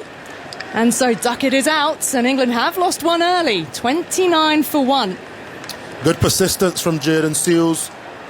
Getting it right up there. It's doing just a little bit. The sun is out. Not the prodigious swing that we would have seen from Chris Woakes and Gus Atkinson early. Just really good discipline. Good enough pace. And a reward for persistence from Jayden Seales. He really enjoyed that. His struggles to come back from injury, to come to Sussex and play a bit of county championship. Rewarded with a start at Lords. And he's got a wicket, got the first wicket of the series for the West Indies. A little bit deeper into his spell now, but if he can get another and get into the middle of the England batting lineup, it makes it a little bit easier for Jason Holder to be steady, Shamar Joseph to be explosive, and it gives West Indies a real chance to get a few wickets after tea. Well, wickets is what they need, isn't it? When they're defending a low first innings, their bowling's always been their stronger suit, the experience, the skill set that they've got, and they have troubled some of the very best in the world. And so Duckett on his way, and he's gone for 3. So out comes Ollie Pope, who took an absolute ripper of a catch earlier to give Chris Woakes a wicket. He dismissed Kevin Hodge. Catch close to the pitch. Hodge absolutely full-blooded cut shots. Travelled so fast to him. You'll be able to see that on BBC Sports socials if you go online, on the website and the app, and indeed the highlights programme tonight, for which in terms of that first innings will be dominated by Gus Atkinson's 7 for 45 on Test debut. So that's quite something for you to watch back. But for now, England have lost one early, but Ollie Pope now joins Zach Crawley. The sun's making another appearance. 4 slips stay in place. It's been that kind of day. It's been movement for all the quick bowlers, either through the air or off the pitch. So here's Pope settling over his bats. So Jayden Seales with the first wicket for West Indies. England 29 for 1. Seales in now to Pope, who's leaving it outside the off stump. And De Silva tumbles forward a little as he takes that. But encouraging start for West Indies to have got that wicket early. It's going to give them all a spring in their step. Yeah, they've bowled quite well. Seales not touching the pace that Alzai Joseph has, but they've been really disciplined in the lines and the lengths, and we're accustomed to England scoring at 5, 6 or over. You're down just below 4 and over. For the moment, you include the drop catch earlier in the piece off Duckett. So they've been rewarded for good solid starts, but they need to continue. Seales in now to Pope. Second ball, he's forward looking to drive and take to the covers. And it's there for mid-off to move forward into his left. Craig Brathwaite picks up. And so Pope is off the mark, 30 for 1. It's interesting listening to the West Indies coach actually in the lead up to this match when he talked, Carlos, about the bowlers doing their skills over and over and over. And the comment he made about the Test win in Australia, just saying that what we did in Australia, he said, reinforced the importance of belief in self, what cricket means to the West Indian people. But this was the important bit for me. He said it was the realisation that if you do something well enough for long enough, cracks will appear. And those cracks referring to the Australian batting lineup, which is formidable, and they managed to find a way through. So it's just sticking to your skills and being able to do it for long periods of time. Seales in now to Crawley outside the off stump. He lets that one go. But I think if there is a West Indies Test or series win, there'll be one of those memes of Andrea Kohli's face and that quote, like the Mahatma Gandhi meme. But he is right, and if you think back to England bowling on this first day, there were periods where it was boring, but they stuck to their guns, and then once you get one bit of success, all of a sudden you trigger a collapse, and West Indies can look toward the way England bowled. Maybe not as skillful as a group, but definitely they can be as penetrative with the skills that they have.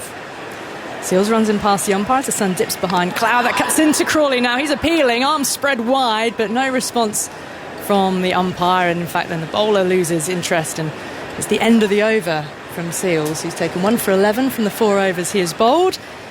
And are we going to have another over in before tea? Looks like No, we're walking off. The bell's being removed. So that is the tea break, with West Indies having picked up 1 wicket, then England going to the break 30 for 1, with Duckett having been caught behind a thin edge off a big drive off Seales for just 3. So first things first, as West Indies did manage to pick up a wicket in that period leading up to the tea break, but it's the fact that they only managed 121, Carlos. England 91 behind, 9 wickets in hand. Still very much to play for after tea, isn't there, to see really who's going to end up with the upper hand on day one. Yeah, they have to believe. They have to believe that if they can restrict England to 200, 250, they get the better of the wicket on day 2 and day 3, or what's left of day 2 and majority of day 3. And they have to believe that they can salvage something from the game. Normally we talk about teams that aren't accustomed winning tests to try to save them. And then when you learn to draw test matches, you can then find ways to win. The win in the Gabba may have skewed that opinion. I still think that is the way you have to look at it. How can West Indies save the test? What are the fundamentals in the game that you have to do over a long period of time to ensure that the game goes to day 5? And then if you can have a hero like a Shamar Joseph, someone comes with the bat and gets 100, 150 and gets a total that surpasses what England can get in the 4th innings, then you have a chance at winning the game. But from this position especially, how can we save the game? You have to get 20 wickets to win a game. You have to get 10 first innings wickets to have a chance to save the game. And it starts or continues directly after tea. But they'll be looking to make inroads after tea, get some more wickets at the back end of the session, and come tomorrow having 5 or 6 down, having a ball at the tail, and having a look at really getting back into the game on day 2 and day 3. As all the England fans in this ground, the expectation will be that England will end the day with a comfortable first innings lead, but it's up for the West Indies bowlers to try and spoil that party in this sense of occasion, this Lord's Test match, with it being James Anderson's last, but Gus Atkinson's first, and he took 7 for 45. So at tea, England 30 for 1 in reply to West Indies 121. So it is tea here, the sun's shining. It's a lovely buzz around the ground at Lord's for this first Test match of the summer. And Aggers is here to talk you through the tea break. Indeed, thank you, Ali. Yes, the sun is shining. We haven't seen much of that today. And the sunshine we have seen has been brief, but 8 wickets falling in that afternoon session. That was really quite something, wasn't it? 30 for 1. And the ground staff doing their bit and preparing the pitch, not just for today, but of course for tomorrow, because it's the 6th edition of the Red for Ruth Day, raising money for the Ruth Strauss Foundation tomorrow. 6th edition, I can't really believe that, I must say. Foundation raises money to provide emotional support for families to prepare for the death of a parent and support the fight against non-smoking lung cancer. So tomorrow, if they're coming to Lord's or following from home, of course, feel free to wear red in support. I ironed mine last night. Very bright red. Andrew Strauss, lovely to see you here. It's great. So usually you wear purple or something. So have you got red this time? Do you know, I just don't... Red's not your colour? Me. No, it's not. What is your colour? I'm wondering if there is a colour. Pink. Oh, pink. Very good. Okay.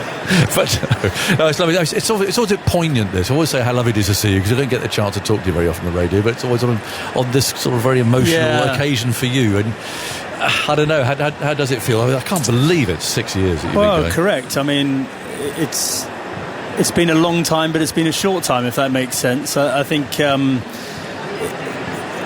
5 years ago when we set up the foundation, we had an idea of what we wanted to do, because Ruth and I had a conversation before her death about what a foundation might do, and she talked about helping families to do death well and to support families going through grief, etc. But we didn't really know what that meant, and I suppose a lot of the last 5 years has been about putting that into action and making sure we have the support network there for families to be able to offer that sort of direct counselling, emotional support, but also training up healthcare professionals to offer that support as well, and then increasingly offering sort of peer-to-peer opportunities for people to connect with other families that are going through something similar. It's one of those things, you feel very lonely, you don't know what you're doing, you're in a very emotionally vulnerable state, and often people just feel completely lost, and so we're trying to create a network where as few families as possible fall through that net, and as many as possible have the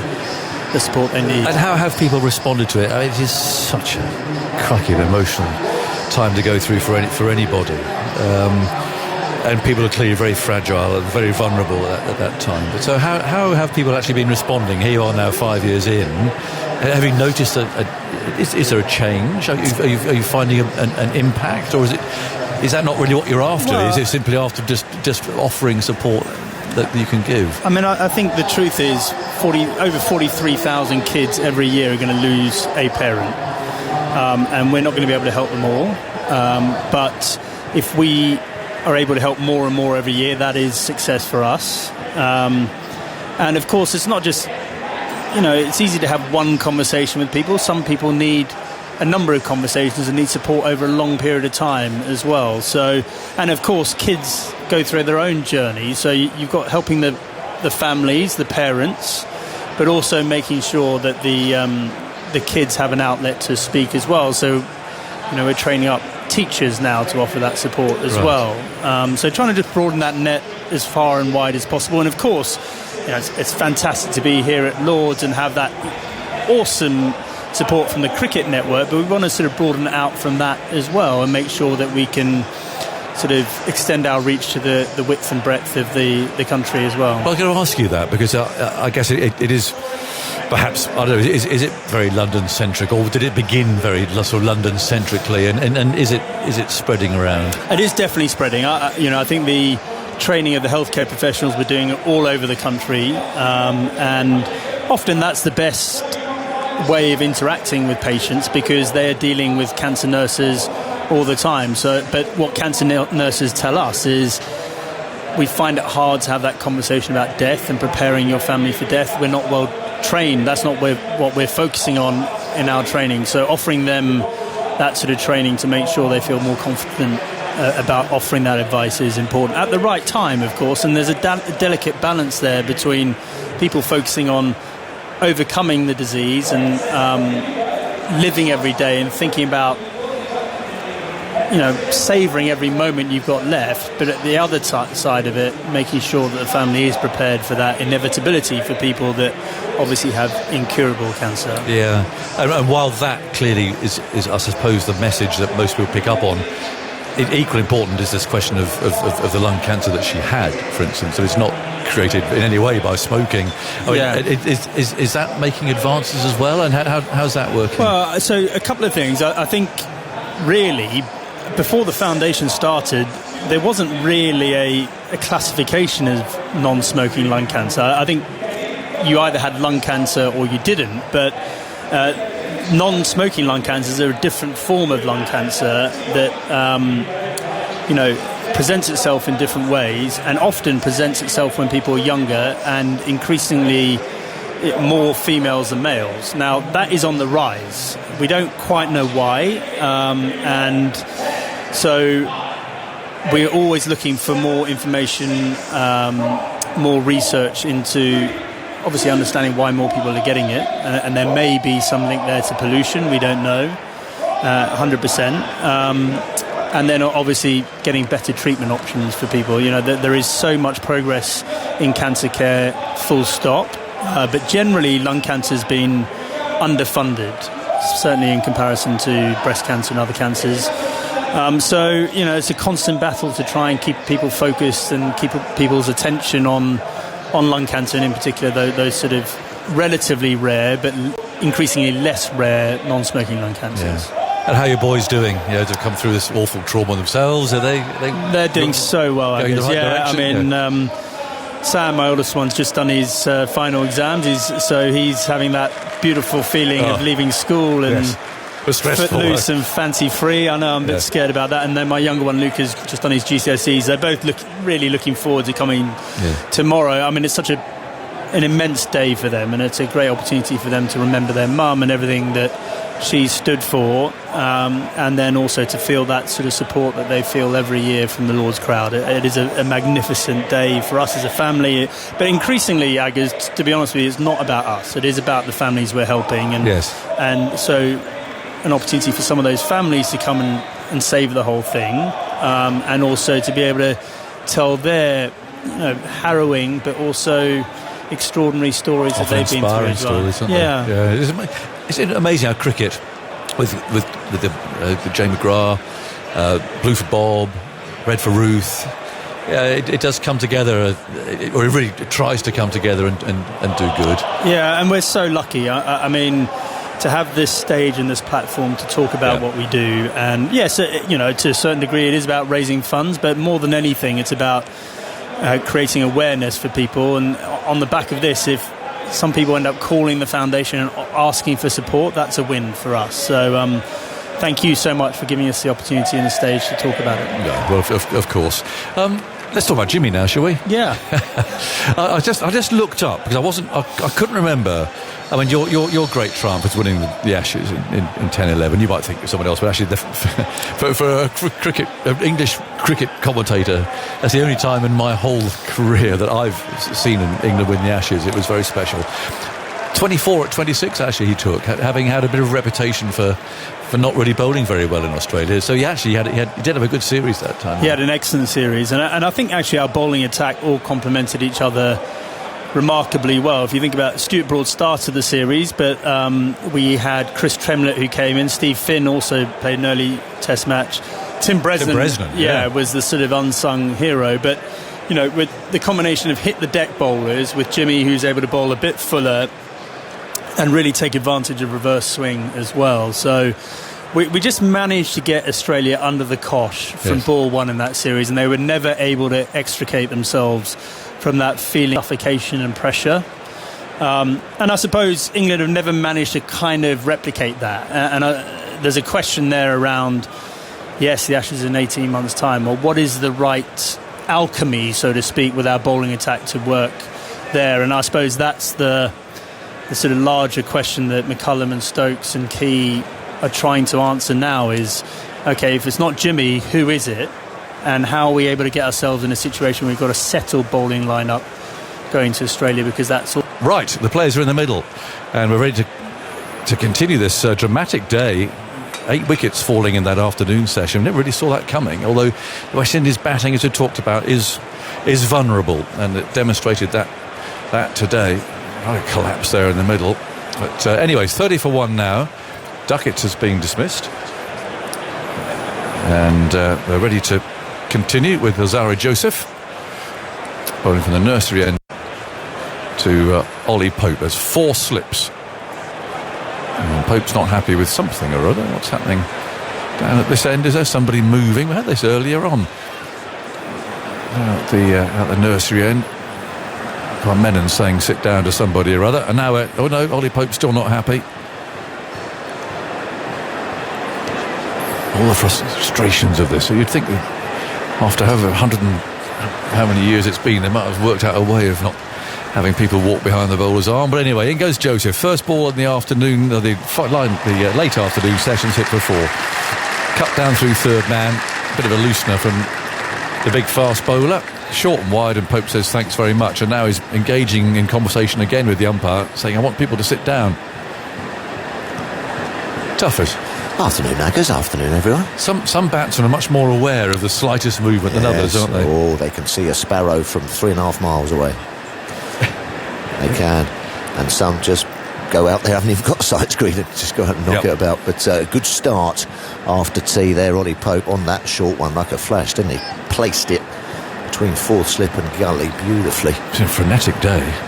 Cool, has it ever? Joseph again loops in, bowls on the off stump. He's driven him straight down the ground. This should go for four. It didn't quite come out of the middle of the bat, but enough of it there. And the ball runs away into the boundary below us. It's to our left, so successive boundaries. The first 2 balls of this session, and that's really not what you want as a fielding team when you're up against it anyway, and under the cosh.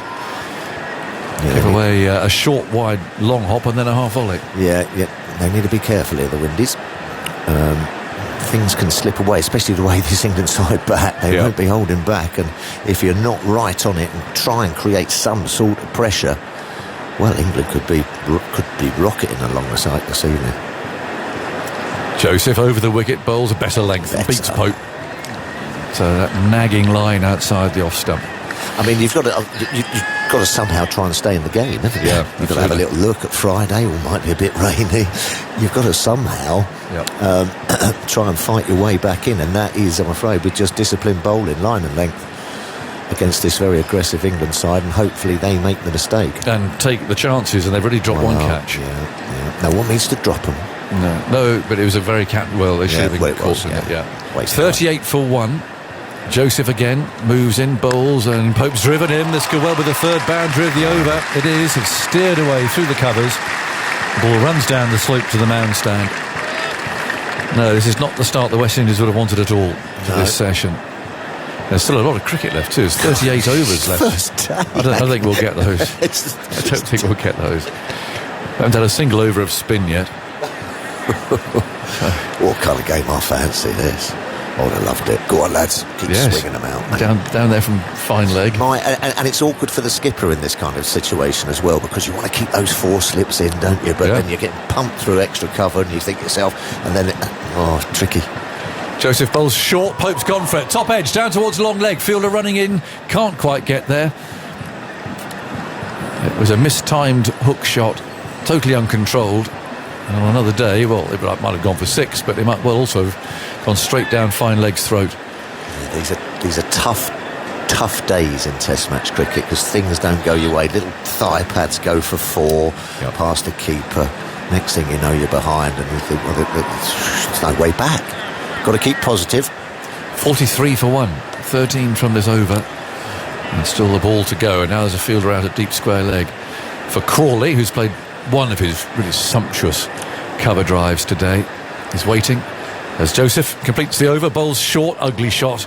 Very lucky not to get bowled there. It wasn't nearly as short as he thought it was, and went under his bat and just over the bails.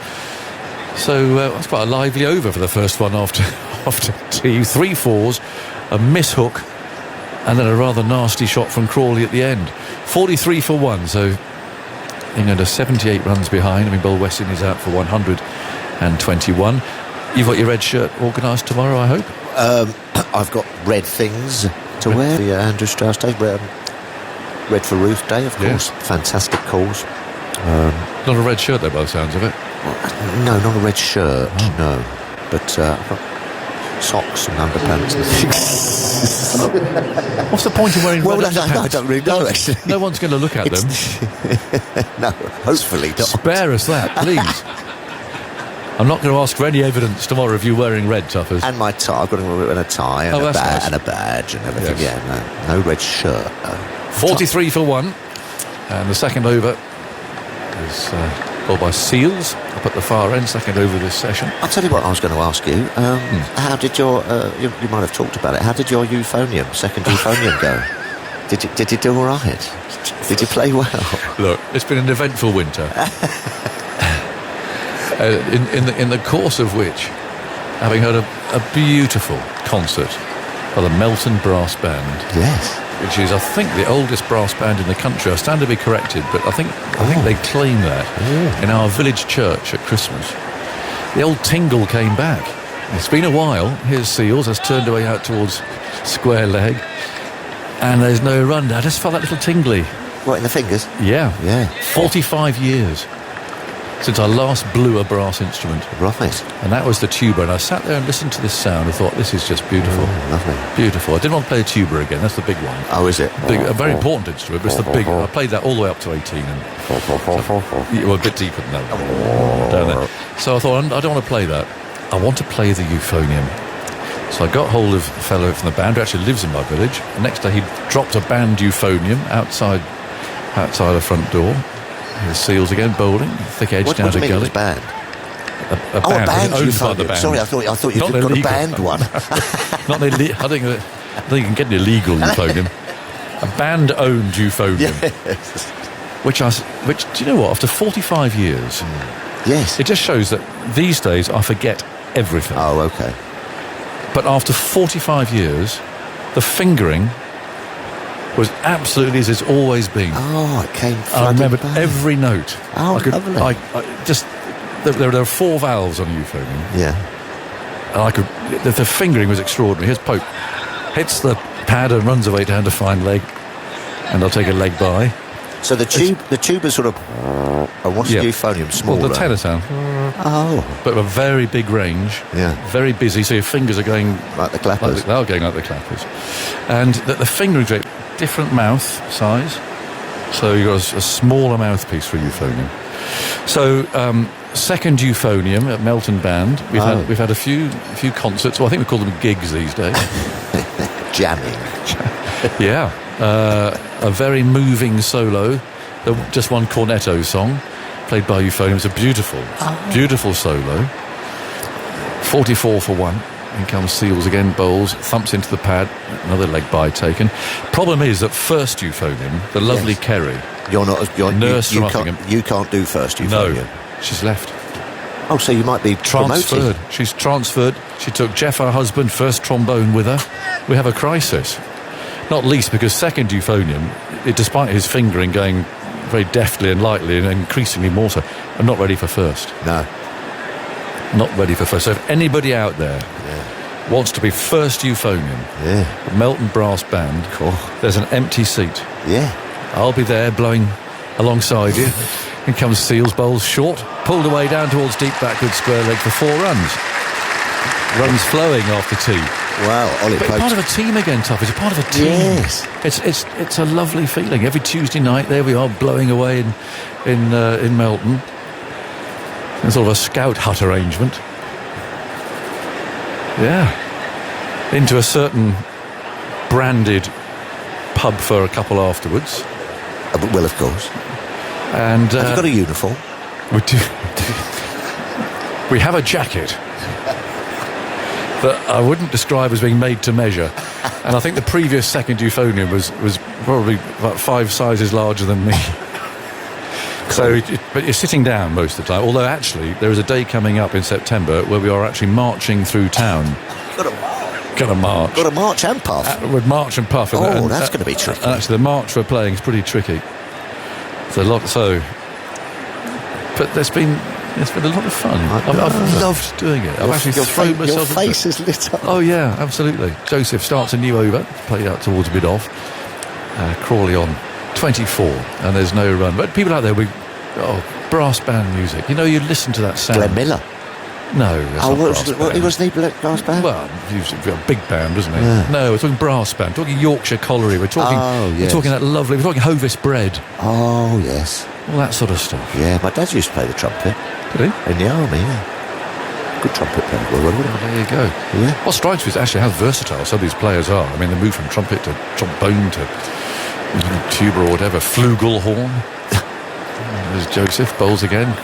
Crawley comes forward, plays back up the pitch.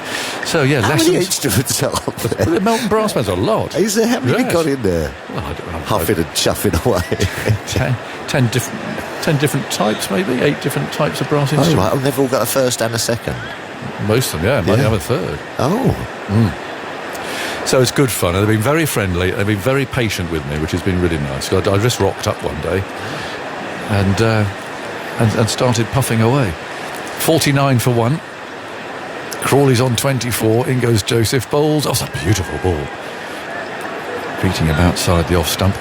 They've just got to try and get themselves in a position to apply some pressure here, and this is better from Joseph, isn't it? You've got to just be disciplined. If you get the odd one that goes for 4, well, that's so be it. Yeah. You've got to try and somehow try and get this England batting line up, stop just racing away with this. So I don't think it's perhaps it's normal that what you've learnt as a child, muscle memory, and a teenager, yes, in terms of fingering technique, it's all in there somewhere. Why is it still there? Is Joseph bowling outside the off stump, but no stroke from Crawley? Well, I think it's this, isn't it? Something like the reflex arc or something. I don't know. I'm asking you a sensible question. And I did hear something that if you practice something 15 minutes a day, right, by the 30 years, you'll be in the top 10 in the world or something. 30 years? Or 20 years or something. But I think it's the rule of 100 it's called or something. If you practice something for 10 to 15 minutes a day in a relatively short space of time, you will be one of the best in the world at it. Well, here's Joseph bowling a good ball, which bounced a little, and Crawley keeps it down well. The ball runs into the gully. Better over this from Joseph. 49 for 1. But I could meet someone now, and the name will go almost immediately. Or something will happen in a cricket match recently now. So why was it that I can look at those notes and bang? What age did you take up the euphony? The tuba. The tuba, yeah. I played from about 10 to 18, I should think. But in orchestras and things. Was there not a lot going on? Was there not a lot going on? I was at school. Joseph bowls short. Crawley looks to pull out, but it's through the shot too early this time. Better over from Joseph. 49 for 1. School bands and school orchestras. Okay. Did you not play an instrument? No, not particularly musically minded. Me, no, can't sing. Was it tone deaf or something? Yeah, no, can't. It's just not in me, really. But once music, it's a talent. Once music is in you, yes, it's always there. It's always there. Is there a song like? Yeah. I don't know if it's a song once or the not. rhythm's in you, but it's I've true. got the music in me. Oh yes, of course. Was that Barry Manilow or something? Was it Barry Manilow? I can't remember. Or was it Sister Sledge? I don't know. 49 for 1. Pope's on strike. He's on 18. And Seals bowling to the thick edge. He seems to have found a bit more control here now. Yeah, I don't know what instrument I would have taken up at 10. I played a bit of recorder. Everyone played the recorder. Did they? But do you think you remember the fingering of that? Yes, a little bit. There was you would. There was always a tricky one underneath it. Yeah, I don't know what that one was all about. No. It was a thumb, wasn't it?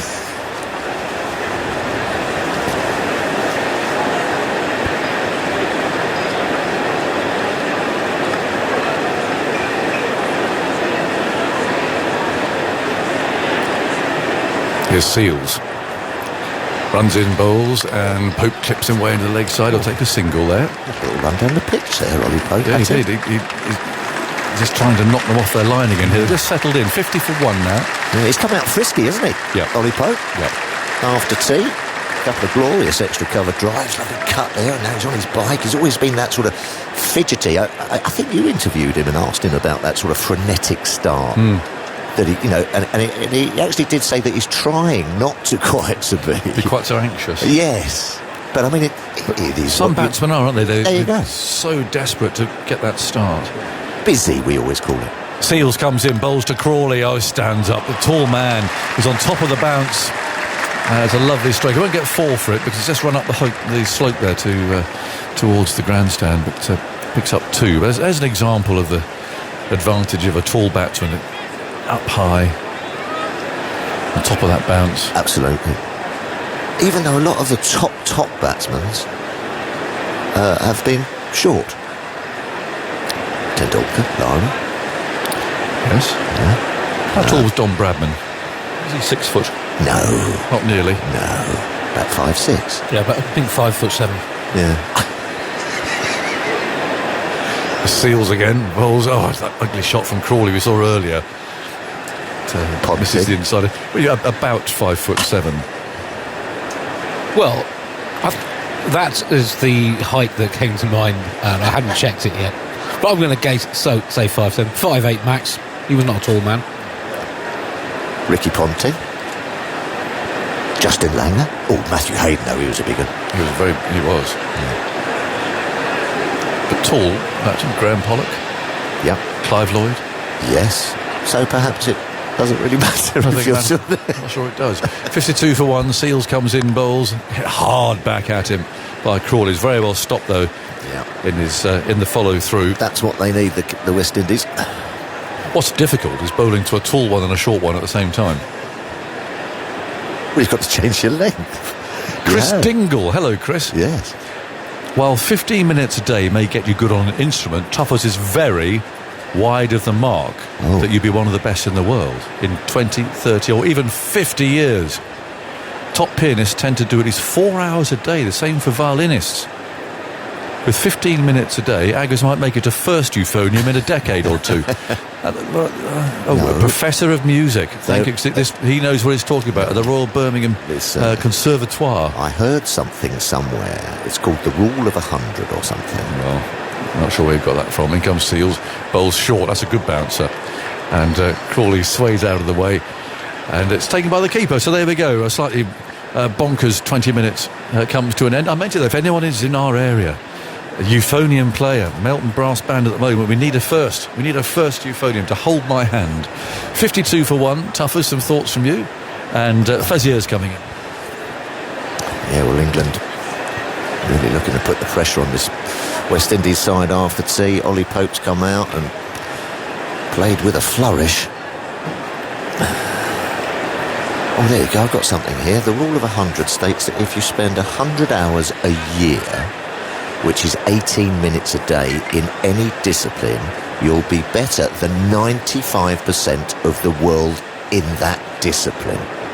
That's what I was trying to say. The point is, what's your source for that? Instagram, TikTok, one of those foolish, nonsensical things that are peddled off as reality? I don't know. Well, no, it's a rule. Someone's obviously done some research. Anyway, let's see what happens now as Alzari bowls on leg stump to Ben Duckett, looking to tuck it away. Sorry, Ollie Pope. Duckett is gone already. The 1 wicket for the West Indies, 52 for 1. Reply to the West Indies, 121. So there's Andy. Sorry. Presumably, if you play the euphonium for 15 minutes, given that 95% of the world doesn't play the euphonium, you're already pretty near the top, aren't you? Oh, you're just now trying to throw numbers at me. You're just trying to ruin me with stats. Well, that's what he's about, stats. Let's try and get back to a bit of the cricket, shall we? As the bit of cloud cover here at Lord's, as short ball is pulled away backward to square. That's going to run away for 4. Shamar Joseph won't cut it off.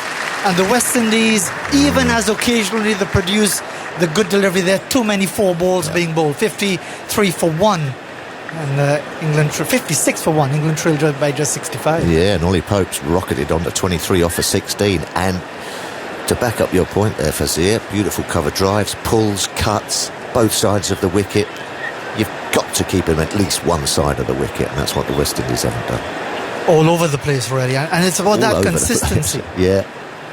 4 slips and a gully, waiting for that opportunity as Alzari bowls now, and a delivery that tucks him up, jags back in, doing a bit too much for there to be any valid LBW shout. Pope on 23, Crawley 26.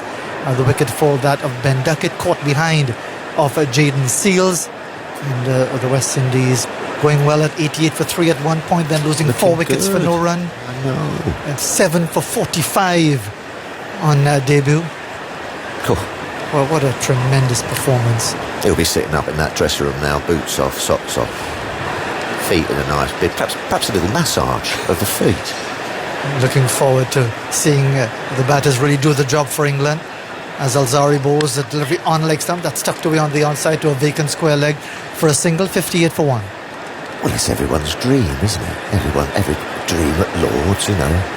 Debut, get a 7 for, get a double 100 or something, you know, and Gus Atkinson has achieved it. So wonderful. He'll be basking in a bit of glory up in that change room, and good luck to him. Bowled beautifully, bowled really well, no sign of nerves. And we were talking about inconsistencies of the West Indies bowler. He just plugged away, didn't he? Let the pitch do the work. bowled very skillfully, the odd cross-seam delivery, and got his rewards. Square leg now out on the boundary together with the long leg. Let's see if anything short is going to be served up now by Alzari Joseph. Bowls to Crawley, driving past the outside edge. Well, he lives and dies by that shot, Zach Crawley. And England have stuck with him for a long period when many people felt he should have been discarded. They've gotten the rewards, but that time past the outside edge. Well, if it's his day, he can win you the match in a very short period of time as well. If it doesn't manage to get one of those nicks, and he keeps crashing it through the boundary for 4, he can change the game in a blink of an eye, Zach Crawley. He's just struggled a bit. I think perhaps it's just stopping a bit, this pitch. It hasn't been quick. It might quicken up tomorrow once it's just sort of dried out a bit. Zari bowls again, and this time he's pulling out of any attempt at a shot, letting it go by through to Joshua De Silva and the West Indies with their work cut out here after they were skittled for just 121 in mid-afternoon. As you heard, Gus Atkinson 7 for 45. Let's get this one out. David emails, if repeatedly practicing something makes you better at it, what happened to Phil Tufnell's batting? You weren't practicing, were you? Well, not obviously not for 15 minutes a day. I think I tried too hard. Here goes Alzar, who's trying hard now to get a wicket as once more outside the off-stump. Once more, Crawley pulls out of the shot to end the over from the tall Antigan. And England well set at 58 for 1 under overcast skies once again here at Lord's in reply to the West Indies 121. And for the Caribbean side, they really need to get stuck in. And just following on that discussion about the harmonium and whatever else, it's basically about discipline, about doing the same thing over and over again. As boring as it may be, that's essentially why Test cricket is so difficult, because you're called upon to just, as in the case of bowling, find that length, stick to it, work on your plans, eventually backing yourself to pull it off. Absolutely. And that's what it's all about. It's as simple as that. And then on top of that, as you were saying, if you've got a tall batsman, you've got to adjust your length. If you've got a short batsman, you've got to adjust your length. If it's swinging, you've got to pitch it up a little bit. But all these things come from that basic ability to land it on a good length just outside off stump. I think it was Don Henley from the Eagles who said that was his strong point. That just he never got bored doing the same routines over and over again, which probably explains why they were successful as they were. Absolutely. Funny that, isn't it? We're just going to see a change in bowling now. It's Shamar Joseph, the man of the moment, and indeed for that couple of test matches for the West Indies in Australia. 7 for 68 on that final day at the Gabba to bowl the West Indies to a famous victory. What are we seeing now from Well, no, Chris I think Dingle? Andy might like this one. I'll tell you in a minute. Here comes Shamar Joseph from the pavilion end. Bowls outside the off stump, past the inside edge, through to the keeper. Ollie Pope there with a loose shot. Chris Dingle's back. If Tuffers does the maths, well, I won't be doing that.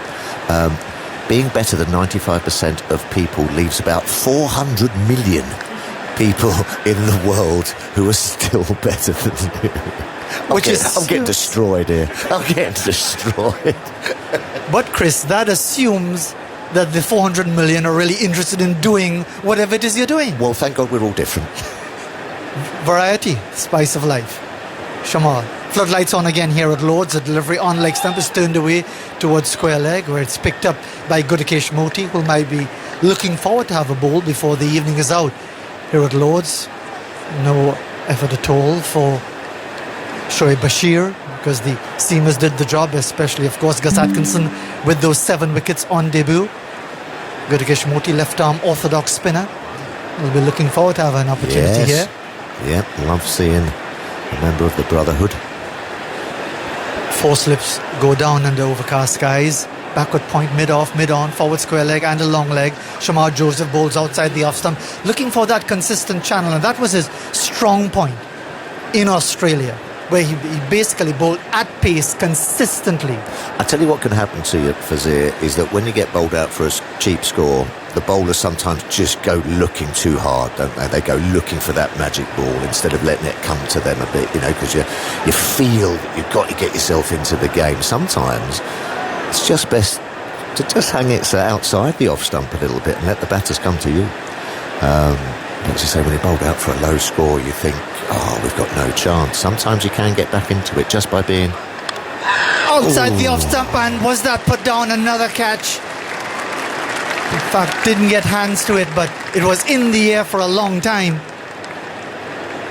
Sliced away. Shouts went up in the slip court, and a smile, rueful smile on the face of Shamar Joseph as Ollie Pope launched into that big drive. Sliced it away for a boundary. He goes on to 24, 58 for one. Yeah, full and wide. Kitchen sink. Oh, and it's flash past fourth slip. Yeah, he'll be lucky to get a hand on that one. But Mackenzie had no chance. Yeah, well wide of him. Yeah, but Ollie Pope, as you say, going full Monty at that one. That's why you've got to just stick at it. You're going to get the edge sooner or later in these conditions with this type of batting. Patience as well. It's a virtue. As Shamar bowls on a leg stump, turns it away fine, gets one. Alzari Joseph comes around at fine leg to pick up just the single. The light's taking effect more and more. We're seeing the shadows of the players on the outfield here at Lord's. It was bright for quite some time, but now it's some bank of heavy dark grey cloud moving across the ground, heading out towards the southwest. As England move up towards 63 for one. Crawley back in strike on 26, Pope on 29. The wicket to fall of Ben Duckett, caught behind of Jayden Seales. Seales back in the West Indies fold after a lengthy period out with injury. And the West Indies bowlers with a real task on their hands. Again, we see the square leg being pushed out. This time it's Gudakesh Moti right out on the ropes at square leg. And Joseph with that very straight approach passes the umpire, bowls to Crawley, forcing this through the offside for four up the incline, and really a commanding stroke by the tall right-hander to end the over. The first from Shamar Joseph. England are now 63 for one. Crawley moves ahead with that boundary. Yeah, elegant, up on his toes, a little bit Joe Rooty, up on his toes, and as you say, he's a big tall fella. Makes him difficult to bowl at when he's in form. Pure timing, didn't try and overhit it and just punched it through. Sort of a point area for four. He's looking in fine touch, but if he can just tie him down, he gets fretful. Both of these two fellas do. If he can just be consistent, they get fretful outside that off stump. They want to feel bat on ball. They want to hit fours. If you can dry them up, that's when the chances come. We're going to see a double change. Jason Holder, the former captain, is back into the attack, opted out of the couple of test matches in Australia, and Stuffers gives way to Sir Alistair Cook. Holder from the nursery end, looking to really, first and foremost, just put a break on the scoring, provide some sort of control for the West Indies, because the danger for the Caribbean side here is that England could run away with things to the extent by the time we get to the end of what will be a very long final session. They'll really be in control of this test match with the West Indies already dismissed for 121. So here comes Holder with his first delivery, right arm over the wicket, fast medium, bowls on off stump to Ollie Pope, and he plays it defensively on the onside. 67 for one in reply to England's 100. So West Indies 121. Yeah, good evening. Sorry, Tuff has left a minute or so too early. I had a whole mouthful of crisps I was trying to get down there, but we're away. And you're right, Holder is excellent at holding his line and length. West Indies do need some control.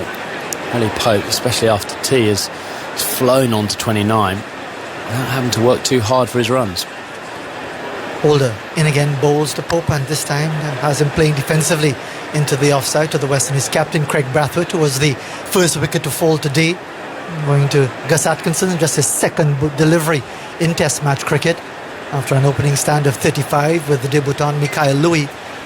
Lost a couple of wickets additionally in the morning session, but going pretty well at 88 for 3 with the Dominican pair of Kavem Hodge and Alec Athanase going quite well, but then Athanase chased the delivery angle across him, edging low to Joe Root at slip, and then the collapse started as Pope drives beautifully on the onside for 4, half volley length, beautifully played, technically perfect with that on drive. He gets another boundary to move on to 33. England are 71 for 1. Ollie Pope has been slightly shorter runs in the county championship this year, which normally he goes back and dominates county cricket. But he's looked an excellent touch. Not so much shimmering down the wickets like he has been doing, allowing the ball to come to him, and that was a fine shot.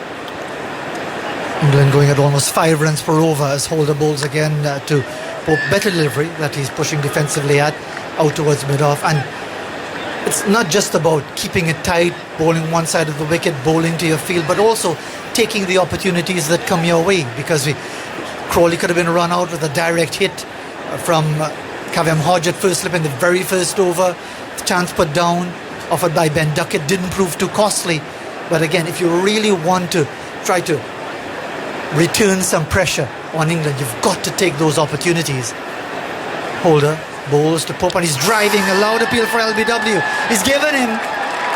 Is there going to be a review? There's a suggestion immediately from Crawley that it might be heading down the leg side, and they are going to review. So we'll have to wait and see what the verdict will be with the television replays. Your verdict? Oh, it looked very close from 150 yards away. TV the ball umpire went chooses onto the director. offside, so you With a player review for feels if it's gonna be LBW. close, just On-field decision very out. full, so it's not going to Check go the over. bowler's feet. Fair delivery. Umpire's call, Front so on. it only has to be clipping. Fear for Ollie Pope, the proper commentator's curse. I might have just done him. There doesn't appear to be any bat. Can you let Ultras confirm bat or no bat? please? Looks, but again, because it's umpire's call as out, Keep running it through, there please. doesn't Keep appear going to be through. any touch, no inside Yeah, edge. clear gap between bat and ball. No bat involved. Just a Ball matter tracking now ready, please. of waiting to see what the ball tracking technology will show. Original decision is out. Is it doing too much? Might be missing. Pitching out it off, Based on impact the in line. angle, missing. Wickets Yes, missing. doing too much. Nitin, I need you to reverse your out decision to Going up the slope. not out standby. You're on screen signal now. Nitin Menon reverses his decision. So good call by Zach Crawley. He called it straight away. I don't think Ollie Immediately. Pope was that convinced, and I didn't have it missing by that much. But actually, there's one earlier, wasn't there? There was one earlier. I think it was. I can't remember who it was, but they had one. I thought, oh, that's close. And Chris Wokes was bowling, and he missed by 1.5 foot. Yeah. And that one there's really nipped up that slope. I think maybe I was. You're done, aren't you? A little bit with the batsman when you fall over it. Ollie Pope was trying to hit that ball too square, and he falls over it. That kind of gives the umpire a slightly false impression. Pope leaves the next delivery outside the off stump, with the Holder looking to find that line to draw him into the shot outside the off stump. So a reprieve, a deserved reprieve with the review for Ollie Pope, who is sitting well on 33 of just 29 balls. Zach Crawley 30 of 50. England at 71 for 1. A real good reminder for Ollie Pope, that, because he played so nice up to 30, and if that was straight and he had fallen over it and got greedy, almost like runs are coming so easily, you just think what an opportunity he's thrown away. But sometimes your innings, you just get that little checkpoint. To me, that will be another little checkpoint to Ollie Pope. Got to keep playing it straight, keep playing with respect. Like the ball, it's very similar to the ball he crashed for 4 straight, but this one he tried to work across. And it was probably the right ball to do it in the end, because he was going down legs up, but actually in the naked eye, straight away, you thought that was very straight.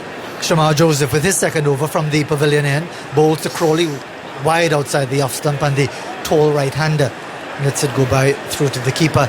And of course, from the West Indies perspective, it's a similar about being consistent, sticking to a particular line of attack, because I'm sure they would have worked out their plans with the head coach Andre Coley, assistant coach Jimmy Adams, former captain Jason Holder, Craig Brathwaite himself, the skipper, how to bowl to these guys, keep them under check, keep them restrained, play on their patience.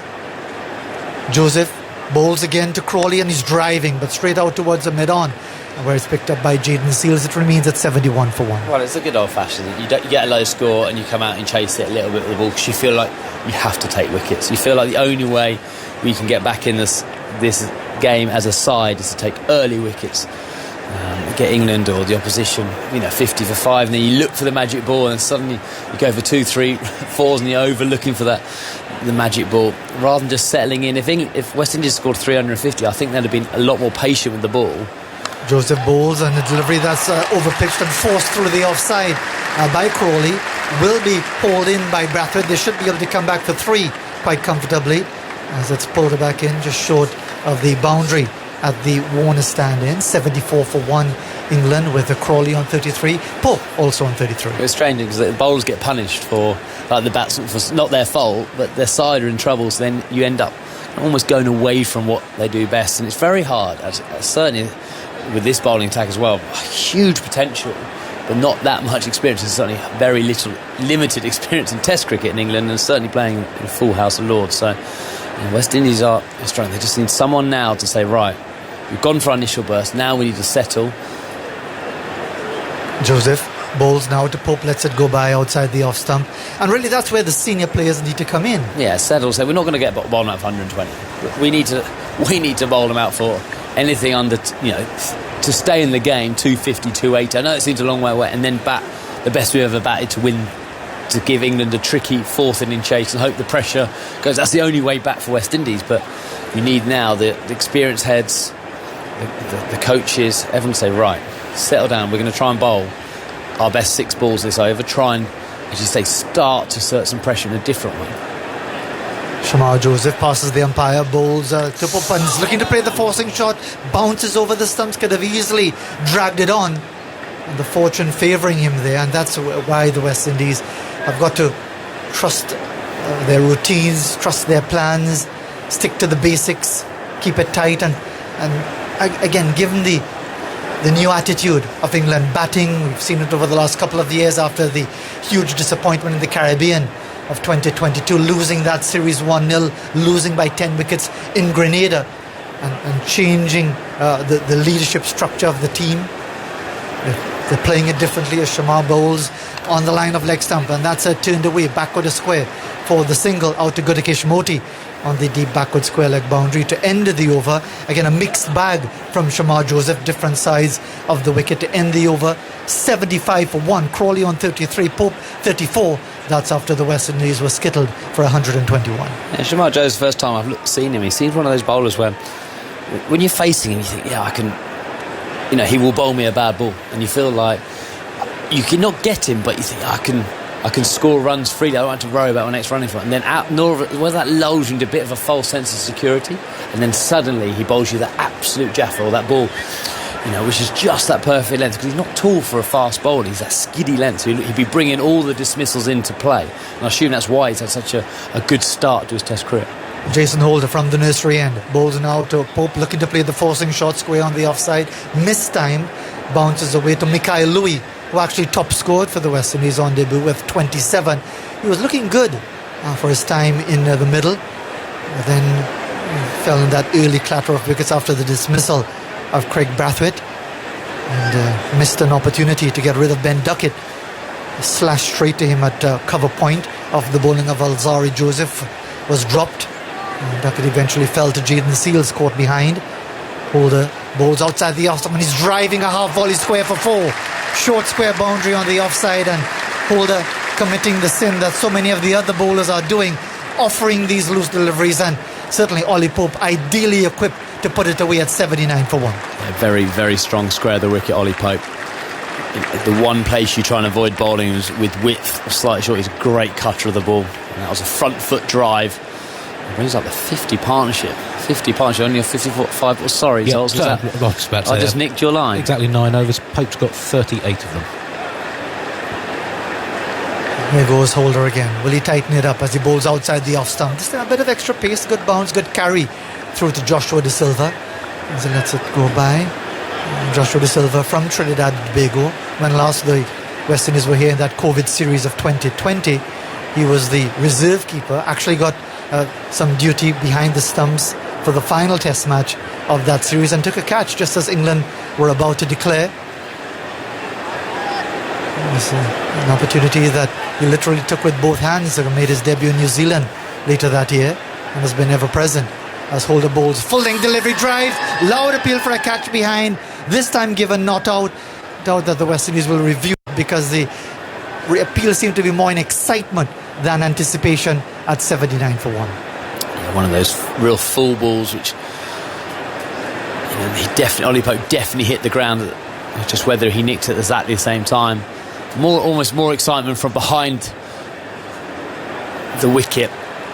But I think Jason Holder knew, didn't he? He knew straight away. He was just appealing in hope. Not any real confidence in the appeal. Didn't sustain it. He's hoping for the best. When he plays showing that was bat on the ground. As Holder bowls this time, delivery that comes back the other way. Close to the off stump, but not close enough. Subtle skills, isn't he? He's got lovely subtle skills.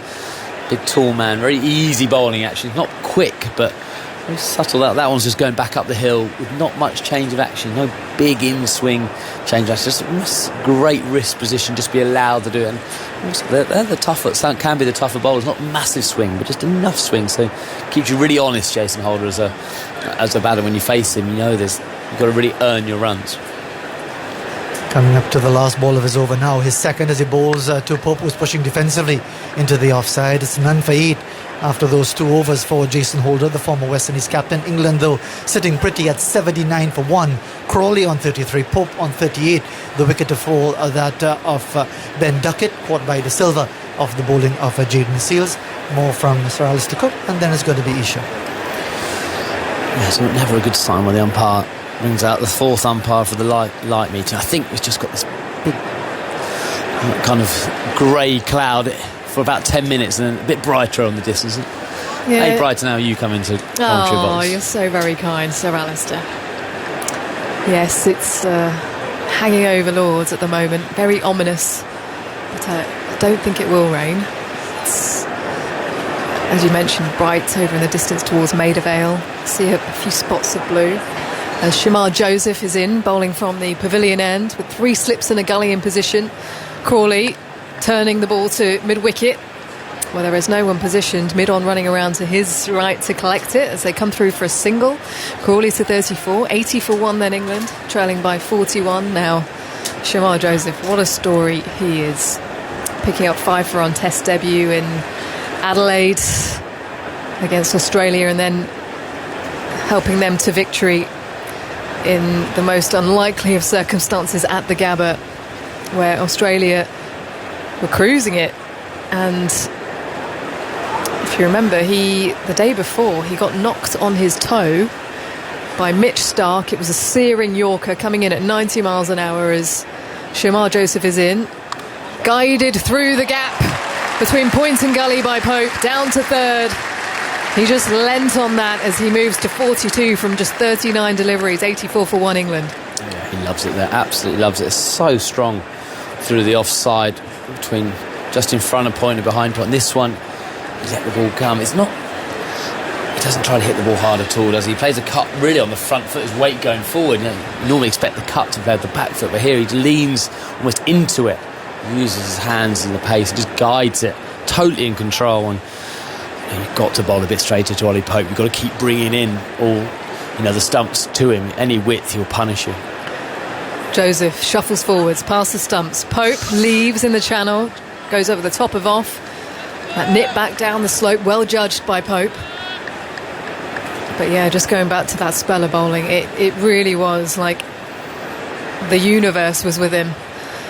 There was something in the air that day at the Gabba, and he just kept coming, throwing absolutely everything at it with his bruised toe that he could barely walk on. Valiant effort, and for the people of Guyana, I think, it just raised their spirits. He was welcomed back to Baracara, a hero, as Shamar Joseph in again, beats the edge of Pope. That is an absolute beauty of a delivery. Bowling it off a good length, and it nips up the slope against the grain and the gradient through to the keeper. Another great ball. The other one came down the slope, that's gone back up the slope with great seam position. There's lovely conditions to bowl. The ball now,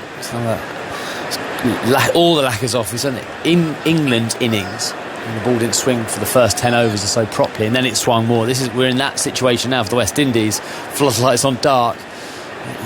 Opportunity here, and to pick up a couple of wickets. Pope lets it go in the channel again, this time a little bit further outside off, but getting that shape away. They have to be patient, don't they? They have to be patient. When you're behind the game like they are here, it's so hard not to chase it, but And if James Anderson's bowling all that experience, or Chris Wokes, you think, well, I might not pick up the wickets, but I will just constantly. There's enough in this pitch for him to try too much. Just keep bowling it there or thereabouts, and something will happen. Man's just been sent out to deep square, so 2 men back in the deep on the leg side for Ollie Pope, who taps his bat down.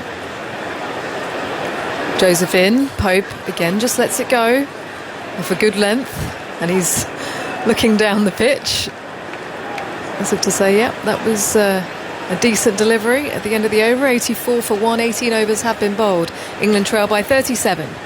Let's do a little more on Shamar Joseph's incredible debut series in Australia. He took 5 for 94 in his first test in Adelaide.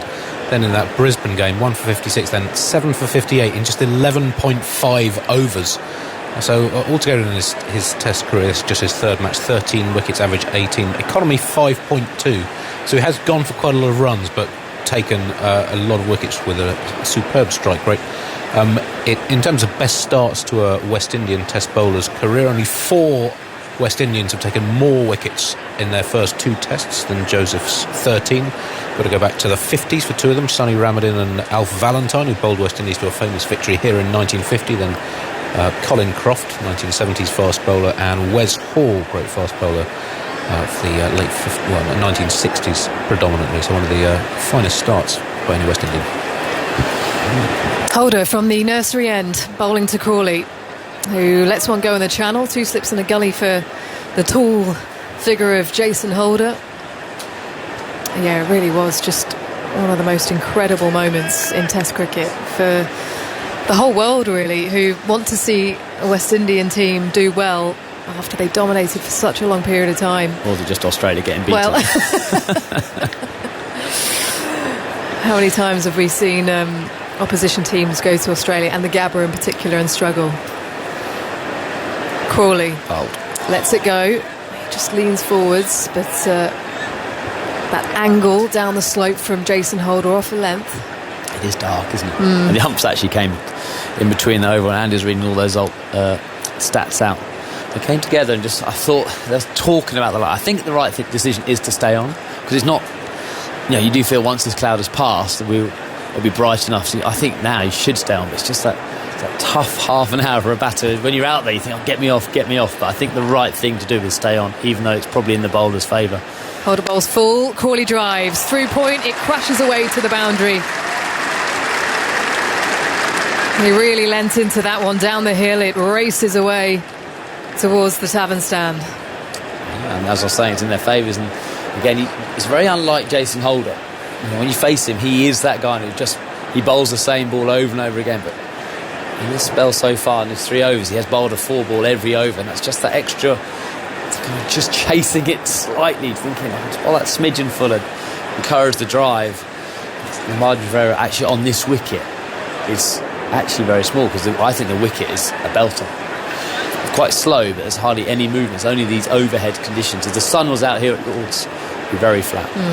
Point now heading out to deep point. So 2 slips in a gully, a deep point, cover mid-off, mid-on, mid-wicket, and a fine leggers. Holder approaches once again. Crawley drives, but misses the bat. Looking to drive it through the covers. Doesn't catch the edge, though, unfortunately, for Jason Holder, who throws his hands up, and now he's walking back to the top of his mark. Margin's rare, isn't it? That's just that half a yard shorter. And as we see with Zach Crawley throughout his whole career, he's never going to resist trying to play a drive. When it's in his perfect slot, he nails it for, and it's not quite there. He tends to miss him. Crawley drives, struck on the pads, Holder goes up, and the slip cordon in unison, given not out. He's got a big smile on his face, Jason Holder, as he talks to keeper, now captain. I think he's convinced. I think they had to go for this tactically. Yeah, they've gone upstairs. I think if this is out and they didn't review it, I think that would just more for a morale point of view. TV umpire to the director with a player review for LBW, on-field decision, not out. I think they were the bowler's feet, fair delivery. They were gesturing at height, maybe, but Holder saying no, it was low, it stayed low. Is there any bat involved, first of all? I wondered whether there's bat, but he's missed it by long. It's the two There pads. doesn't appear to be any bat. Can you go to Ultratch confirm bat or no bat? You're hearing the voice of Adrian Holdstock, the third umpire.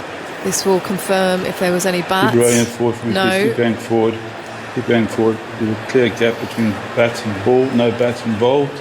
A bit like Ball Ollie tracking Pope's LBW just a few overs ago. It's the angle that Jason Holder comes in at, so Original I'm not decision, sure. not out. This is going on Pitching to out hit the lost stumps. impact in line. No, it's Wickets not. missing. Mitten, you can stay with your original not out decision. Stand by the on-screen signal now. And that's the problem for Jason Holder. He's got his hands on his hips and he can't believe it, because when you look at the impact, it was low enough. It's hitting quite low on the pad on around middle stump, but it's the angle that Holder comes in at from wide of the crease, and it was going on to miss the leg stump by quite some way. Yeah, because Holder was saying he wasn't going over, and I think that's... he was convinced he wasn't, and he was absolutely right. But again, this is huge movement after this. But then Zach Crawley's a big lad who's batting outside his crease as well with a big stride in, so the ball still had a long way to go. Crawley on 38. Squeezes one out. A slightly fuller delivery from Holder on that occasion, aiming at the toes. At the end of the 19th, England, who have been racing away 88 for 1, they trail by 33 here on day one of this Lord's Test, the first test of the summer. Pope, 42, he's come out to play with plenty of intent after tea. And now the umpires coming together to have a chat, because it is a little gloomy here at Lord's. Although that big cloud seems to be pushing to one side, there is a decent breeze getting up, lights on. Having a chat to Craig Brathwaite, the captain. Well, they're going to go off here because they're going to say you can only bowl spin, and He doesn't want to. and there's no reason why West Indies would want to bowl spin when the ball is swinging. He feels a bit this should stay on, isn't it? England are scoring at 4.5 runs and over. Obviously Zach Crawley and Ollie Pope will see it differently. When you're in the game, you're thinking, no, get myself off, wait for the sun to come out. But there's full house now, it's not that dark. Well, you can hear them, you can hear the commotion in the stands, because they just want to see some play. There's no rain, but umpires taking a look at the light meter right now. Now this is where they will use that measurement now for the rest of this test match. But here's when it goes, now do they use the measurement with the lights on? Or is it? So I assume it has to be on, because I suppose if it's dark, but it makes very little sense to me what the reading will be with those lights on. It is dark, we're going to have to give it dark, but the way England were playing, they'll question, the umpires will say that obviously if West Indies were batting right at the end of the day, there's a level they need to get to, which I get, but it feels one of frustration when England are playing so well. Crawley and Pope have disappeared up the steps into the long room and up to the changing room. So 88 for 1 is the score. Crawley on 38 of 60 deliveries, Pope on 42 or 43. Earlier on, Ben Duckett dismissed by Jayden Seals for just 3. And plenty of batting to come after West Indies were bowled out for 121 after Ben Stokes won the toss today and elected to bowl first here. Just quickly on the sort of the vicissitudes of cricket. Looking at full shot percentage so far, West Indies 121 all out in just over 40 overs. 24% of the balls they faced produced a full shot, so that's a play and miss or an edge. England so far 88 for 1. 25% of the balls they've faced have produced a play and miss or an edge. So England have maybe been a little lucky, as well as more positive with their scoring opportunities, but that maybe shows the influence of luck in this great game. Sorry, Ross, I was actually looking at Michael Vaughan's big water bottle he brought us the signs off. So I thought you were going for a while with your stats there. So you're saying England are lucky, the play misses. But in one sense, I get that, because actually Zach Crawley has played a few, but then Chris Wokes, it was quite a strange spell from Chris Wokes. He either got hit for a 4 or play and missed to the right hander. So it's just cricket, isn't it? Just cricket. Or you say the West Indies are bowled slightly too short for the nick or whatever. It is what it is, really. It's an interesting looking water bottle, that, Michael. What would you call that? Well, it's rather large. We have to bring our own bottles these days to obviously help with the kind of planet. Just explain. So there's different times on the water bottle as you go down throughout the day. Yeah, I mean the colour of the water bottles is slightly strange, but yeah, it's I fill it up and it says at 7 a.m. good morning. I've obviously got to drink a little bit of it by 9 a.m. It says you've got it, and then I drink a bit more, and at 1 a.m. I think I'm just coming in. Remember your goal. And then 1 p.m. that's it. So where are we now? We're at 5 o'clock now. 5 p.m. Have you reached your goal? 5 p.m. It says no excuses. Okay, are you there? I can't see because you're tipping it to one side. Not quite yet. So I've got to You're a bit behind there, slurp a little bit in the next 5 minutes, and then at 7 p.m. a little bit more. And again, it doesn't tell you that little bit more is. It doesn't say on the bottle that it has to be water. By that stage, it could be anything. I was just about to ask, it doesn't tell you what you've got to put in your water bottle. You could have anything in there. 9 p.m. it says well done. So if I get through till 9 p.m. I've done all right. You can change drink. And what is the literage? I'm keeping it away from Tufnell. Okay. Because I don't know what will end up in it. What? So how many litres in there? Very good question. I'm not sure. I'm guessing 2.5, 2? 2, do you reckon? 2 litres? Yeah, okay. 2 litres, yeah. I'll go with that. That's the recommended a day, isn't it? 2 litres a day. I'm guessing that's why it's that size. I'm thinking the scientists would have made it this size. How do you carry it though? So you it have has a little dangler. Okay. Just carrying it like I must admit, walking down the street with it this morning, I did get a few looks. Well, it does stand out as well, doesn't it? It's very brightly coloured. Yeah. So you'll be seeing Michael Vaughan in the hotel bar slurping on his water bottle with various different liquids in there and watching the England game, I presume. Absolutely, yeah. Can't wait for that tonight, 8 o'clock. Yeah, well, against the Dutch. Apparently there's 80,000 Holland fans. I don't even know where's the game being played. Is it Germany? Dortmund, is it? Yeah, it's in Dortmund. Yeah, I think there's 80,000 Holland fans, and I'm sure there'll be 40,000 England fans. So that'll be interesting. Anyway, back to the cricket. It has been a fabulous week for British sport when you think about Wimbledon and then the F1, Lewis Hamilton saying goodbye to Sir Andy Murray. Fairly similar characters, I would say. Sir Andy Murray and James Anderson not wanting to leave the sport. Yeah, I mean, and obviously there was a little bit of controversy, wasn't there, with the pull-out of the mixed doubles, Emma Raducanu. But yeah, legends of the sport. Great to see the Grand Prix. I think, Cookie, you're a Grand Prix expert, aren't you? You see the Brits in 1, 2 and 3. Lewis getting over the line. So yeah, it's always a special time, isn't it, around July? There's always some the Open next week, which will be another great sporting occasion. And then this week here at the home of cricket, I reckon it's getting a bit brighter. There you go. Yeah, I think so too. There is still that dark grey cloud hovering above us here at Lord's, but it does seem to be getting a bit brighter. Over to our left anyway, so south of Lord's, there is a lot of blue sky, so hopefully this delay isn't for too long, as they're showing Jimmy Anderson highlights on the screen here at Lord's. What a seed that was against Rahul Dravid, that full delivery. We're now watching one against Mohammad Yusuf, another full Yorker. And you'll remember all of these, Alistair, won't you? I was there, it doesn't say.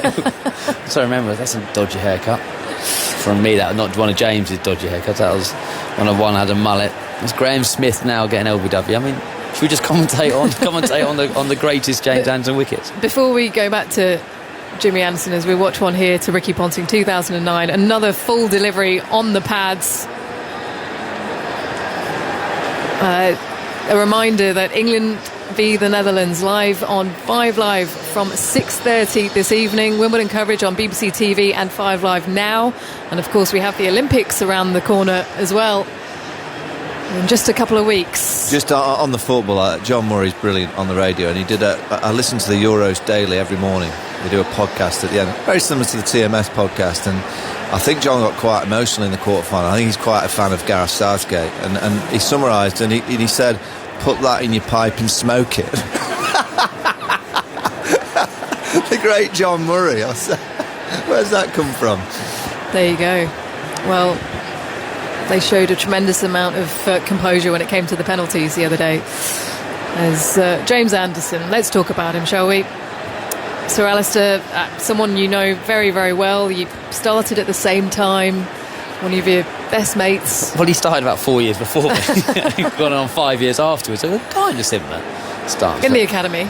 In the academy. Well, he had already played for Test cricket, quite a lot of Test cricket by then, like being around the squad, isn't he?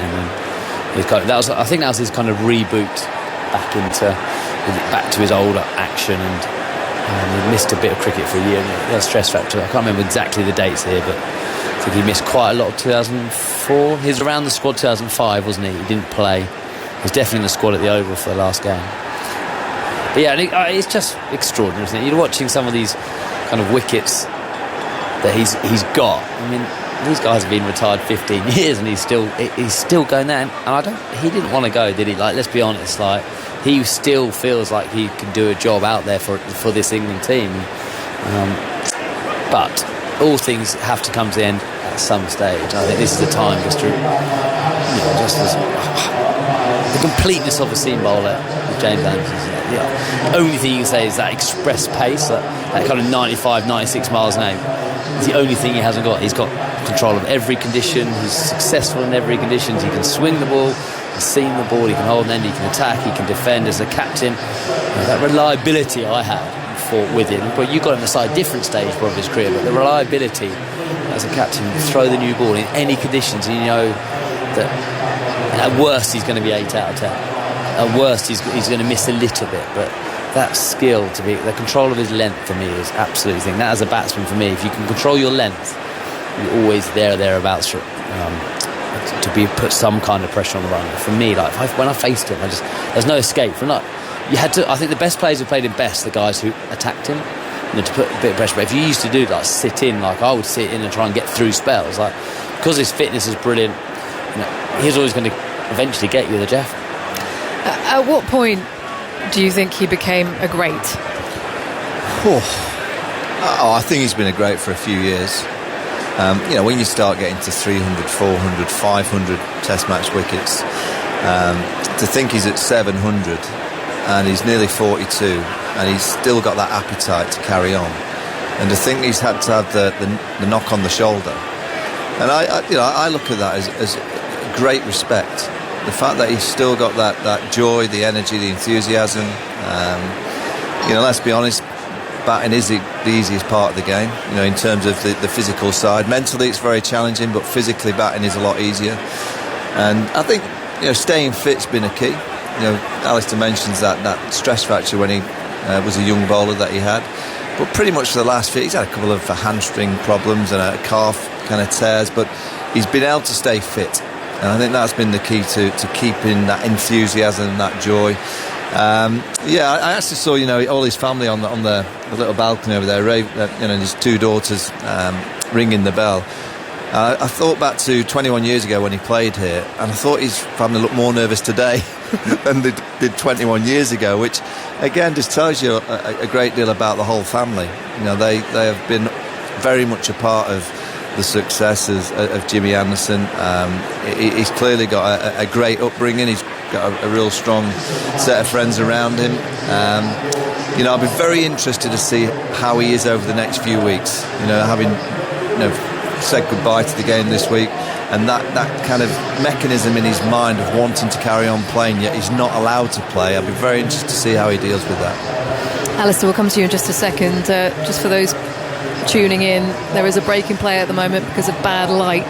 The umpires have just had a little chat, and it looks like there's a bit of movement. I think hopefully we'll be able to get some more play very shortly, but the West Indies bowled out for 121 here on day one. England 88 for 1 in response, trailing by 33. Pope 42, Zach Crawley 38. You asked Vaughan when you think he became a great. I think greatness or whatever. I think the time he became the bowler we kind of now respect was that 2010-11 series. I think up to that period, kind of everyone would say about Jimmy that when the conditions were in his favour, he was unplayable. But when the conditions weren't in his favour, he didn't have a plan B, or he didn't have that option. I think in that series he learnt how to control things when it was flat. Kookaburra ball, good wickets, and he was outstanding in that series in 2010. I think that was, to me, when I thought that's a step from being a really good bowler to a great bowler. In those conditions, he then went to India in a year and a half later and was absolutely outstanding. I think that was, to me, when he completed bowling, that kind of development from, obviously when it swung and he nipped, he was right at the top of the tree, but when it was flat, people used to get him a bit. People never got him from that period on. He might not have picked up wickets, but he never went for more 2.5 runs and over. It guaranteed you that control, and that's obviously down to his skill set. But that's, to me, that was the turning point, I think, as a plus a side who's been with him and played a lot with him. Michael, we work in Australia quite a bit, and there's often the comparisons between James Anderson and Glenn McGrath. I've just got a few stats for you here, courtesy of Andy Zaltzman. From 2003 to 2009, 17 test matches for James Anderson away from home, 44 wickets at an average of 45. Between 2010 and 2018, 45 test matches, 153 wickets at 29. And since 2019, 20 test matches, 60 wickets at an average of 20 away from home. So he's just getting better and better. Yeah, remarkable. I mean, that ability to just find movement. The length control has been immaculate, but he's always had that element. If you go back to the recent series in India, he bowled a couple of spells that he just found a bit of movement. He got Shubman Gill out on a couple of occasions with just that channel ball, with just a little bit of bounce, a bit of seam movement. And I think that's what he's been able to do consistently when other bowlers haven't.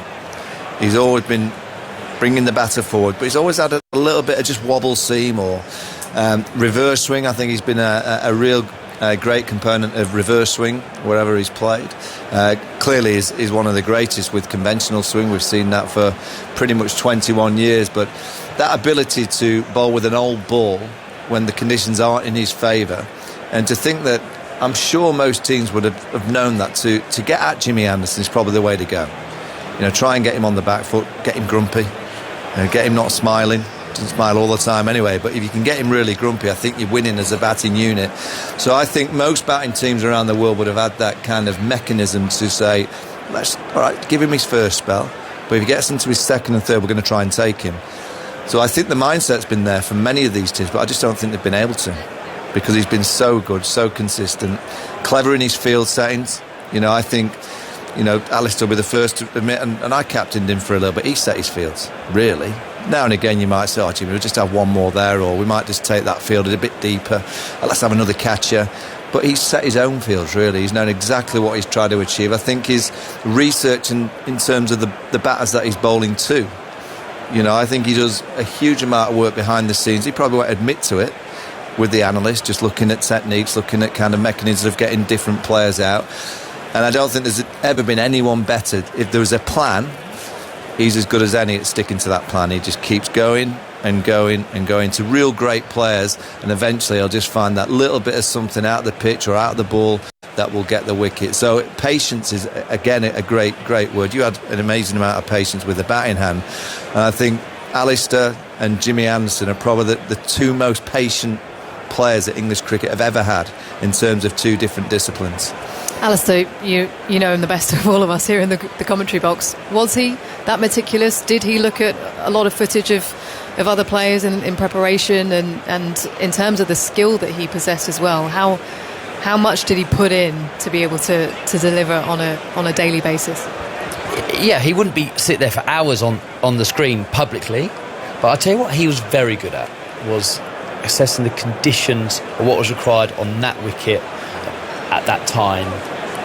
Certain, he'd be able to pick out what we needed to do very quickly. And I think he should do when he played 180 on Test match. And I was listening to Finney as well. He was talking about it, and obviously he stood quite a lot of times at mid-off and mid-on. That part of that communication as a bowling group, and obviously him and Stuart Broad. And Finney said that was the one thing which he was like, goodness me, yeah, like most people get it after two spells, or you sit down on day one and go, we should have done that. But actually one of Jimmy's great tricks and skills actually was recognising very early. I remember that Trent Bridge Test match at India, the one we actually got 81, and I think something like 70% of stuff was nicked, and caught a slip at Trent Bridge. So after 3 balls, he said to me, take the slips out. This is not carrying the slips. And obviously, I'm like, no, you just need to warm up a bit here, mate. You're going at this. He's absolutely right. The pitch was terrible. It was like a really flat, slow thing. And it took me half an hour before we had a third man and catch it. And when we went to subcontinent fields very quickly. But it was like 3 balls into it. And obviously, you're as a captain, you think, well, the stats are saying, here everything's going to nip. And he knew straight away. And I think it happens, doesn't it? Like when you get that control of that that nature for bowling or conditions is invaluable. And everyone, I remember a lot of the criticism we had when I was playing, that Jimmy bowled slightly too short. Him and Broady bowled slightly too short, trying to control, because you've been braver and bowled slightly footer. But I mean, it's very hard to argue, and they kept delivering time and time again, and the stats are saying, well, we're doing pretty well. The greatest to have ever done it. And we have some good news for you here at Lords, because the umpires have come together. We have a restart time of 5:15. So in a couple of minutes or so, as we can see the players walking back out onto the field. Lights on here.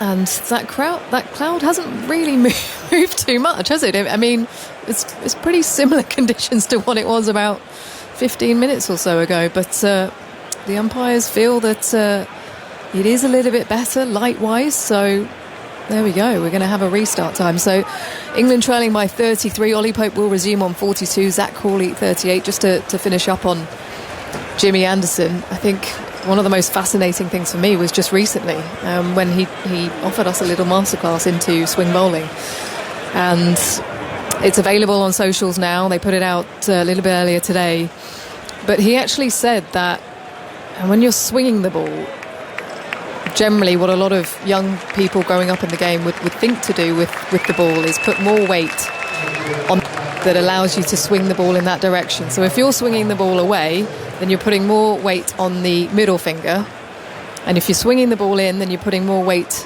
on the index finger as you push it in. But he was basically saying that he did the opposite, which I thought was absolutely fascinating, and something we would never have known from the greatest swing bowler ever. Well, I certainly didn't know that. I mean, I just assumed you ran out and pointed the seam. It's all a bit niche, but one way that way. I found it fascinating anyway. We're going to have a change up here. Alison Mitchell is going to come in, and Michael Vaughan is going to continue here. Michael, your thoughts on the situation at the moment and what you're expecting from England? Yeah, cheers. Well, it's a precarious one for the West Indies. They need to strike. They need to get some wickets in the next however long we're going to play this evening. I'm sure we'll get a little bit more bad light. There's a few clouds around, and England have made a terrific start with about 88 for 1. Both Zach Crawley and Ollie Pope looking good touch. Been playing some glorious drives. The scoreboard's ticking along quickly, as you generally get with the Baz ballers. Hello, Michael, and it is Shamar Joseph running in from the pavilion end. Lights on here at Lords, and he goes to Pope, who takes a bit of a swing and a waft, and it's gone through to the keeper, but cross-batted shot. He's looking for a cut, looking to play late, and didn't make contact. He's on 42, Ollie Pope, 42 from 43 as he was at the resumption, so 44 balls now for him, and Crawley on 38. Yeah, he's played some lovely shots as Ollie Pope. He's not had a huge amount of success for Surrey in the county game this summer. He's usually churning out the runs in county cricket, but it's been a little bit of a quiet period for him. But he's made a good start. He got a double century here, didn't he, last year against Ireland? 3 slips and the gully. Pope on the drive, but off the outer edge of the bat and finds backward points, and there's no run. Rehearses the shot. He's looking to drive that out through the cover region. Still shadows beneath the players' feet out here with the lights on, but it's not quite as... Sometimes the players' whites almost sort of begin to gleam under the lights, and then you really know that the artificial light's taking over from the natural light. But they've got that light meter reading now, the umpires. That'll be their benchmark if they feel the need to keep checking it. 88 for 1, England, after a break for bad light. Joseph in outside the off stump, and Pope takes a stride forward, shoulders arms to let the ball go through to the keeper.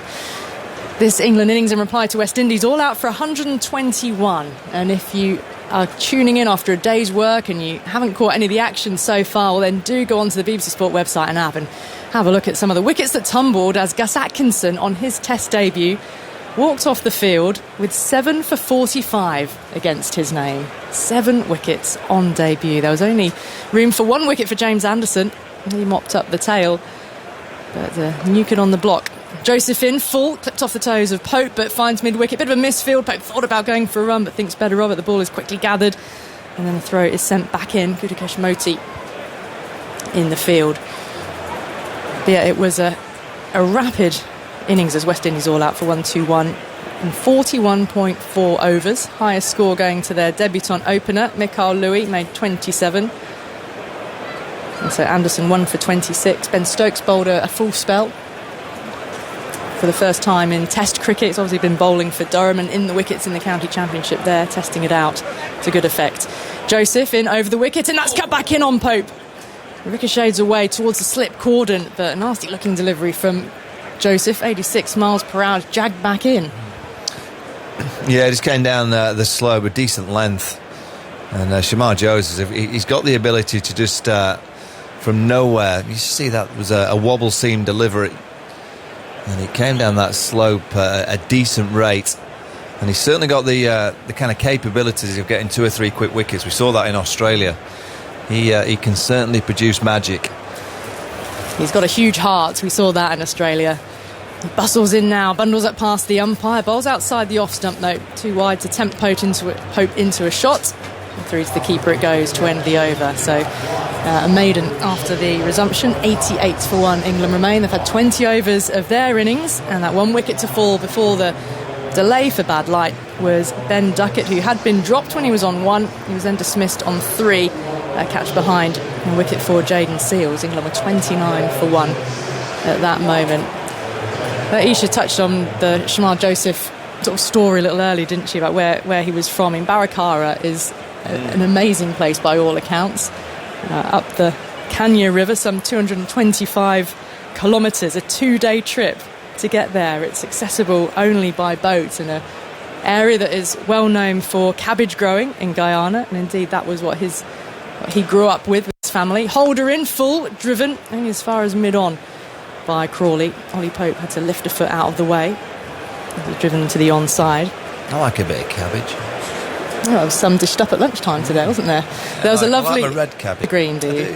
I do. I like green cabbage, but if you gave me a preference, I'd go with the red.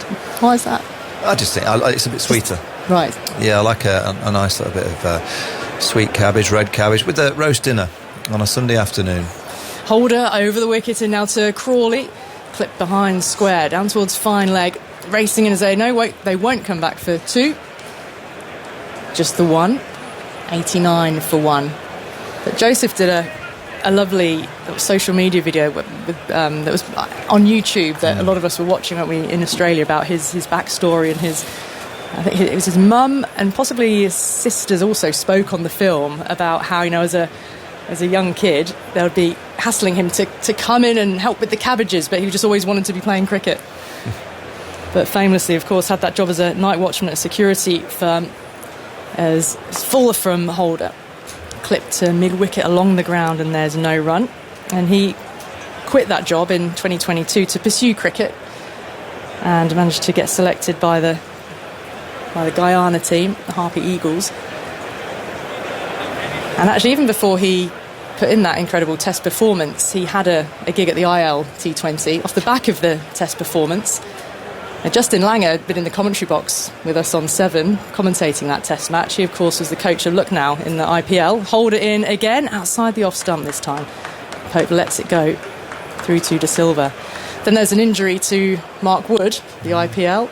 He's not able to go, and so Justin Langer signed up Shamar Joseph. He didn't feature very much, but all these opportunities also started to come off the back of that incredible performance. He absolutely put his name firmly on the map, which can go one of 2 ways, can't it? Because it then can suddenly be, there's a lot of expectation because of one incredible performance you've put in. It can be a lot for a new Test bowler to handle. Here is Jason Holder, pushing outside the off-stump once again. Pope letting it go through to De Silva. Yeah, it's the pace. You know, it's the pace of which we saw him bowl in Australia in that one spell in Brisbane. So you can completely understand why so many got excited about him. You know, to bowl that spell, and you know, you pretty much go around the whole world for any team, and you start building a team. And what do you need? You want some pace. There aren't that many. There's a few around, but there aren't that many that can bowl 90 miles an hour. Holder, tall, in, driven, a foolish ball. And as far as short extra cover, they'll take a single here. It's the fumble. And the throw is backed up. No overthrows, but fumble in the field from the captain enables them to sneak 90 for 1 at the end of that. Jason Holder over. Crawley on 39, Pope 43. Yeah, the skipper, Craig Brathwaite, with a nice pair of shades on. He was quite spicy, wasn't he, at the end of that Test series, at the end of the win at the Gabba. And it was actually when he was in an interview with Isha doing the post-match presentation. I think Fazir touched on it earlier, that some of the things that this West Indies team can take at times as motivation. And in the lead up to that Australian tour, there was a lot of articles written just about how poor the West Indies team would be, and how, you know, it wasn't a very enticing summer of Test cricket. New over full, he's got him falling over, Ollie Pope, and there's a big appeal from Joseph back towards the umpire and rushing forward, hands on head, some of his teammates, but he's very quickly now let that appeal fall away. Yeah, I mean, that's a real full, fast delivery, 88 miles an hour, and this is what Shamar Joseph has. He's just got that natural ability of, you know, surprising the batters with the odd, that's going down the leg side. It's kind of just tailed into Ollie Pope, but I think on any surface at any time, this young bowler can produce a bit of magic. I just think he's got that gift. It's not always going to be consistent, but from nowhere he can just produce some magic. He's into his 5th over here. Pope awaits and Joseph rushes in forwards, and Pope doesn't know where that's gone. It's bounced in the air and dropped on the crease, and then it rolls back behind the stumps. He's safe, but he's not looking completely comfortable here, Pope. But no, just going back to Craig Brathwaite. Oh, how are you doing with your water, by the way, Michael? No, I've got past 5 no p.m. excuses. No excuses now. I've just got to go till 7 p.m. and it says I can have a little bit more then. All right. A little bit more of? Well, it doesn't say that, so I can obviously take my pick at that stage. Right, OK. Let's hope we're not going to still be playing at 7 p.m. Let's hope we get to the scheduled close here with the light that it will hold. Joseph in. Forward, Pope comes on the drive, only as far as mid-off, finds the fielder, and there's no run. Yeah, Craig Brathwaite had he name-checked Rodney Hogg, wasn't it? Because he had said, I think the phrase was pathetic and hopeless with a quote, and the Brathwaite absolutely taken that on board, but I'd never before heard a captain in a post-match presentation like that. Sometimes those are the kind of remarks that are kept later for the written press in the press conference, a little bit less public. But he made no qualms at all about calling him out for that. Joseph goes in some width, and Pope leans for a rather ugly sort of reach, and he misses. That was one of the most remarkable Test matches, but it was also a remarkable day because you felt that a lot of the Australians and the ex-Australian players were quite happy to see the young West Indies team win that Test match, particularly see a young bowler like Shamar. And that night we went to a pub, and I remember sitting in the pub, and England were playing in India, and Tom Hartley was bowling England to victory, and the Australians were happy to see that as well. It was a day where Australia became lovely. Well, I was with Ricky Ponting and Justin Langer that evening, and their reaction was, who's this Tom Hartley? Here is Joseph bounding in again, full angles into Pope, and he goes with that angle along the ground down to fine leg, sprinting back for the second. Pope's really putting in the quick turn of pace, and he's back comfortably for 2 in the end. 92 for 1. Yeah, you feel with Ollie Pope, he brings so much energy to the crease. Sometimes he's a player that, particularly early in innings, you feel that he's a little bit too loose. But I've liked his energy today, and his shots have been with control. His running between the wickets has been excellent. That was a real good suit, pushing the boundary rider. Pope's 5 away from a half-century here. He waits, a little flex of the knees as Joseph rushes in, bowls foolish, off stump on the front foot, driving up to the mid-off fielder, no run. So end of the over, 92 for 1, England in reply to West Indies, 121 not out. So the deficit only 29 on first innings, and we're 25 past 5 in the evening. So if the light holds, we've still got a good hour, a little over an hour to play tonight. So plenty of time for these two to extend their partnership. They came together when there was just 29 on the board for England. Pope is practicing a few shadow shots down at the non-striker's end now. And Jason Holder, with his shirt untucked and hanging loose around his hips, sets off a tall, hulking figure up past the umpire. Bowls now outside the off stump, doesn't invite a shot from Crawley. He's happy to let it pass through to Joshua Da Silva. No run. There's a bit of blue sky over there, Michael. Yeah, I think we're going to be fine. I think it's going to get a little bit brighter. Jason Holder is about, you've just got to be wary of that big drive, because he does kind of dangle the carrot full of length. And every now and again he gets it in the perfect zone, which almost lulls the batter into a drive, and he gets that little bit of bounce that can induce the outside edge. Crawley crouches fairly still as he awaits a full ball back up the pitch, and Holder bends down. It's two hands to it, right by his ankles, to field. And no run. Crawley's there on 39. Had a tight LBW shout, not as tight as the one that Ollie Pope got. When he was on 33, Jason Holder was convinced that he had him. Given out on the field, Pope managed to overturn it. DRS showed the ball was missing leg stump, that it jagged back up the slope quite considerably. Holder in again, outside edge, and that's beaten a diving second slip down to the boundary for 4 in front of the pavilion. Well, he's done what he wanted. He found the edge of the bat. Yeah, that is that zone that he can just find, and as a batter, it's just it's such a hard delivery to face because of the height that it comes from. He just gets that element of bounce, bit of movement down the slope. You can see that Zach Crawley's just a little bit static with his foot movement. He didn't quite transfer the weight well enough. He stayed a bit too upright. It's another boundary though. Yep, 25 is the deficit. Excellent crowd in at Lord's for this first day.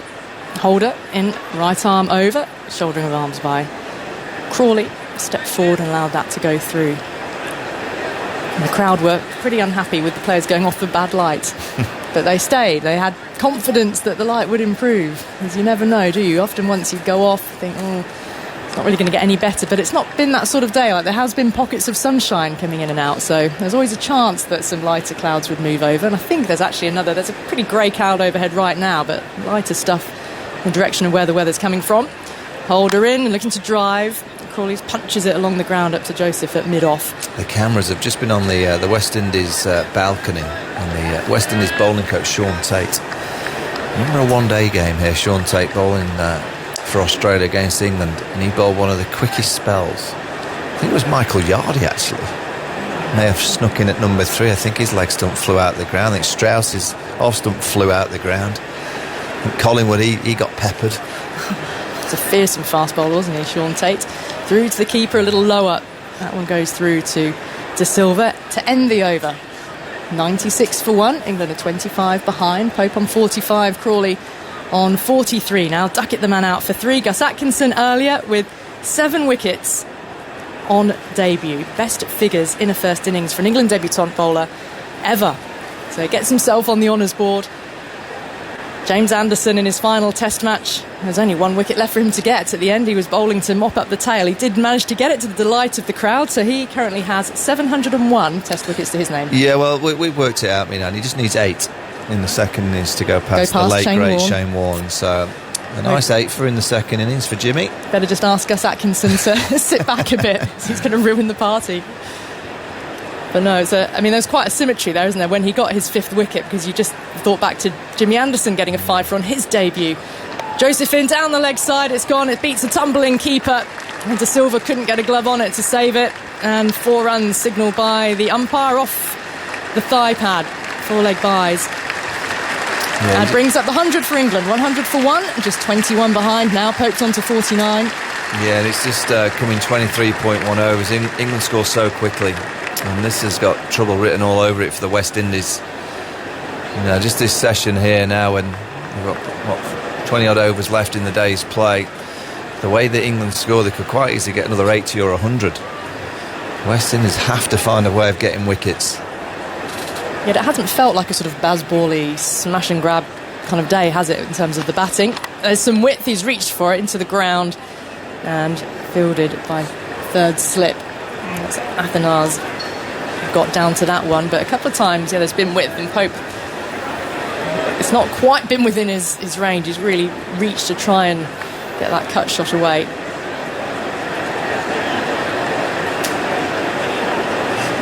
But the 100 up for England.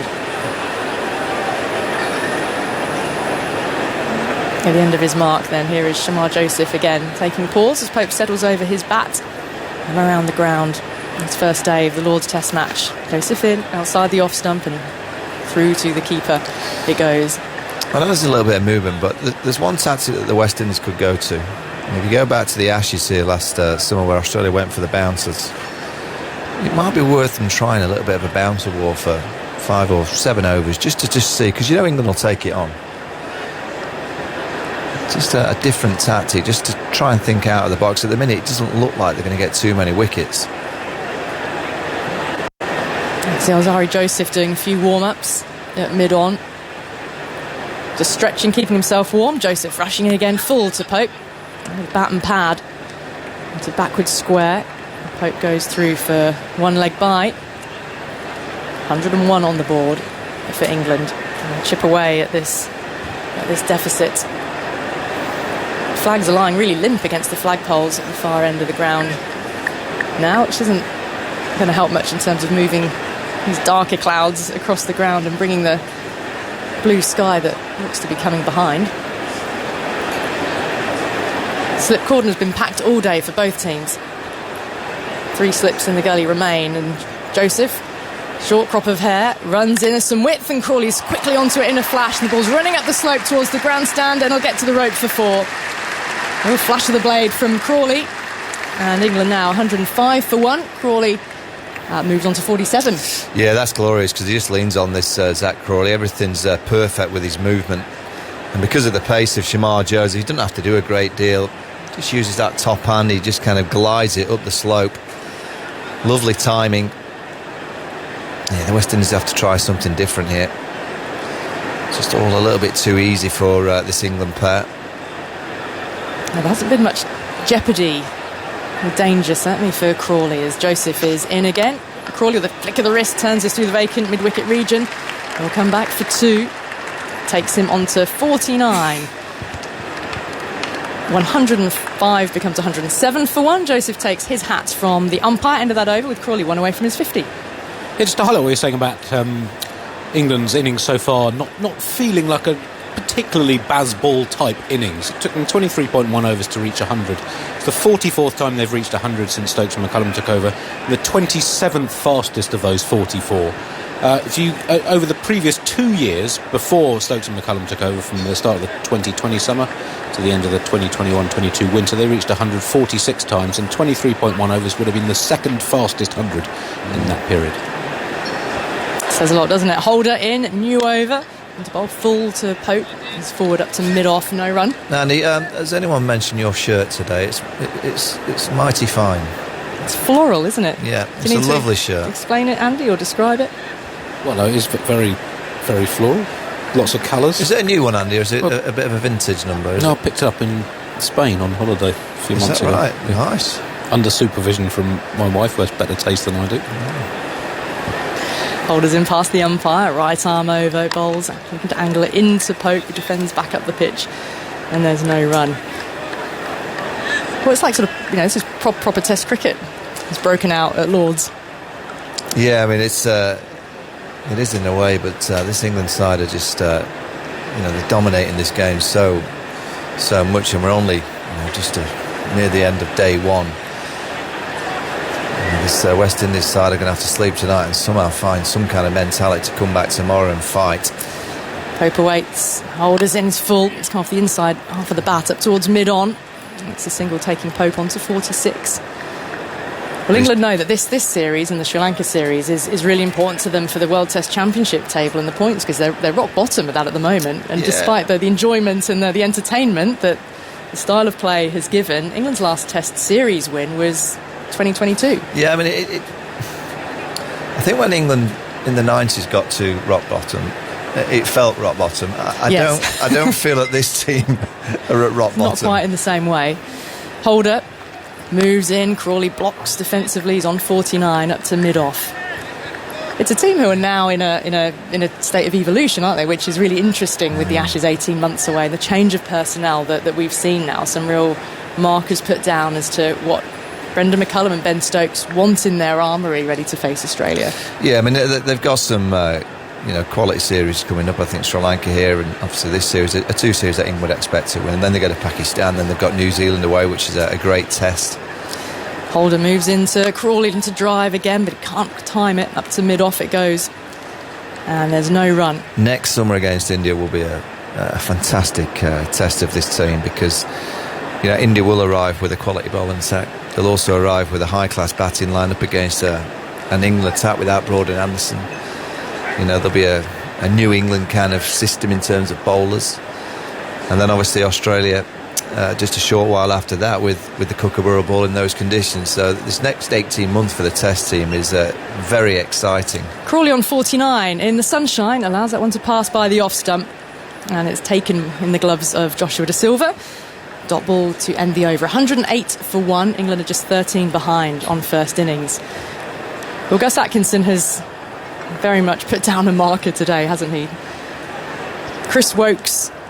Do you believe that Chris Woakes will hold his place in the side for England away from home as well as at home? Can he be a new leader of the attack in the absence of both Broad and Anderson? I'm just looking at what happened in India, and England didn't take him, so I don't think at the minute that's on the radar.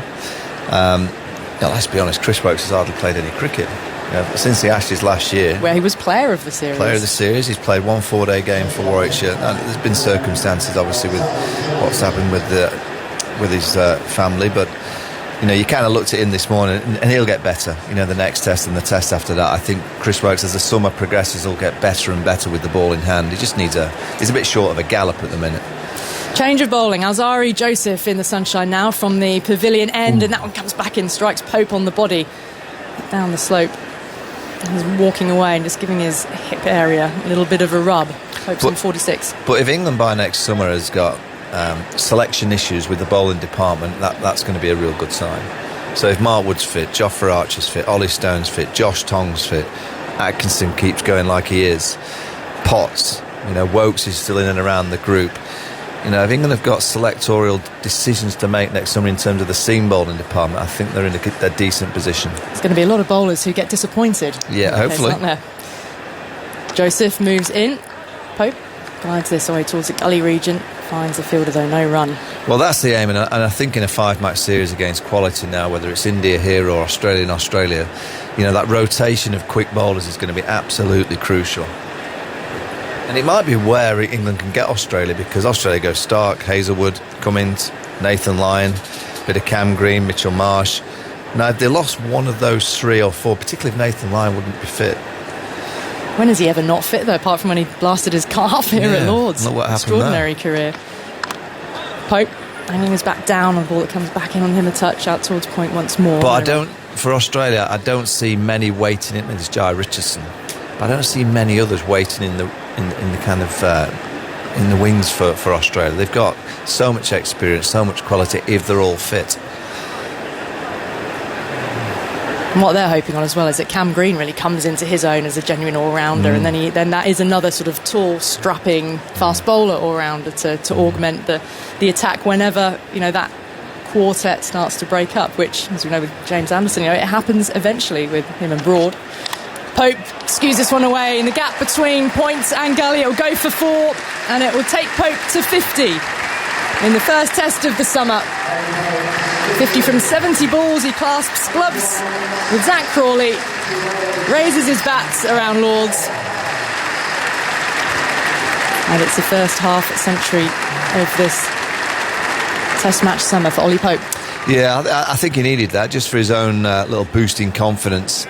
Not had a huge amount of success this summer, but he's come out and played with real positivity in his foot movement, his mindset, and he's played some lovely strokes. He likes batting here, double century here just a year ago against Ireland, and he's on his way. England are only 9 runs behind on first innings now. So Gully is now being stationed at deep third, in the region where that boundary was just scored. Alzari Joseph, ball in hand, getting ready to run in again from the pavilion end of the ground. So just the 3 slips in place now. Joseph, little dip of his head as he gets into his stride, and Pope clips this nonchalantly through the mid-wicket region. A chase here for Joseph at mid-on. Pope's coming back really quickly again. Running between the wickets is impressive from Pope. Yeah, excellent, but it's not good from Joseph. He's kind of the senior quick. And they've just made a movement to kind of pack the offside. He'd been hit there the previous delivery for 4 down to wide third. They put a third down, they put an extra cover in the fielder in the covers, and he bowls a nice middle stump half volley to be worked down the slope. I just think they have to try that bouncer tactic. You know, the ball's not swinging, it's not seaming, so they might as well think out the box and just do something completely different. At the minute, the scoreboard's racing along. Well, Zach Crawley has one away from a 50 himself, and he's on strike now. Gully's back in position. Joseph is in, he gets the slightly shorter ball, he pulls it away through mid-wicket. This will go for 4. Runs the first run and realises it's gone to the boundary. Again, a thump of gloves with Ollie Pope. And Zach Crawley, after hitting a century in the Ashes Test at Old Trafford last summer, now back on home soil, and he's 53 not out at Lords. These two batting well in partnership together, came together with 29 on the board for England, taking England to 119 for 1. Yeah, the two 50s, Crawley 53 off 74, 9 fours, Pope 50 off 70 balls with 10 fours, a very high proportion of runs in boundaries. It's Pope's 17th Test half century, 5 of which he's converted into hundreds, and for Crawley it's his 19th with 4 centuries in his career so far. And the partnership is now 90 off 18.4 overs. And they're flying along, 119 for 1. Here's the persevering Holder. He has bowled well so far. He's troubled both of these two. He thought he had them both LBW, but there's a bit of extra bounce there as Pope struck on the back leg, on the back foot. 53 not out, Crawley 53 not out, 119 for 1. So England just 2 runs behind West Indies. There's still lots of cricket to go tonight. There's another hour. So they could be well in front by the close. The sun's shining. Well, I reckon this is the brightest we've had it all day. Yes, it probably is. Yeah. There's a problem behind the bowler's arm. Can't quite see what the problem is, but there's someone moving around. The zebra's played pretty well, hasn't it? Well, it has. Yes. Abbey Road, as we call it. The pitch with it looks like a zebra crossing. Holder bowls on the leg stump. He can't bowl there, and it's been dispatched through square leg for 4. And Pope has played really busily since he first came in. It's a fine line sometimes with Pope between busy and skittish. Sometimes this goes a little bit too far, and actually often gets himself out early on through being a little bit too carefree, too skittish, too keen, too sort of desperation to get moving. So today just played very nicely. 57 from 73 balls. It's a pitch where the ball's not really coming on, so it's not an easy pitch to play lots of shots on, I don't think. His Holder again bowling very full. Peel flag before wicket, and he's been given out. It's the second time he's been given out LBW. He's looking at the bottom of his bat. It was very full indeed. Umpire Menon had his finger up very quickly. It'll certainly be reviewed.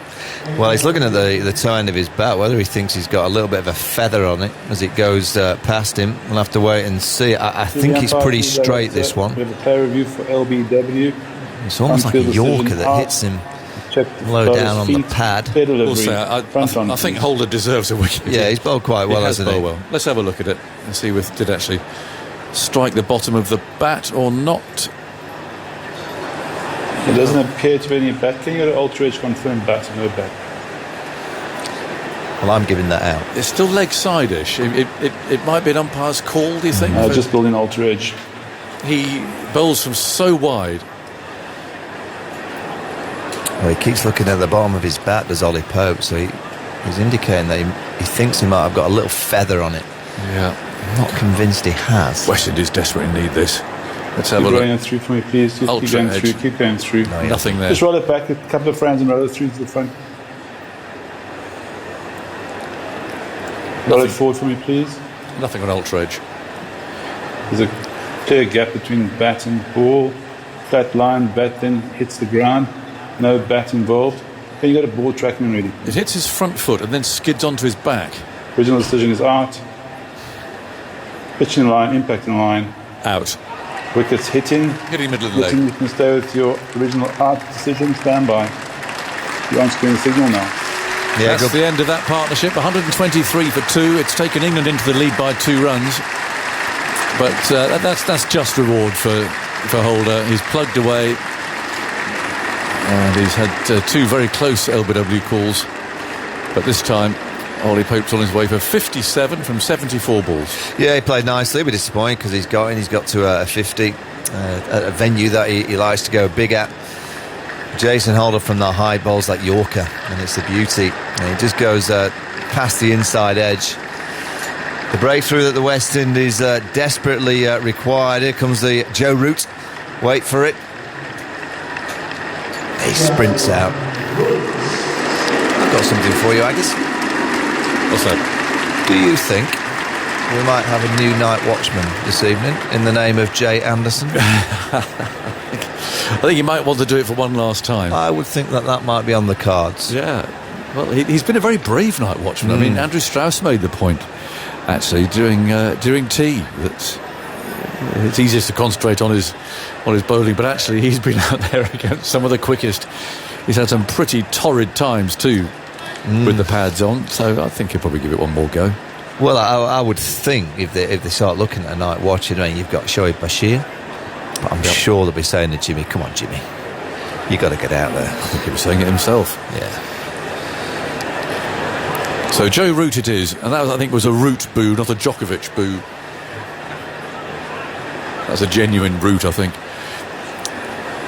And he's got about an hour to go. Yeah, he's been a bit grumpy, hasn't he, Novak? Yeah, it took him on. Yeah, he's good night. I think that was one of his comments. 123 for 2. Root's about to face his first ball. Holder's on the way. There's 2 slips, 2 gullies. In he goes now. The tall man bowls outside the off stump, and Root allows that to pass by harmlessly, although there was a yelp of enthusiasm there from the close fielders. That's collected by De Silva, the wicketkeeper. Lovely late afternoon now. We haven't said that very often this summer. But the sun's shining, we've got blue sky to the right, shadows very visible there by each player. The Lord's is lit up, it looks great. And Holder spins himself a catch from right hand to left, turns round, he's got 98 on his back, towers over umpire Millen as he goes in now and bowls on the leg stump. Root will like it there, he'll tuck it away. Off the mark, first ball, or second ball in fact. And Holder will be cross, he's just giving him a little freebie there to get away. 124 for 2, so England lead by 3. Carlos is back. Yeah, and you spoke about your number on Jason's bat. Funny story, his number is really and truly 8. Used it West Indies on a 19. Got into the West Indies team right after David Bernard Jr. hadn't retired, so he wasn't available. So he took 98. He eventually got the opportunity to wear 8, scored no runs, took no wickets, and is back in 98. Is that right? Oh, okay. And he goes once more then, bowls on off stump. Lovely shot from Crawley. Very well fielded at mid-off, mind you. Quite get it out of the middle of the bat. Brathwaite there at mid-off, desperately scrambled, kept them down to a single. So Crawley will keep the strike. 125 for 2. What number did you choose? 26. So I had a choice between 26 and 28. But at that point in time, I actually played for West Indies before I got a chance to choose my Barbados number. Oh, right. So looking toward I was looking toward my West Indies number when I got my chance. My Barbados number was 26 or 28, and Devon Smith had number 28, and the aspiration was always to play for West Indies, so I wanted a number that I could use for Barbados and West Indies. Right. Unfortunately enough, a year and a half later, I was able to claim that number for West Indies as well. So you weren't given a huge amount of choice then and such. I mean, it's quite a business choosing a number, isn't it? If it's quite restricted. Yeah, and I would have loved 7. Cristiano Ronaldo, born in July, always use 7. But then you get a couple options and you pick a number and you stick with it. 125 for 2 then. And we've got Azari Joseph from the pavilion end bowling outside the off stump. Crawley has a look, a little swish of the bat, but nothing meaningful. He allowed that to go through to the keeper. And it's 125 for 2. There's a man out of deep square leg there, just in case Joseph bowls a bouncer and Crawley goes for it. We haven't seen many bouncers today. It's just not that sort of a pitch. It's really quite sluggish. not easy to time the ball on for a naturally aggressive batsman. They like the ball coming onto the bat. But England still going at a decent rate here. 125 for 2. As Joseph again comes skipping in. Bowles, Crawley mistimes the drive. So I'm talking about really. He's aiming there between bowler and mid-off. But the ball's ended up at mid-on. Plays the shot again where he'd like to have gone. So even well set, having faced 77 balls, the timing's still a little bit difficult to find.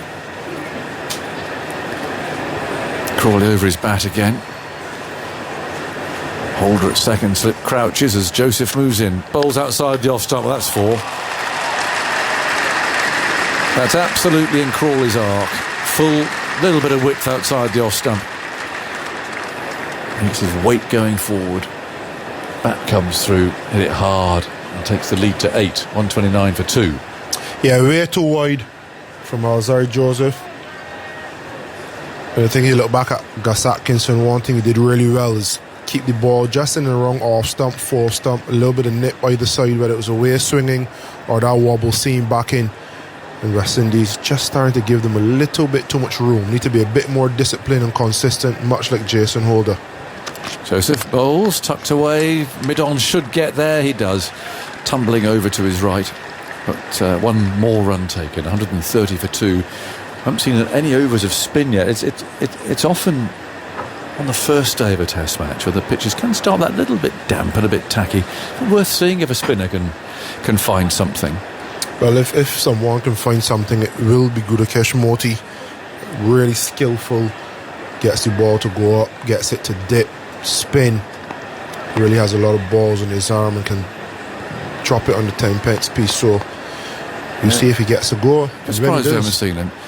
Joseph again, Bowles. Oh, that's a good leave from Root, and by good leave I mean it was very close to the off stump. Well, the 2, as they say. He had it out, and it's a bad one. Good and a bad one. And that was quite tight. Root goes gardening, tapping away at the pitch, and there's a change of the field here.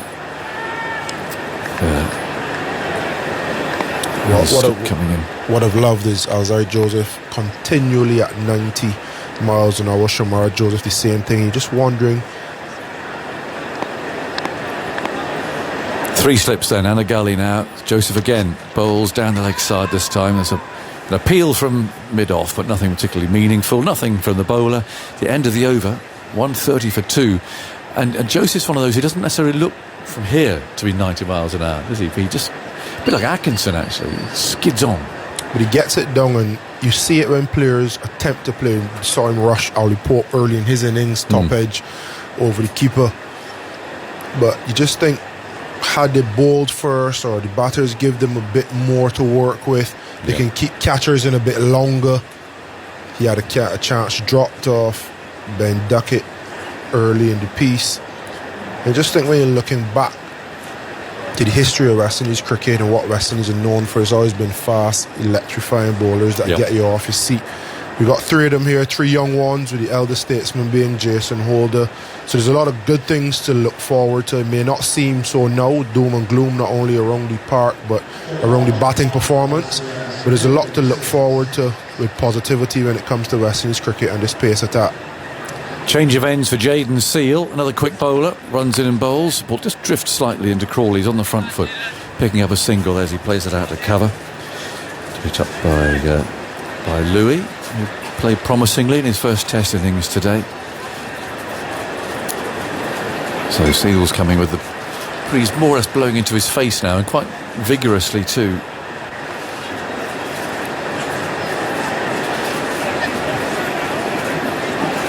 And Root off the mark to his second ball. There's a look around. You're seeing Moti loosening up. Some nice figures popped on screen, test career so far. 131 for 2, that's tucked away out to mid-wicket. And there's no run. If they put up on screen beside us with his figures, it's as if the next door commentators are mentioning the same thing as we are in here, which is always rather funny, isn't it? But I think maybe next door our colleagues are saying, it might be time for us to have a look at the spin. The lead's 10, and they have 8 wickets left. Just a change of pace, but on a first day of a Test match, you can sometimes find a little bit of grip. 131 for 2. Root stands up straight. Seals bowls to, he leans back, cuts. Root strong shot.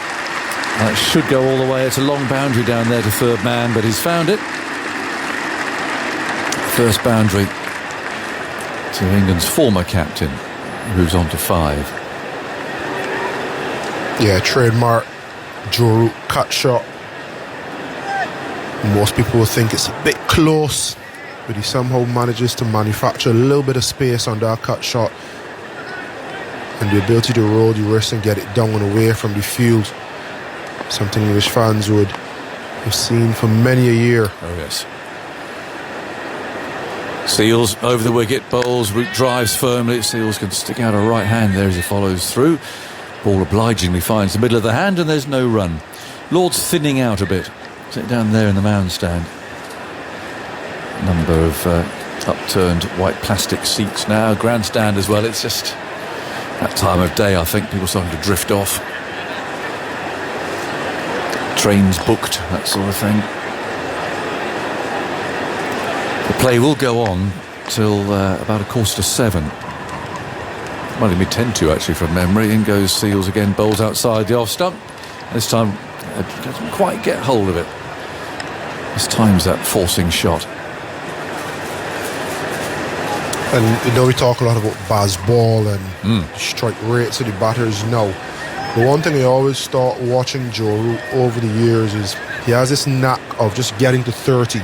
He never quite remember all the shots he plays. There's never 3 and 4 fours in an over, but just rotates the strike so nicely.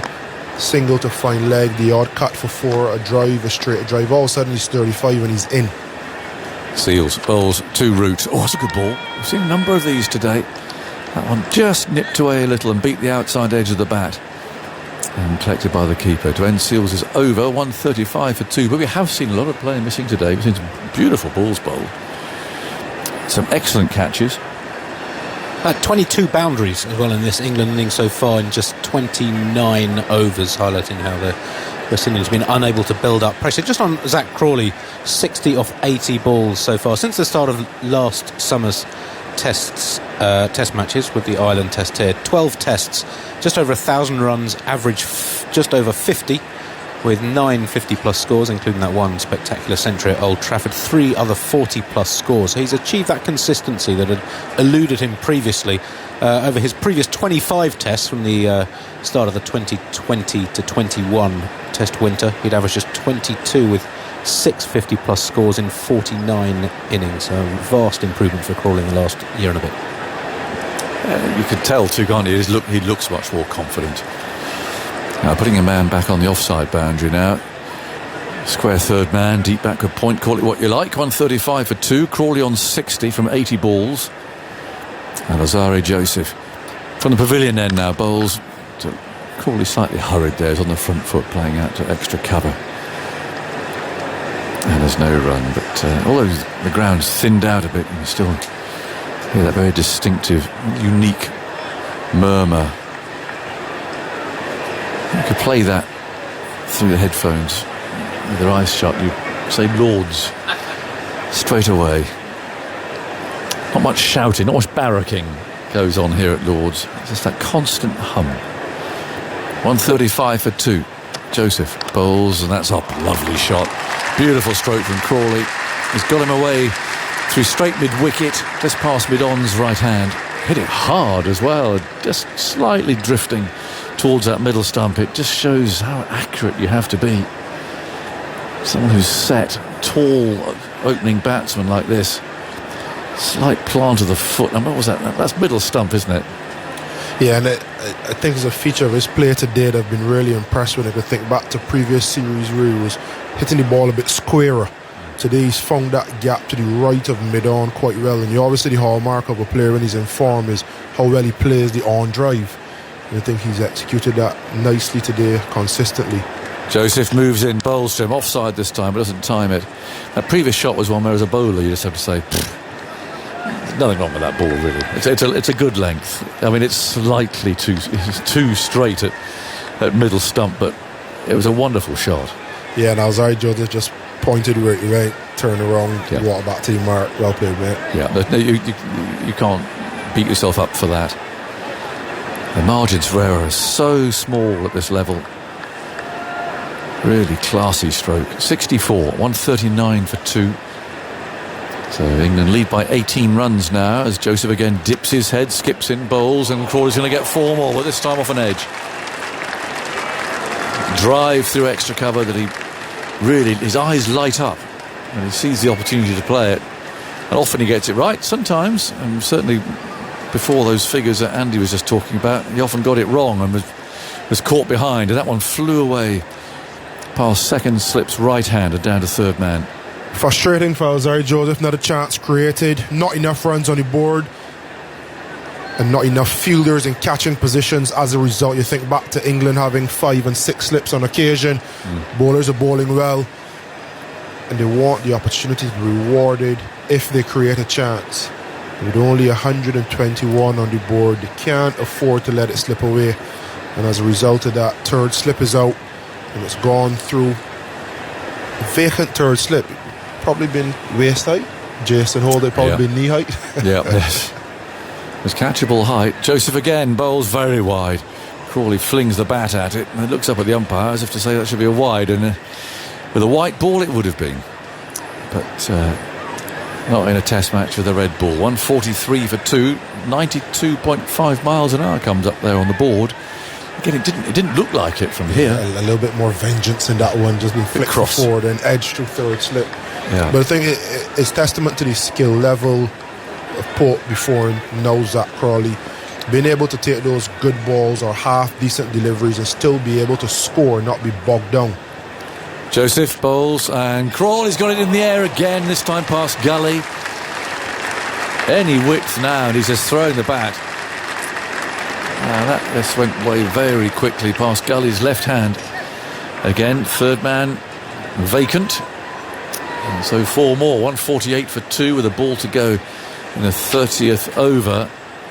And Crawley here, I know he's trying to up the gears, but I was saying earlier, it's not an easy pitch to time these drives on. Maybe that explains why some of these are flying away through third man in particular. Yeah, still a bit too wide. Not much going to happen from that width. You know Crawley's going to throw his hands at it. He's not going to try to essay a cute cover drive. And once he flashes at 90 miles an hour, more often than not, it'll go up and over. So here we go. A bit of a defensive move now from Brathwaite. He's putting a third man in. He feels he has to. He's taken a slip out, so now there's only 1 slip in a gully. That's, of course, really England forcing his hand here with the way that Crawley's playing. He's got to go on the defensive to an extent, but then of course that then limits the catching fielders that he has. So just 1 slip in a gully. Here's Joseph, comes in, bowls to Crawley, a lively short ball which he allows to pass through to the keeper. So that's the end of that over. 148 for 2. England lead by 27. More from you, Carlos, and then for the next 20 minutes it'll be Fazir Mohammed. Yeah, interesting position West Indies have found themselves in. They're going to take a little bit of a water break, but they need to make a decision on how they're going to go about getting a wicket. It's no longer a build pressure scenario. Are you going to attack outside off and be defensive that way, or are you going to really bowl some short stuff and attack in that manner and try to create a little bit of uncertainty with a hook shot, maybe get a top edge, something around the corner and create an opening from one end? At the moment, just bowling fifth stump is neither here or there. You're kind of hedging your bets and it's not working, especially at 90 miles an hour. With the way that the English batters are batting, it's very difficult for one to go to hand when they're flashing as hard as they are. Indeed they are, and there's that freedom with which England batters are playing over the last couple of years or so after the embarrassment of losing once again to the West Indies in the Caribbean. But I think more than anything else is the lack of consistency from the West Indies bowlers. They're bowling both sides of the wicket. They're not bowling to their fields, too many loose deliveries, and also not taking the chances that come their way. Of course, your back is against the wall already when you're routed for 121. There's no getting away from that. But you don't help your cause when I'm sure there's a plan, but the execution just isn't there, and that's why England are in a situation now. Even if the West Indies were to pick up maybe a couple of wickets before the end of the day, England will feel they're already ahead of the game, and it's the West Indies now essentially with their backs to the wall. Yeah, and if you look back to the batting, because the batting is essentially what has them in this situation. If they had 300 on the board, you could be a little bit more expressive and expansive with your fields and your plans. And then just want to point out two players who are going to be important players going forward: Kurt McKenzie and Alec Atkinson, two expressive players, flair players in the Caribbean. We know, and we expected them to come out on the first day and obviously have a look. First time playing Test cricket in England, it's the home of cricket, very emotional, a lot going on around Jimmy Anderson's farewell, but you felt as though they just got stuck in a rut. When you compare that to Zach Crawley and Ollie Pope, some would say better players, I'd say more experienced, and the way that they're able to drop and run, rotate, strike, the way that they're able to capitalise. You saw Pope taking a couple steps down to try to change the length. I felt as though as a batting unit, West Indies just allowed the England bowlers to bowl at them. Yes, the England bowlers bowled well. We're not taking anything away from Gus Atkinson on debut, who was amazing, but every good ball you bowl don't get you a wicket, and every good spell you bowl don't get you a fifer. So at Test level, as a batting unit, how can you counteract good spells? Firstly, to survive, but then also to counter-attack, counter-punch, and keep the game moving, so you then back good fielders out of position. Zach Crawley did it. So last over, when he flashed that one, ill-fated through third slip, that would be gone if that was Kurt McKenzie or Alec Atkinson. But because he's batted the fielders out of position, there's a deep point, there's a deep third man, he got away with it. Good point, and as we see, action about to resume after the last rings break of a long first day here at Lord's. Beautiful evening sunshine now, with Joe Root about to take strike. England 148 for 2, Crawley 72, Root 5, that's in response to the West Indies 121. And it is Jaden Seals bowls to a good delivery, pitched up back along the pitch by the right-hander towards the bowler. But of course there's also the argument that you're talking about two different situations as far as team ethos, because as we've seen, the England setup clearly sends that message to their players: you go out there and express yourself. If you fail, don't worry about it. You're not going to be dropped on the basis of that. The West Indies situation, notwithstanding that fantastic victory over Australia at the Gabba, is significantly different, as Seals bowls again outside the line of the off-stump route, lets it go by low down through to Joshua De Silva. You've got players, the two you mentioned, for example, Kirk McKenzie, he's just got 4 test matches. Alec Atkinson has just 4 test matches as well. So cricketers who are feeling their way at the highest level of the game when their first class numbers are really ordinary. So it's a difficult challenge for them to think of imposing themselves on a first day at Lord's, notwithstanding the history and Jimmy Anderson and all of that. It's just the standard of the cricket. Seals bowls again on leg stump, looking to turn it away. Half-hearted shot for LBW, because it was clearly heading down leg side. So it's going to be a leg by, is it? Yes, towards short fine leg. It's now 149 for 2. So I take your point, but it's two very different scenarios. Yeah, and I think the management of our expressive players, I'm not quite saying go the full baseball route. There'll be a lot of questions over the skill level, the experience of our players when they get into the Test arena versus the English players who might be more seasoned at county level as professionals, far less games played. But I'll think back to someone like Jermaine Blackwood. Should he have been here, should he not? That's not even a debate at the moment. As Seals bowls now to Crawley, pulling a short ball, that's going to run away up the slope for yet another boundary. And he was just telling us how many boundaries have come up so far in the innings. 22 in 29 overs. That's boundary number 23. Takes England past 150. Actually, there were 3 in the previous over, so 26 now in 30 overs and 4 balls. Forgive me, I nodded off in the last over just before I was about to come on. Didn't realise what transpired. But yeah, too many loose deliveries, and you've got players very well equipped to put them away. 153 for 2, Crawley on 76. As a full length delivery goes through him. Yorker length, beautifully bowled. That's what Seals has been looking for some time. and now he gets it through the defences of Zach Crawley, who goes for a well-played 76 of 88 balls. He's bowled by Jaden Seals, and England are now 153 for 3. What a delivery. Tried to hit a length, he went short in the last delivery. Don't think it was a short ball intentionally, just a drag down. And he's gone the complete opposite way this time, full in swinging. And just the removal of the boot at the last minute from Zach Crawley saved his big toe on his right foot but damaged the stumps. Gone, uprooted. Zach Crawley by Jaden Seals. Immaculate bowling.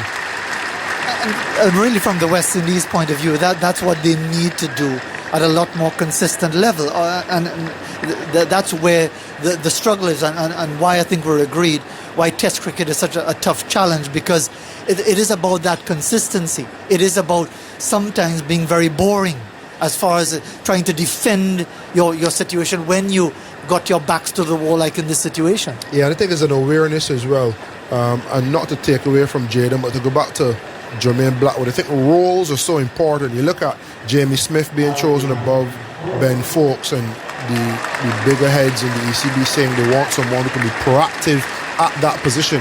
We had a Jermaine Blackwood who got 100 and 80 against England and played that expansive style of cricket, who we could have shoehorned in at 5 or 6 and allow him to counter-attack.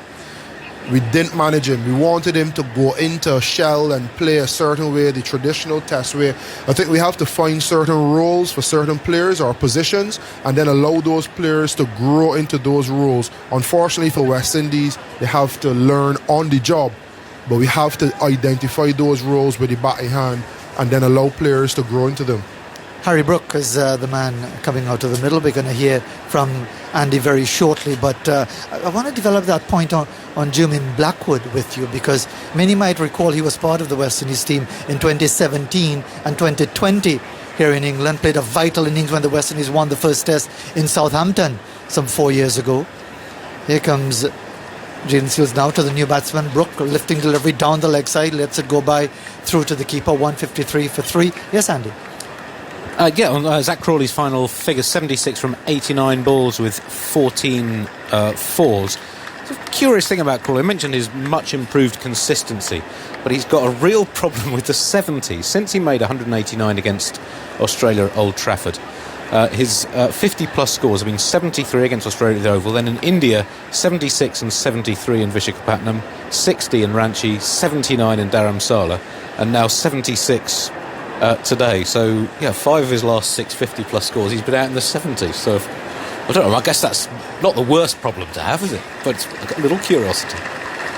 That's what I was about to say. Not a bad problem to have if you only get to the 70s and get out. But we're going to see it. Another change in bowlings. Shamar Joseph, in fact, is going to continue from the pavilion end, bowling to Ollie Pope, Joe Root, who's on 5. And just being held up in the start of his delivery stride is Shamar. But that point about Jermaine Blackwood, yes, a real shotgun. England will remember him from the Caribbean in 2015 when he played 2 important innings, winning the 3rd Test match in Barbados to draw the series, 100 in the 1st Test match in Antigua.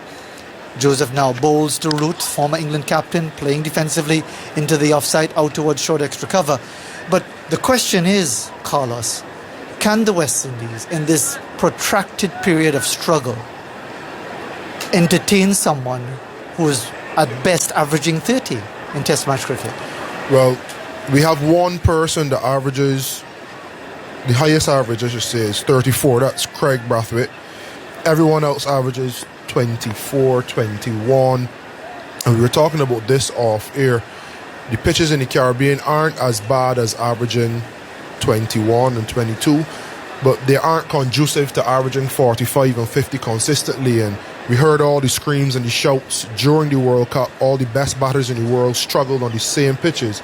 So what will our... Well, it seems that there's a problem here now for Shamar Joseph, and the way he's reacting.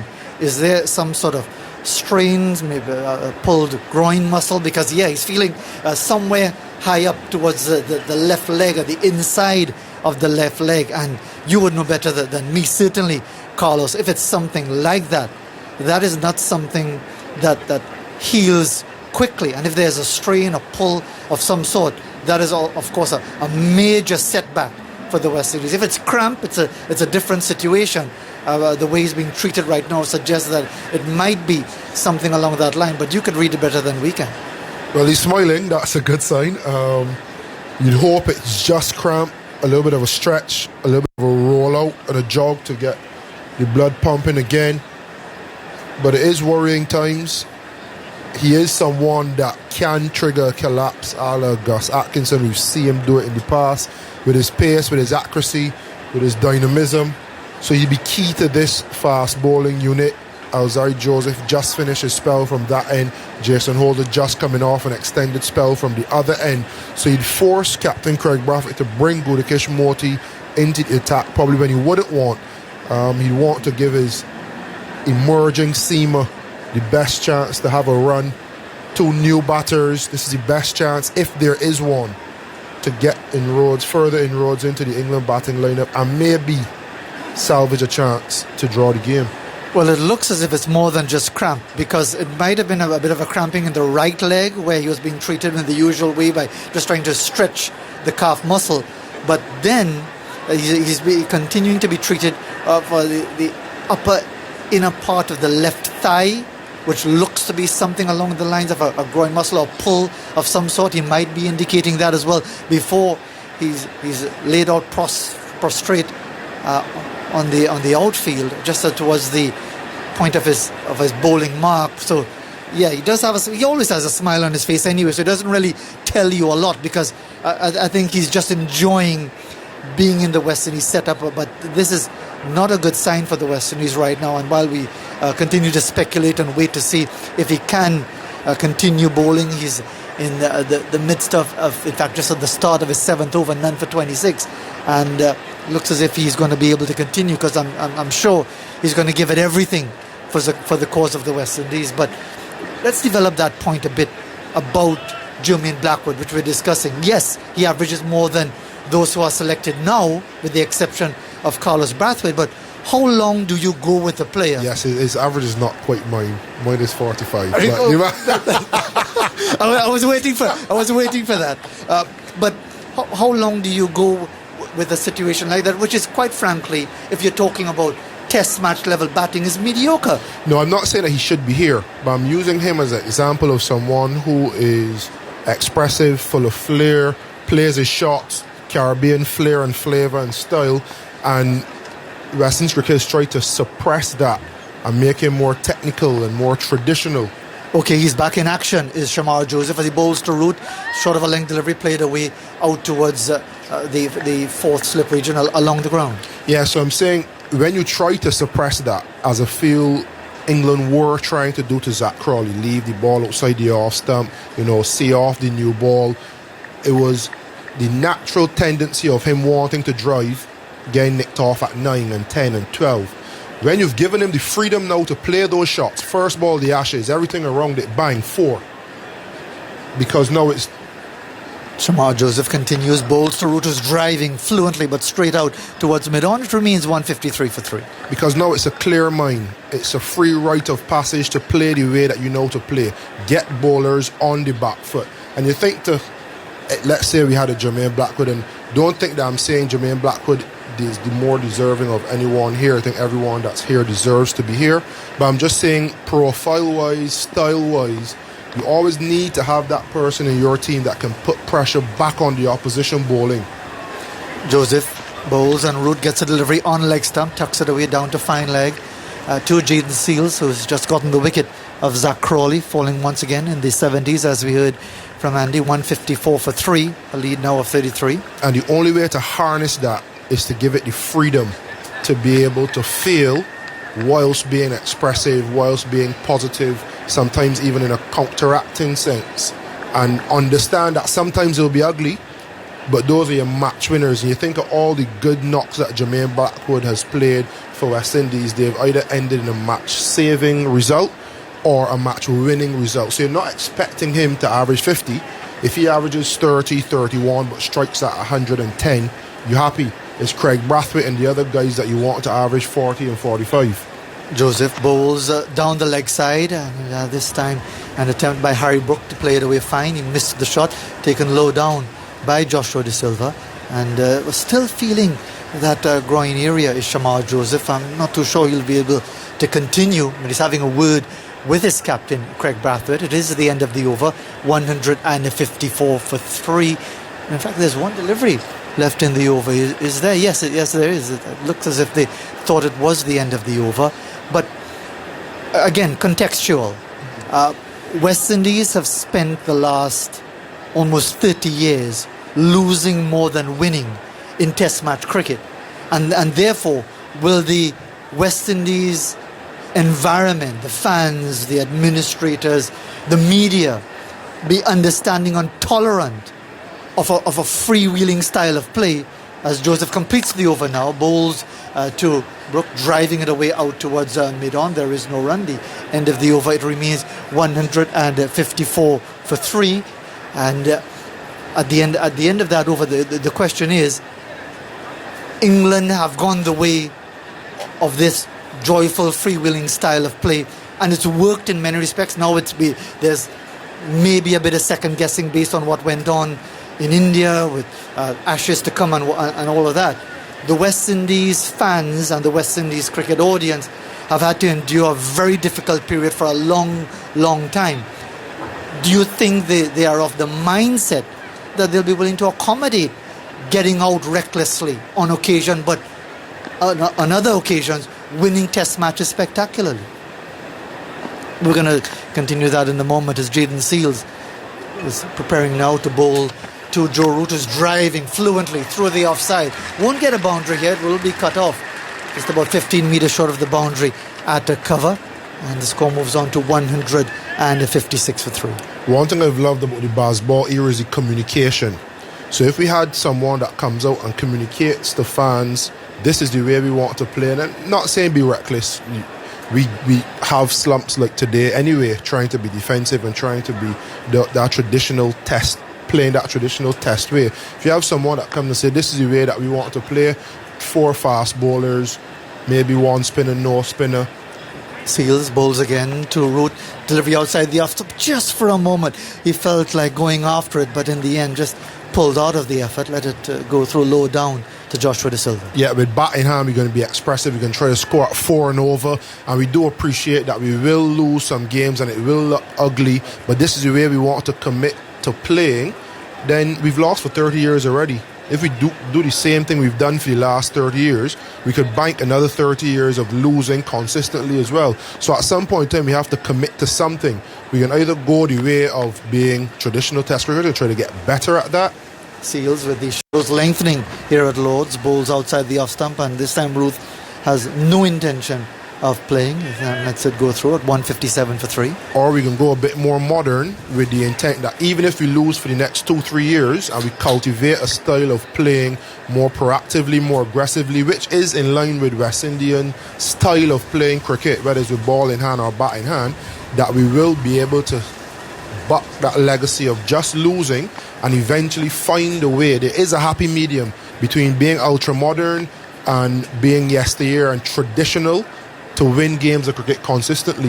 Seales once more to Root, the full delivery on middle and leg, turned away backward a square. We're going to have to continue that discussion at another time with Carlos Brathwaite, but now it's Phil Tufnell sitting in the chair, and might be interested to hear his thoughts on that as well at 157 for 3 with Brook yet to get off the mark. Joe Root has moved on to 6. England 156 for 3. They've just lost Zach Crawley for 76, yoked by Jayden Seales. And the question is, Tuffers, is whether a similar style of joyful freewheeling style of batting were to be adopted by the West Indies, as Seales bowls to Brook, gets off the mark with a single forward a square. Score moves on to 158 for 3. Would that work for the West Indies? Well, it's certainly sort of, even though England haven't won too many series, it hasn't particularly worked for England, but it's worked in that sort of mindset. But having said that, it's got to be led by the skipper, and it's a little bit awkward if your skipper is a sort of an obdurate batsman who likes to get stuck in. You know, I can remember at the start of Ben Stokes and Brendan McCullum's sort of regime that, you know, Stokes would almost sometimes go out there and sacrifice his wicket just to show. Last ball of the over, Seals draws root forward, plays it away out towards cover point, end of the over. Very sort of unselfishly that this is what we're trying to do, and, you know, you're not going to get lambasted for slogging one up in the air, because I'm trying to do that as well. So it stems from the backroom staff and the skipper. And it's about communication as well, to get that message across and really to back your players. I'll let you develop that point, and Ali's going to come in. Yeah, you've got to back your players if you want to go out and play in that fashion. Everyone's got to be singing from the same hymn sheet. That's what happened when Ben Stokes and Brendan McCullum, Owen Morgan as well in the white ball game. You know, you've got to go out there and show intent, and it doesn't necessarily matter how much you say in the dressing room. It's actually what you do with the bat in hand. Ellie. Hello, Tuffers. Beautiful evening sunshine here and shadows lengthening. Shamar Joseph in now to Brooke. Clips it up towards wide mid-on. And finds the fielder, and there's no run. But there was a bit of concern for Shamar Joseph a few moments ago, wasn't there, when he was on the ground getting some treatments. But thankfully he's back up and continuing. Jason Holder there is doing some stretching at second slip, so whether he will have another little run with the ball before the close of the day, we may well see that. It's interesting, I mean, when during the Ashes the Australians obviously came over with a plan to combat Bazball, and theirs was obviously to try and stem England from doing what England wanted to do. Joseph is in, and there was some width and also a bit of lift there, and Harry Brook with a horizontal bat, maybe looking for a cut, but didn't they bat on ball through to the keeper it went. That ploy was spread fielders, get the fielders on the boundary, and it felt like it was a very defensive tactic. Yeah, I mean, it's not the first time that a cricket team has gone out there and looked to play positively. You know, it's like, crikey, the Australian sides I used to play against, Hayden Langer and, Damien Martin, Ricky Ponting, Gilchrist, they look to get on with it as well. Adam Gilchrist in particular. Sliding down the leg side, went to follow it. Brooke didn't get a connection, a tumbling take by De Silva. The word, I mean, we're going back to this Bazball sort of chat. It was sort of, I like the sentence that Brendan McCullum brought, was it, run towards danger. Yeah, he does like that phrase, doesn't he? He does like that phrase. Yeah. So the other phrase that Brendan McCullum likes is the one which I think it might be on his social media account, and it says, doubt kills more dreams than failure ever will. Wow, lovely. Some philosophy there. Here is Joseph running in with the pavilion behind him. Brooke to turn him through mid-wicket. Fielded, no run. I think also that you've got to have the personnel as well. You know, you've got the personnel who can then sort of put that into practice as well, and I think that's why we've all been not necessarily scratching our heads about some of the selections, but they seem to have sort of got it right in some respects, really. I think that, they've picked certain horses for courses, looking at India, Tom Hartley, Shoaib Bashir and things like that, not obvious selections. Joseph in again to Brooke, full clipped out through the vacant mid-wicket region, nobody there now. It's a chase there for mid-on into the deep, and Brooke coming back for the second.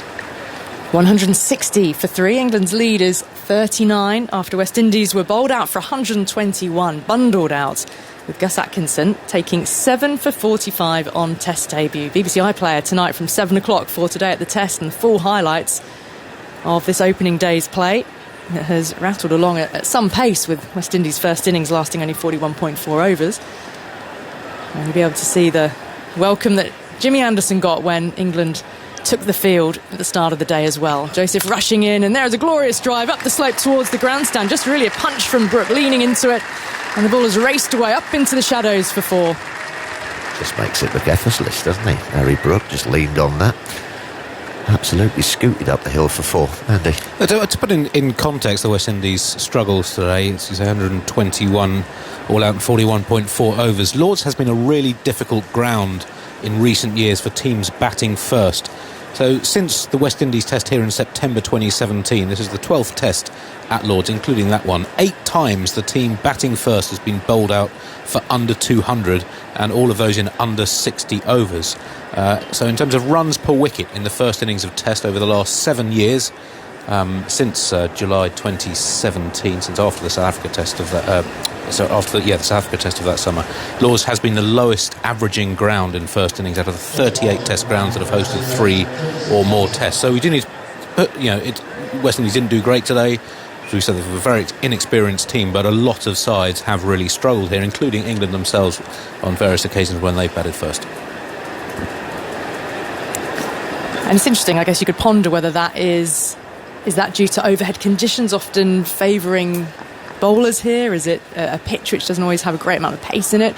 Here's Jason Holder back into the attack, pushes on outside the off stump to Joe Root, who lets it go through to De Silva. Well, I think overhead conditions definitely come into it. I mean, Lords is the place that you look up. Instead and the use of the slope, it can be very tricky for batting if bowlers know how to utilise that. Yeah, absolutely. So that must come into play a little bit as well. Yeah, it's useful. It's useful, that slope, if you can master it, and it's difficult if you can't. You can lose your line and length, so the England bowlers are pretty useful at it. Gus Atkinson is now on the honours board. His debut test match. Holder in as the sun goes behind clouds, leaning into another one. It's a scramble stop from Brathwaite, the captain, in the covers. And means Root stays firmly in his crease, rehearses a gentle drive. And that's what I wanted to do. I wanted to get it past the infield and find that boundary out towards the mound stand. The flags are fluttering again above the 2 dressing rooms on the pavilion, the England flag and the West Indies with its maroon colour as Holder. Maroon number on the back of his shirts. Bowls now. Root comes forward, walks out of his crease a touch and then defends, leaning into the ball. A change of approach from him, walking out of his crease to Holder. Like a good quote, don't they, coaches? Sports teams, NFL, I've heard a few good ones. Footy and what have you. Any that are coming to your mind? Any that were used in your time? Were there any quotes flying around? Well, David Lloyd had one of somebody just do something. Holder in, looking to bowl full to Root. Clips into mid-on, shot at the stumps, and he's home. Alzari Joseph with the throw. Desperate times call for desperate calls to arms. Come on, go and do something. Just do something. Yeah, but no, it was a bit of a one for a rousing quote as well. John Buchanan, the Australian coach, loved a bit of quoting from The Art of War from Sun Tzu. He had did he post copies underneath left them outside the players' rooms? All sorts of things. Holder in up past the umpire, was now outside the off stump. Brook. It's got that one away in that big gap between gully and point for 4 more. Just a glide, as you say, just like he's bowled well, Jason Holder. He's got a ball to talk at times today, swinging it both ways and getting good bounce. But Harry Brooks come out and just played a lovely little sort of couple of glides. That one just getting on top of it and running it through the gully. No, we had John Buchanan at Middlesex for a year. Meant to be one of the best coaches around and sort of motivating and tactics and what have you. Got rid of him after a year. Did he not motivate you, Tuppence? Didn't suit us. Holder into Brook. He's forward, overbalances a little. Picked up at mid-wicket and there's no run. Yeah, he didn't like the lunch menu. Well, I don't think the late great. I don't think Shane Warne was a fan of John Buchanan's approach, was he? I think that was when his famous line became that aren't coaches what take you to the ground in? Yes, coaches in the car park. No, but he was a good man, John. I got on with him very well, actually, and he did have some really, really good ideas, actually. And a lot of it he headed was up an Australian team with a lot of success, didn't he? Yes, absolutely. Here goes Holder in on the drive. Fumble at points. But there's no run taken. The recovery is quick. The score remains 170 for 3. 49 in front of West Indies at the moment, England. The end of the over from Jason Holder. Alzari Joseph has been the more expensive, hasn't he, of the West Indies bowlers today. 10 overs for 66. Miss Kemar Roach, haven't they? Yes, and he is a senior bowler with 265 test wickets to his name, familiar with England conditions. Absolutely. Because he spent so many years and so much time playing for Surrey. Bowls well at Lords. Enjoys the slope, knows what to do with it. But knee injury, isn't it? Yeah, which is a shame. Unfortunately out for him. But just looking at where he sits on the tally for West Indies fast bowlers. I mean, he's got more wickets than Mikey Holding in Test cricket. Hello. It's not bad. Holding 249. He's 4th on West Indies' all-time list, which is quite something. 35 years of age. He's the West Indies evergreen bowler, unfortunately. Not here to help them out in this campaign. Absolutely, and this would have been a perfect sort of day, and a day where you need that experience edge. You get bowled out cheaply, and you need someone just to slot in. Oh, good line and lengths, bold discipline. Shamar Joseph running in again. Root tickles him into the onside, finds mid-wicket, and there's no run. I bet Michael Holding did some miles running them, didn't he? He must have done some miles. How many overs? Can you work that out? He came running in, but nobody ever heard him. That was the thing, wasn't it? Absolutely. But I mean, wow. He used to run in from the boundary, didn't he? But he's bowled a few overs, even though the boys didn't usually last too long against Michael. Shoaib Akhtar's run in, though, run up longer than Mikey Holding's, though. Well, they're not far. Wazim Akram, Waqar Younis. Another one who used to push off from the side screen. Cool. Long way to run. It's one way to generate a lot of pace, though, isn't it? But then again, there are bowlers who don't seem to need that much run up, and they really bustle in and ping. The shorter ball, pulled, swivelled away by Root down to fine leg. Just the single. And finds a fielder down there, Jayden Seales. He's got his wide-brimmed sun hat on. Sweatband on his right wrist from that bowling effort. 2 wickets for his name so far, dismissing Duckett. And then not too long ago, Zach Crawley with an absolutely brilliant leg stump Yorker. Absolutely upended Crawley and the stumps. Crawley gone for 76 from 89 balls. And a big celebration from Jayden Seales, who's been picking up wickets in the county championship for Sussex. Here is Joseph, and this is smashed in the air, down the ground by Brooke. He's gone aerial, swatted away. Out towards the Allen stand. That's plugged in the turf. It won't go for 4. Brooks back for 2. Strange shot, wasn't it? Just sort of a leg side flip. Trying to play that sort of shot over mid-wicket. Not really a hook or a pull shot, just sees the length so early. He plays that shot against the spinner very well. That's not too short and just sort of gets back quickly and just carts it over mid-wicket. He's almost done that to that delivery as well after quick. Joseph. Sort of a see ball, hit ball approach. Now changing the field here. Square legs being sent back onto the boundary in front of the old scoreboard. It sits beneath the clock and old Father Time, the weather vane. So 2 back on that leg side boundary now. Joseph in, there's a short ball to tempt her. And it's a diving take by Joshua De Silva. The ball leapt. But yeah, a bit of a ploy now. Maybe offer a couple of short balls and see if he looks to take on the pull again.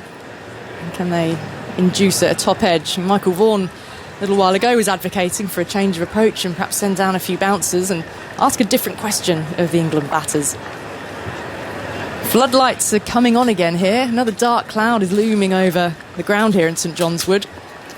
As we are approaching 20 to 7 in the evening. There'll be another 10 minutes more play scheduled after this. Joseph in, hit back down the ground by Brooke. Not in a classical drive sense, though. I felt like it was almost a bit of cross-batted shot, but he's swatted it, but along the ground, back towards the pavilion. He's come back for 2 and was chased back. And it takes Brooke on to 15, 175 for 3. What was that? As you say, short delivery. It was almost like a swat to slap a smear all in one, and it's gone past the off stump as the batter looks at it. Short ball. Just must be seeing it so early that he can almost sort of get himself into a position just to bunt it straight back past the bowler. Sort of like a forehand at Wimbledon almost. Fuller from Joseph, clipped away, and this will be 4. Vacant region out through mid-wicket. It says thank you very much. He has come out and played some shots here, Harry Brooke. He's looking silky. A couple of beautiful little sort of almost lazy looking glides through the offside, and these little clips through mid-wicket as well. He's looking in sparkling, Nick. He's on to 19 from 17. England's lead 58, 179 for 3 then. 10 minutes until the close of play. Tuffers, you're going to be joined by Aggers. A few more thoughts from you first. He's come out like he's just been having a snooze up in that dressing room, Harry Brooke, and he's just said, right, fair enough, I've got half an hour or an hour just to knock a few around. He's played lovely. Aggers, old boy. He has, hasn't he? Just, again, they don't seem to sort of shut up shop or anything, do they? Play for the close. Nothing like lights that. Closing in. Save your wickets, let's be there tomorrow morning. Exactly. It's just carry on, isn't it? 179 for 3, and finally we're going to see some spin. Gudakesh Moti's coming on. He's not a bad bowler, this lad. You know, he's got, 22 wickets at 20.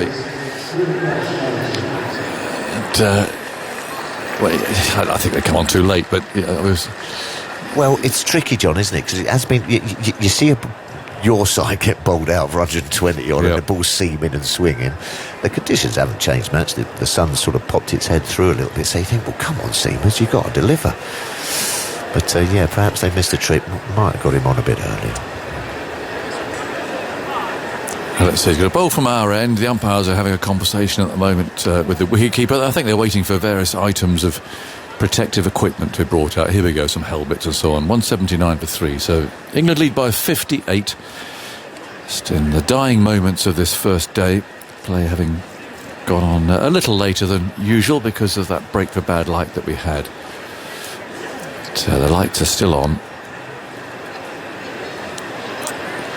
Fielders are ready. There's going to be a short leg with the helmet, and I think the helmet was for the wicketkeeper too, actually. The route on strike on 11 from 27 balls. Brook 19 from 17. And Modi is a left-arm spinner, and he bowls round the wicket. The first ball's pushed firmly back to his left hand. He's able to field. He's got a slip and a short leg. As 3 in the offside, saving a single. 1 there on the drive, more of a catch really. As a long off, as Moti moves in and bowls quite a brisk pace for a spinner. That one's short, cut hard, and well half stop that backward point. So it's 1 single taken, 180 for 3. He's a bustler. Bustly run, gets the ball through. Yeah, gets it down at a fair lick. Doesn't look necessarily to... Well, he hasn't pitched or sort of flighted too many to start with, but I suppose just getting into your work late in the day.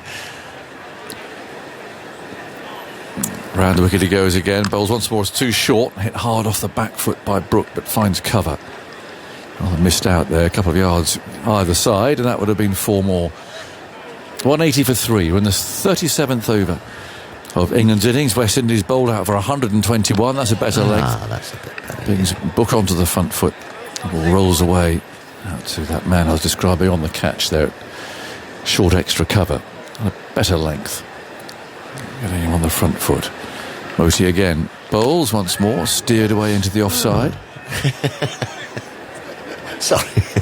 Murmuring just mumbling away You're to purring. myself. Well, no, just a couple of those first couple. I think he was perhaps a bit nervous and got down the other ones. Those couple just tossed up nicely. Yeah, and that's a fuller one, which Brook again steers into the offside to end the over. He might get 1 more in. Moti, who takes his sweater from the umpire at this end.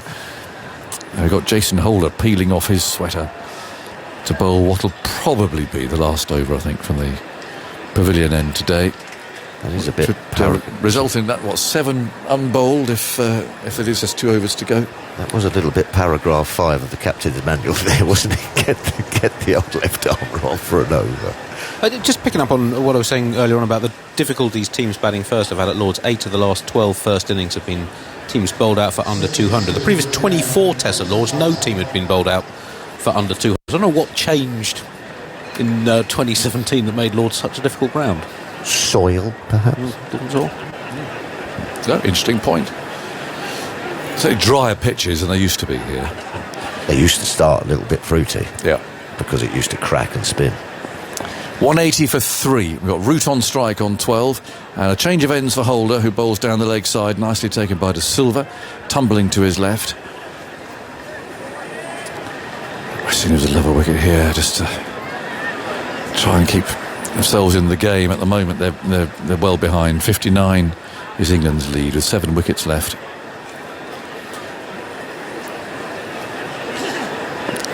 Plenty of batting left for England, at least middle order wise. Stokes, Smith, Wokes. Not much to come after that, to be fair. Here comes Holder, bowls, and that's played quite late as Root plays the ball into the gully.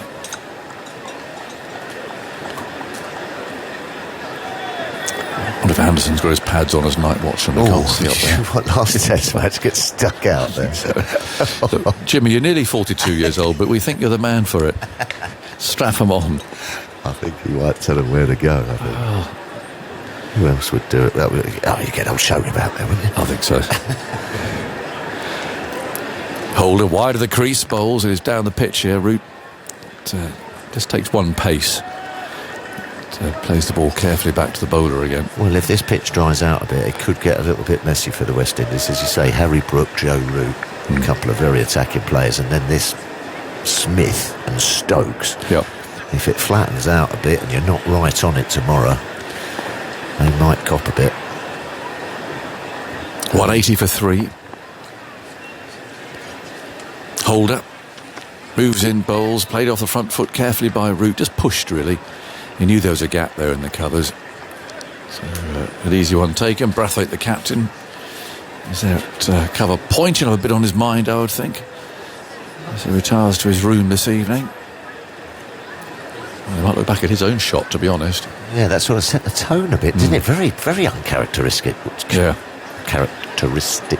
It was a poor shot. It dragged the ball into his stumps. It got Atkinson away. His second ball, that was, of Atkinson's Test career. 181 for 3. Brook on 19. His bat's raised as Holder bowls to him. Tucked away into the leg side. Out through square leg it goes. A chase for the fielder up from long leg. He should just get there. He does. Ball always runs away quickly towards the mound stand. It's down the slope. But, that's picked up down in the deep. 183 for 3. Seals the fielder down here. Bit of a concern about Joseph as well, and whether or not he's picked up some sort of leg injury there. A tweak. Yeah, it's the last thing they need. 183 for 3. You're in the 38th over. Brook on 21.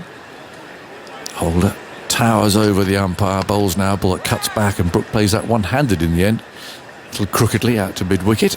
It's the end of the over. So 183 for 3. Showing 2 minutes to go on our clock here. So Moti can peel off his sweater.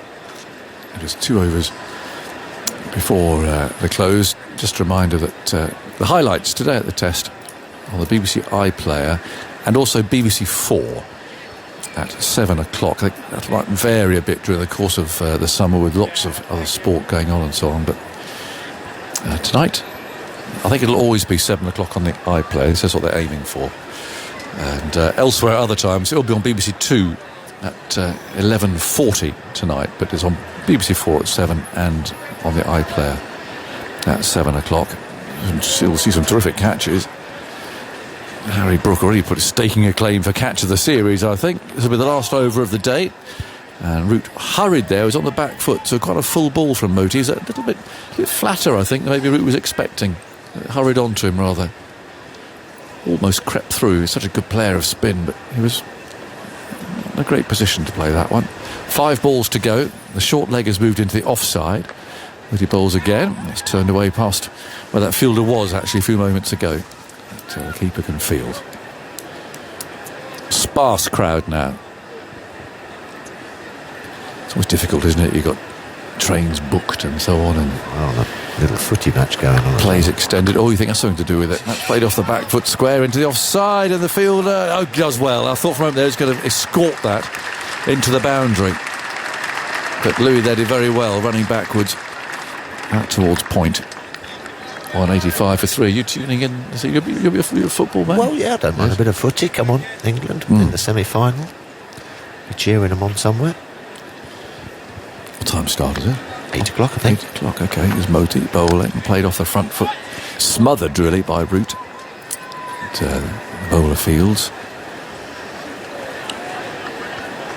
It's calm, If they win tonight, it'll be amazing, wouldn't it? So, Root again on the front foot, Moti fields. It's quite a crammed summer of sport, isn't it? Lots going on. Yeah. It's all going on. 185 for 3. Root looks around the field. There's 1 ball to go in the day. Short leg returns. Moti bowls really very quick. Fires the ball into the pads. And that, I think, will be it. It will for the day.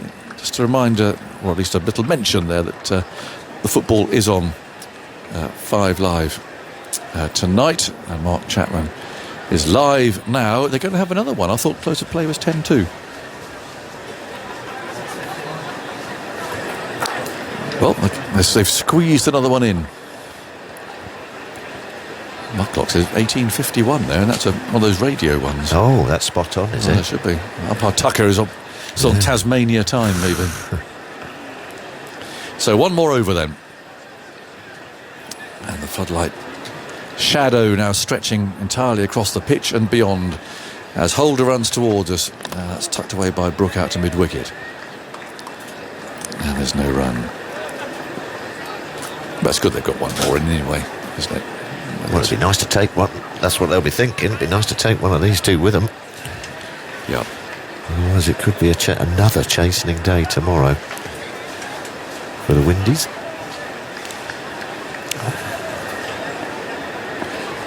All the wheels round, coming in. Slightly hunched shoulders and bowls. Oh, he's driven that hard, straight into the stumps though. And Root was still in his ground. I don't think Holder got a touch of the fingers to it. I think if he had done, he'd have been ringing them. It was hit really hard, smashed into the stumps.